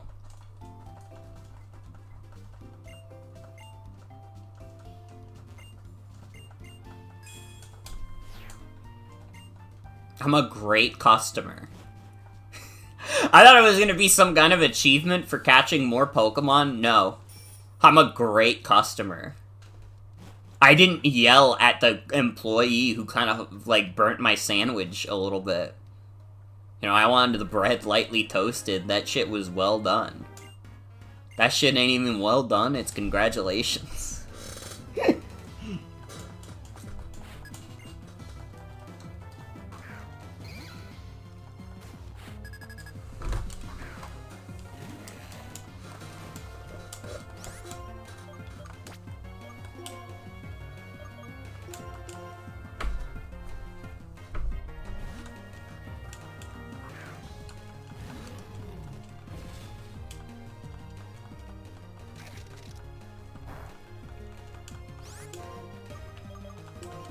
Modern Pokemon definitely is a Rotom world. I've definitely said it before, but it is, like, very funny that Rotom went from this, like, very mysterious Pokemon that was, like, set up in an almost, like, urban legend type deal. And now it's just in, like, every phone.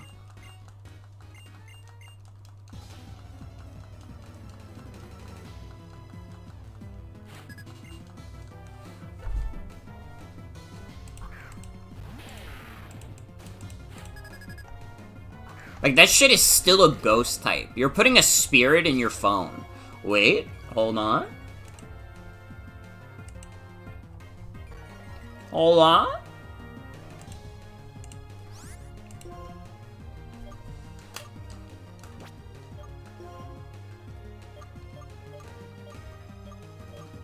I was there when Spirit Phone premiered on YouTube. And, like, I have a very distinct memory. And it's, like, made me want to, like, ask Neil Cicierega about this directly. Even though I may not get an answer.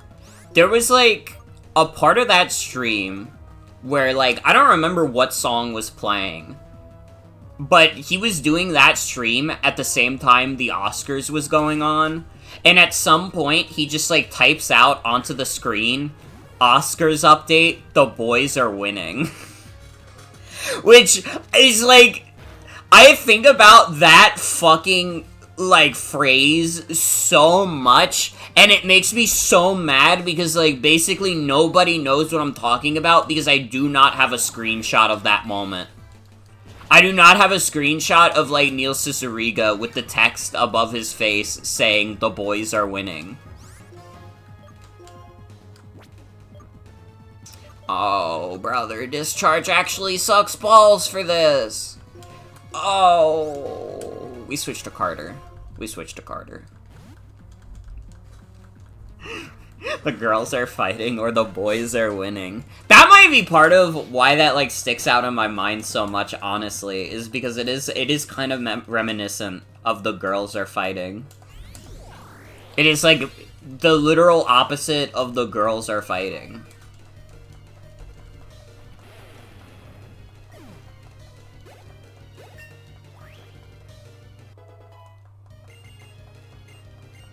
Dude, Pop-Tart with Sucker Punch, though? That goes a little crazy. I know that Pop-Tart's attack isn't that crazy, but, like, I mean, like, what, you have, like, Hidden Power Rock? Rock's not that good. I don't give that much of a shit about that. I feel like Sucker Punch could be funny.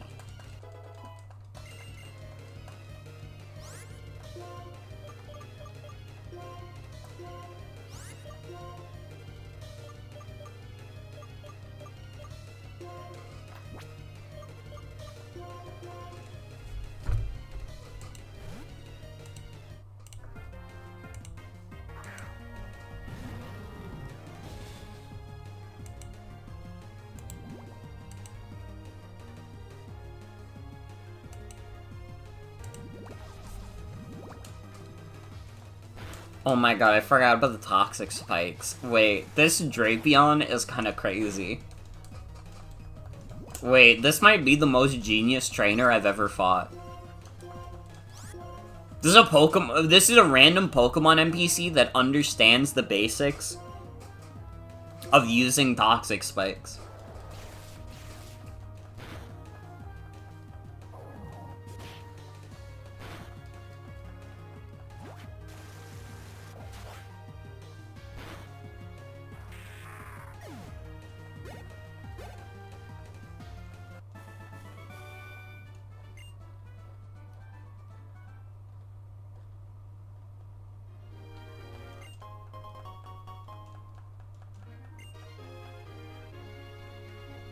Also, good night, Voiglin. Thanks for hanging out. Have a good night.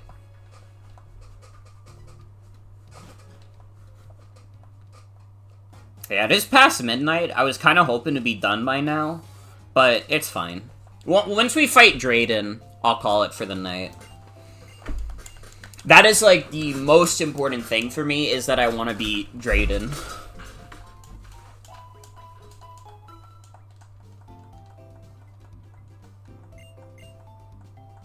Grandma's eyes are kind of freaking me out. The sprite scaling in this game can be scary sometimes. Sometimes an NPC will be giving you a blank-eyed stare that's, like, reminiscent of, like, an old creepypasta.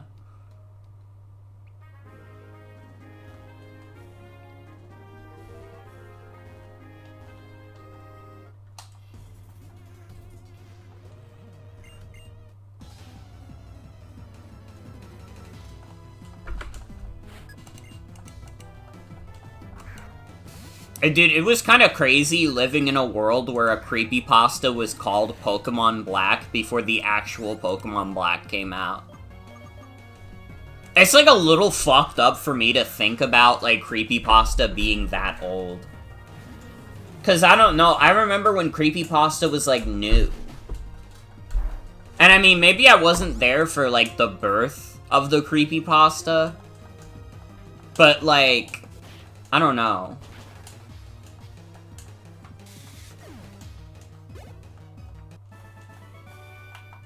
You know the one image of the Toho girl who's going, the PS2 is still pretty new? I'm like, no. Jeff the Killer and the Rake are old creepypasta. Pokemon Creepy Black is still pretty new. That's my version.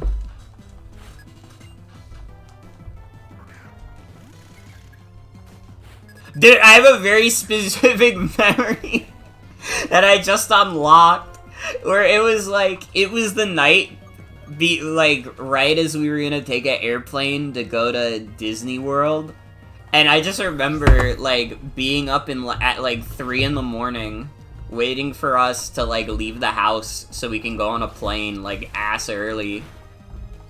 And, like, I was watching, like, the Angelica Coma Theory song video.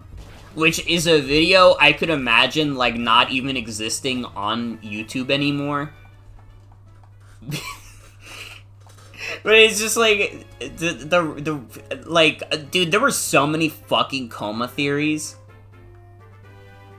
Any show that had, like, a premise that's like, oh, you couldn't do that in real life. Most of the time, people would say, like, oh, it's because of a coma. It was because of a damn coma. That's all.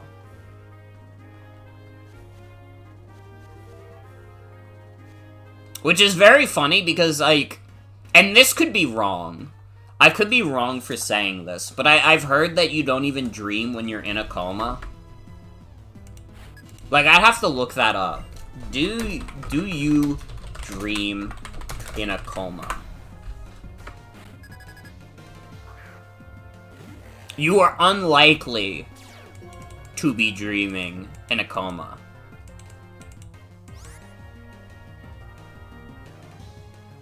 Other people recall nightmares that seem to go on and on. That's scary as fuck, actually. If I was in a coma, and, like, I was in, like, a perpetual nightmare for, like, a month, I don't know, that would be it, I think. I would wake up, and I would be, like, fucking sobbing. I think, like, actually, there's, like, there's, like, no other way to get you to truly appreciate, like, being alive, like, being stuck in a coma for a long time and having, like, perpetual nightmares while you're in that coma. That's, like, literally, that sounds like one of the more traumatic experiences you could go through. I'm being so serious.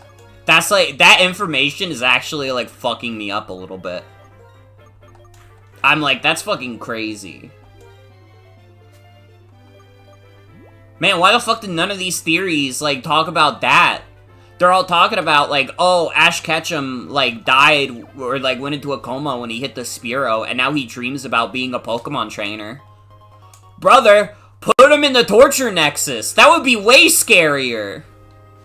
Bro, I don't care if Ash is in a coma. He's clearly happy in the coma. If you put him in the Perpetual Nightmare in the coma, that would be scary. Like, I'm getting upset thinking about it. Being in the Perpetual Coma Nightmare. It's fucked up.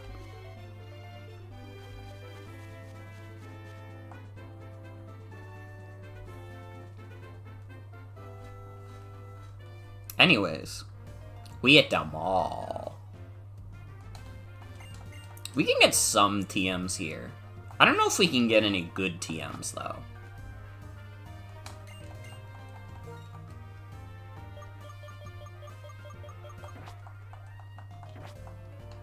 Where are the TMs? not gonna be up here. Dude, this is like the world's saddest mall. Brother, Hyper Beam and Giga Impact.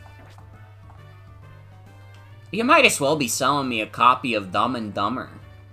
Are you kidding me?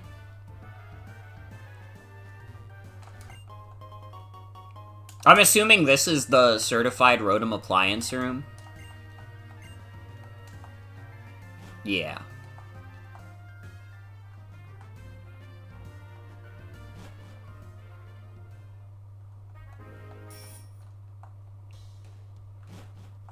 I do believe it is Drayden time. Drayden's gonna be rough. Again, we don't really have any, like, particularly stellar Pokemon. I literally think it's just Mario with Hidden Power Dragon that we can do. Which is not the preferable strat, I must admit. But it is the strat that we're gonna have to live with.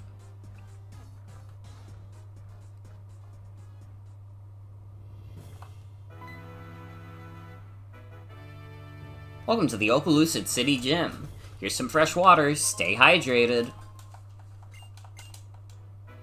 How do you like these dragon statues?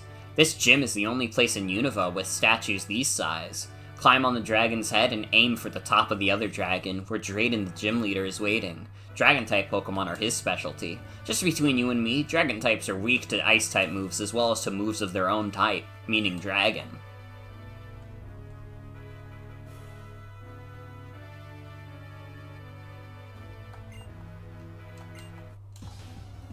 Alright.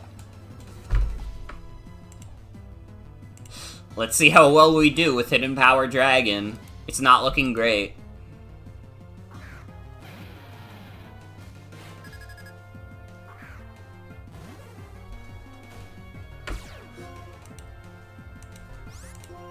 Dude, level 46 is crazy. My highest level isn't even that high. This is before Drayden. We're fucked. I think we're so cooked. Dude, that's how much Hidden Power Dragon does. Oh, it's setting up on my doo-doo ass with Dragon Dance. Oh, we're so fucked. Oh, we're cooked. I don't understand how we're so under-leveled. Oh, brother. If this kills, at least get static off. Okay, it didn't kill, and we got static off. God just smiled upon us. God just decided that Mario should get to live, because he's a special little boy.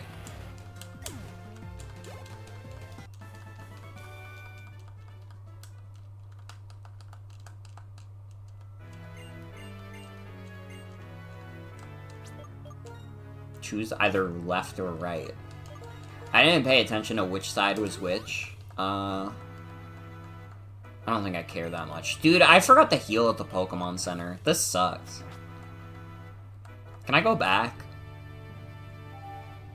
Just so I can get my extra, like, HP and PP back?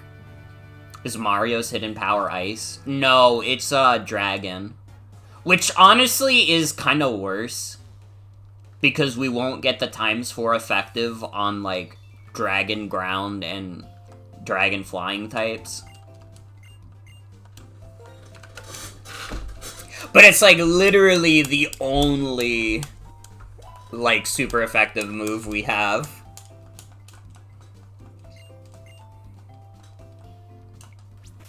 It's like the one miscalculation I've made with the team building is that I didn't pack a Pokemon that gets a good ice move.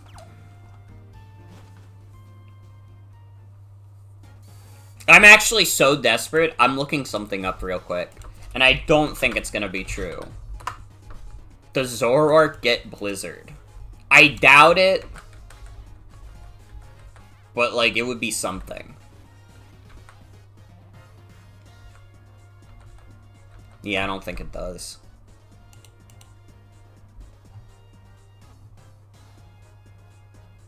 Does not, in fact, get Blizzard. Damn. I mean, it makes sense. It doesn't look like a Pokemon that would be able to summon a big blizzard, but still. Damn.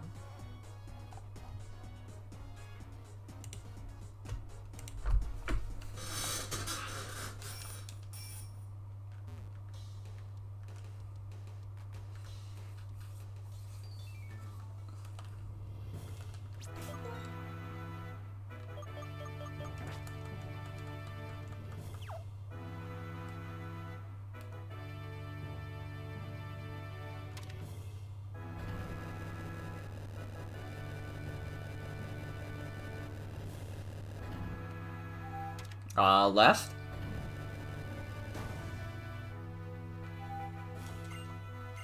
Defense is everything. I could live with that. If you're like a bulky motherfucker, I might be able to cheese that a little bit.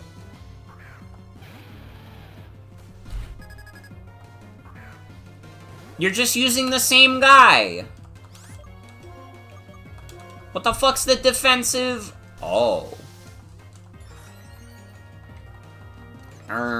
Uh-oh. Okay, we have to keep ourselves honest also. Is Hidden Power Dragon even that good? Okay, I'm not gonna be able to tell because of the fucking berry. You have the fucking Dragon Berry, not the Ice Berry, though.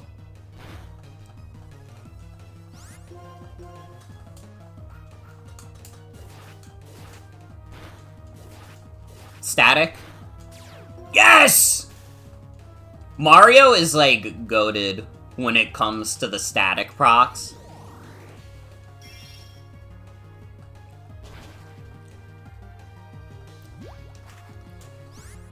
Okay, here's the thing. I'm gonna use Power Gem. I'm curious how much Power Gem does. Because that'll give me a better idea of how good our hidden power is.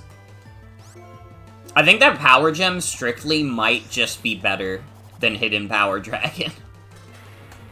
Which is really fucking depressing.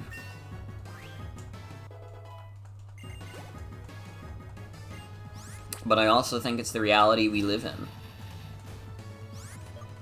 The Pokemon in these dungeons maybe just leave us alone. That's like real as fuck. Every Pokemon should be nice, always.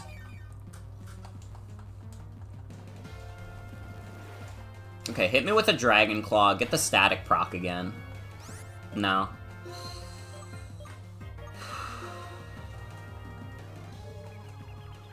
Hit yourself in confusion?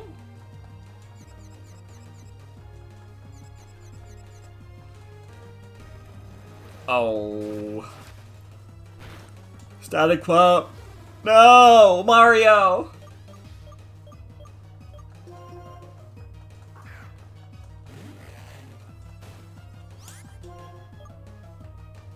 Oh, brother. I have just realized we do have foul play. Actually, I just realized that foul play might come in extremely clutch. Like, right? Honestly, I should have been seeing how much foul play would do to this fucking Druddigon. But, like, if we're gonna be fighting a bunch of dudes that have, like, Dragon Dance and shit, foul play might actually go crazy. Dude, the Druddigon with the rocky helmet, though? That's insane. Dude, she's crazy.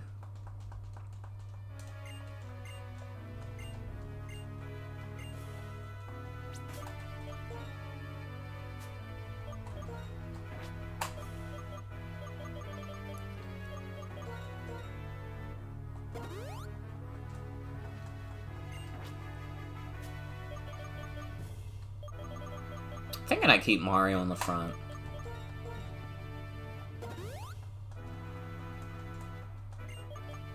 You know, Mario seems poised to at least be able to take a couple hits.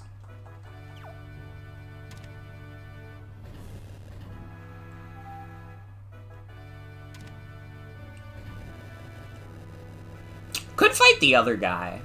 And now that I'm thinking about it, it might be best to fight basically everyone we can because we are so underleveled, dude. It's like ridiculous how underleveled we are.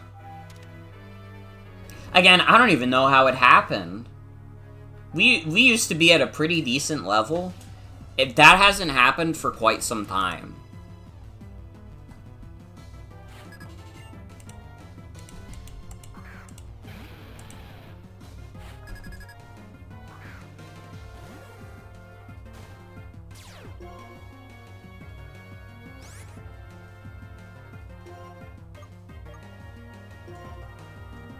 Let's compare Hidden Power to Power Gem.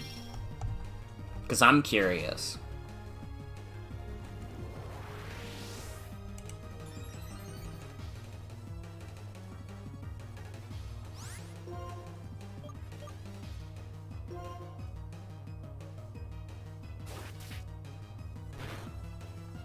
Ow.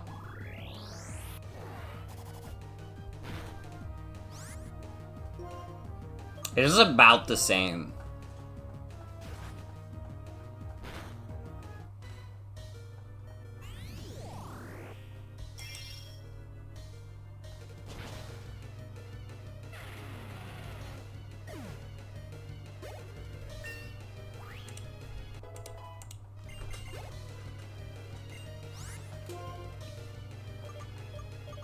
Dude, this Drudagon.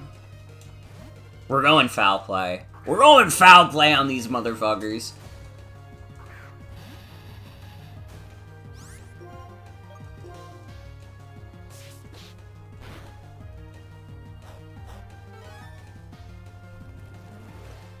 Oh, the Dragon Gem is gonna, like, insta-kill Zoroark. Dude.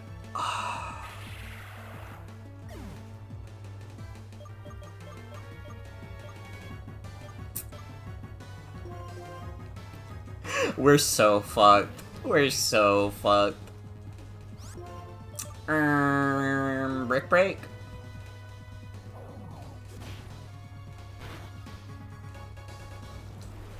Doesn't even get the kill.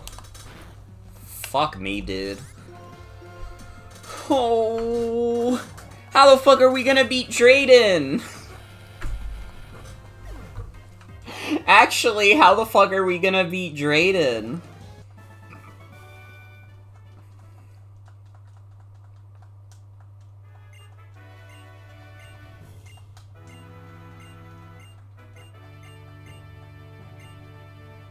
And, like, we gotta keep fighting them all.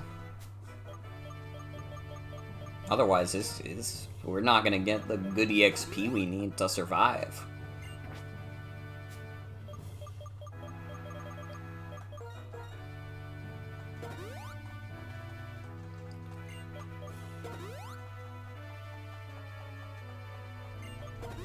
We need to swap around also. We need Garnish and Zoroark to be Mario's allies for this.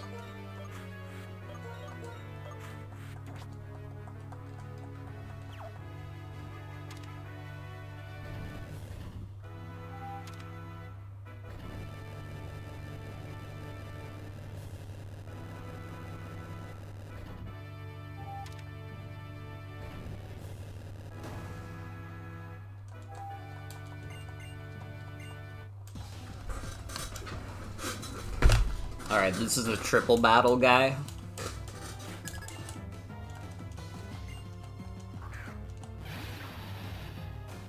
Thank God he just is a random axe you, bruh.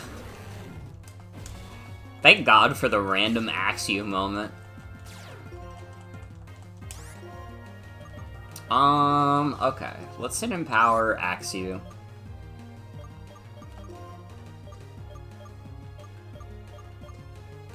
Honestly, no. Let's just target this Drudagon. I want the Drudagon dead basically as soon as possible. Like, I want his fucking head on my doorstep.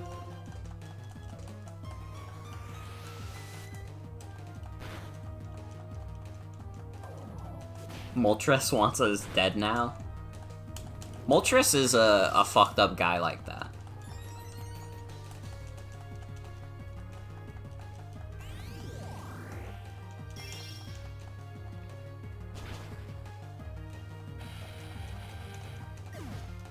Okay, we got the big threat out of here.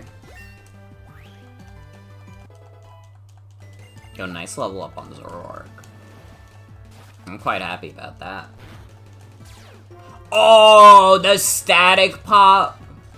Dude, what are the fucking odds on static? I feel like we have to be getting static, like, way above odds.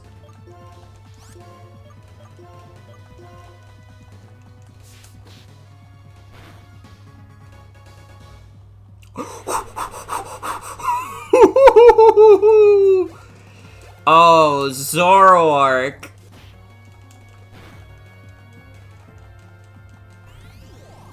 Alright, I no longer feel as bad about this gym.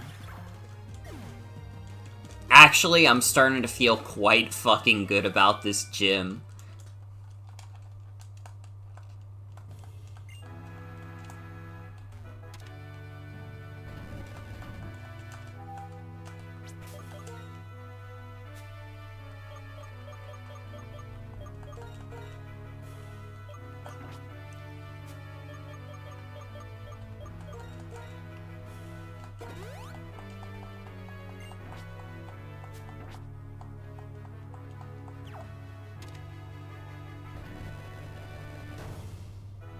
Alright, let's do the rotation battle now.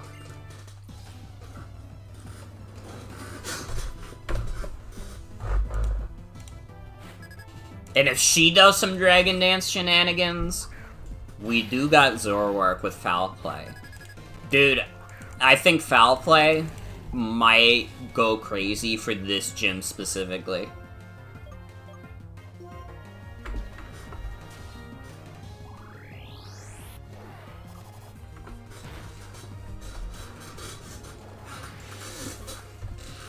Oh yeah? You wanna do Dragon Dance? You know what? I don't even have to switch. I am not fucking afraid of an Axew. This dude is 4. Bro was born yesterday.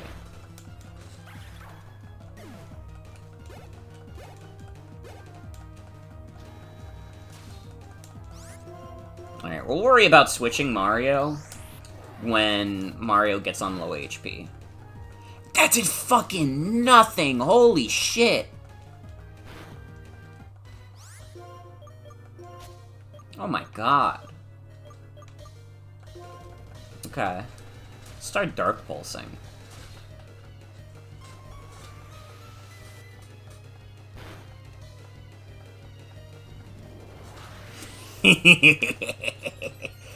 Well, I can just kill you with Dark Pulse, but man, using Foul Play is so tempting here. I thought it would default to Dark Pulse, to be honest.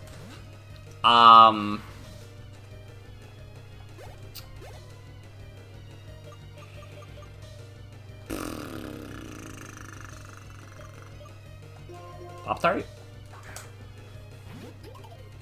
I don't know, do your funny dance.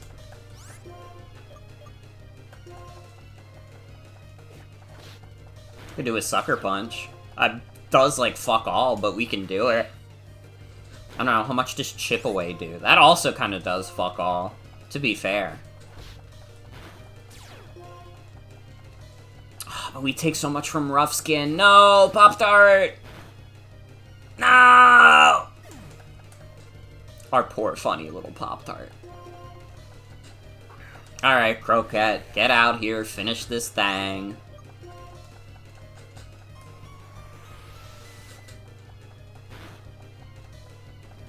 What the fuck? Why is this the bulkiest Druddigon I've ever fought in my life? Do you see how much fucking damage this thing has taken?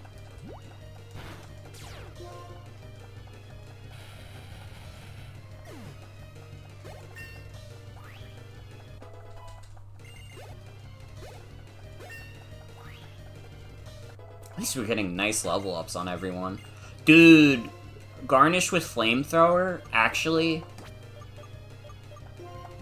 I think just because, like, I don't know. I feel like at this point, Return doesn't bring us much value. Early game, it's, like, insanely good. Late game, it's insanely good if you're a normal type. Which none of my guys are.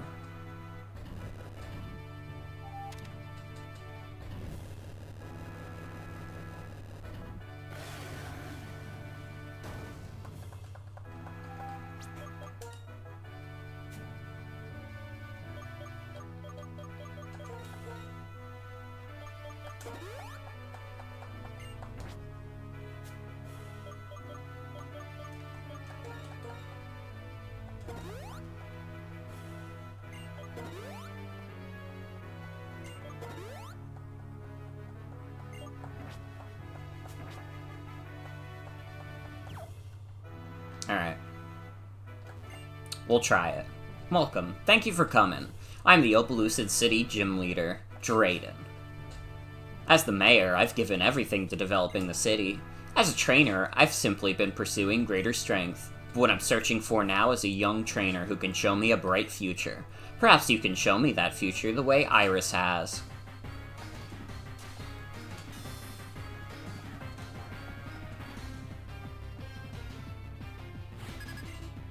Alright, let's go, Grandpa. I'm gonna hit you with a Confuse Ray right off the bat. You know, we'll try our luck with Confusion. Why not? Because I gotta be honest, Druddigon seems like a rough matchup for, like, basically every single one of our Pokemon. Yeah, get owned, dumb bitch.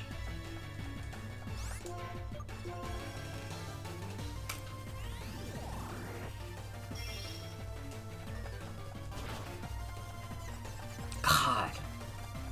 We do so little damage to this thing. Why is Druddigon so fucking bulky? I do not remember this man's being this bulky. Okay, get Static, idiot. Let's go! I'm actually looking up what the percentage is on Static.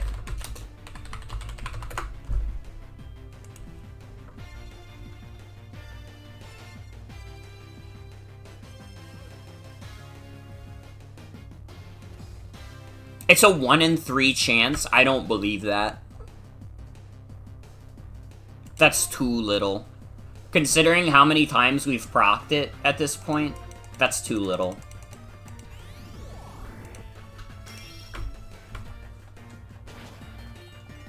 Ah, and you snapped out of Confusion. Fuck! Oh, brother.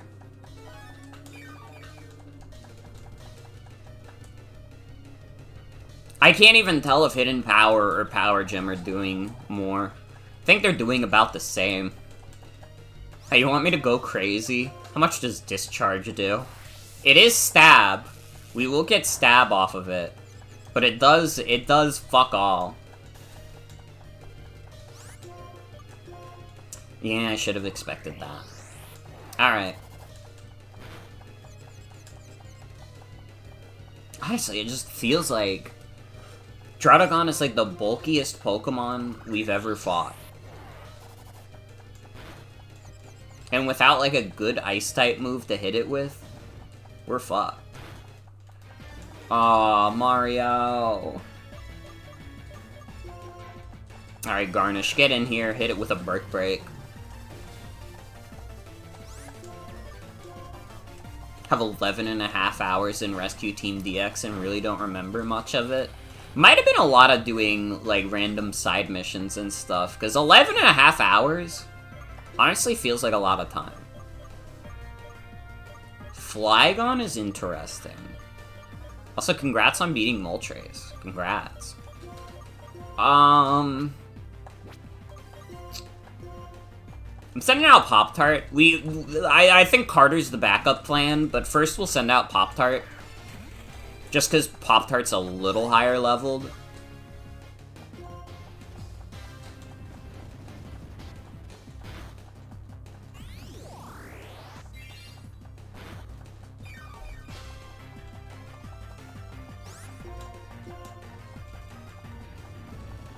Just don't flinch. Pop-Tart is literally that easy, just don't flinch. Okay, and now we pop the super move. Because we're just gonna switch out next turn anyways.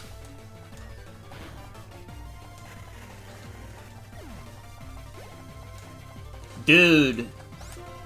We're gonna do it.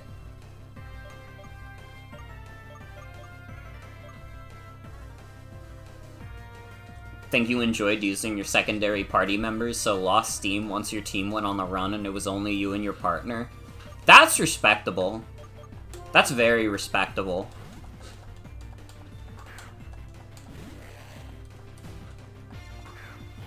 There's only so many starter Pokemon, but there's a lot more random guys you can get along the way who are funny and silly and would be lovely to use if the game let you. Okay, let's just get like 5 flinches in a row.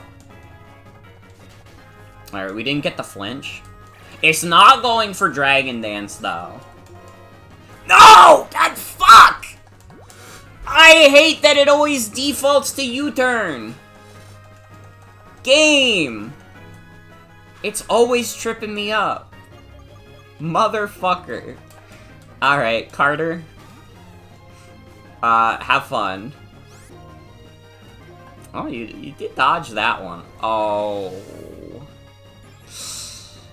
Oh.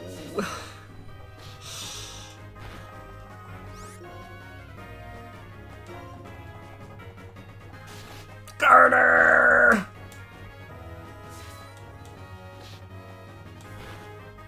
No! You didn't kill! What the fuck? Wait, I just thought of something. Hold on. We're literally fine. Guys? We taught Pop-Tart Sucker Punch. And it's actually useful for this specific situation. Pop-Tart is the GOAT. I cannot believe that out of all Pokemon, Pop-Tart was the MVP of this fight. The bitterness that floods after defeat. The heart that does not succumb to such a defeat is... You said it too fast. I couldn't read in time. Wonderful. I'm grateful that we had a chance to meet in battle. It reminded me that Pokemon battles are about working with others to meet our challenges together. It really was a Pop-Tart heroism moment. Pop-Tart is the GOAT. That one was to teach the Maractus haters a lesson that they'll never forget.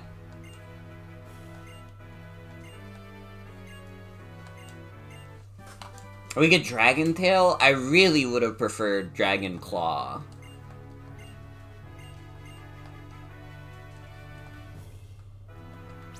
Well, we've gotten another gym badge under our belt. We're getting pretty close to the end. I like the team. It's not perfect. I don't think this is my greatest team building moment. But I mean, I have grown very fond of this team of goobers. Mario, Garnish, Zoroark, Pop-Tart, Carter, Croquette. It helps that they all feel like they have little stories behind them. They have their own history.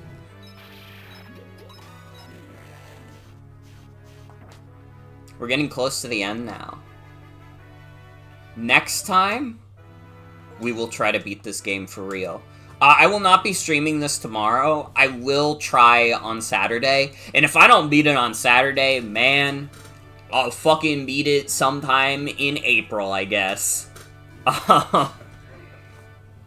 But thank you all for joining me for Pokemon Black 2 tonight. I had a lot of fun. Best goobers you've ever seen. Literally, you gotta salute the squad. That's gonna be it for tonight's stream. I want to thank you all for coming. Hope you all have a good night and take care. The real finale will be soon. And if next time isn't the real finale, I'm going to shit my fucking pants. Have a good night, everybody. Take care.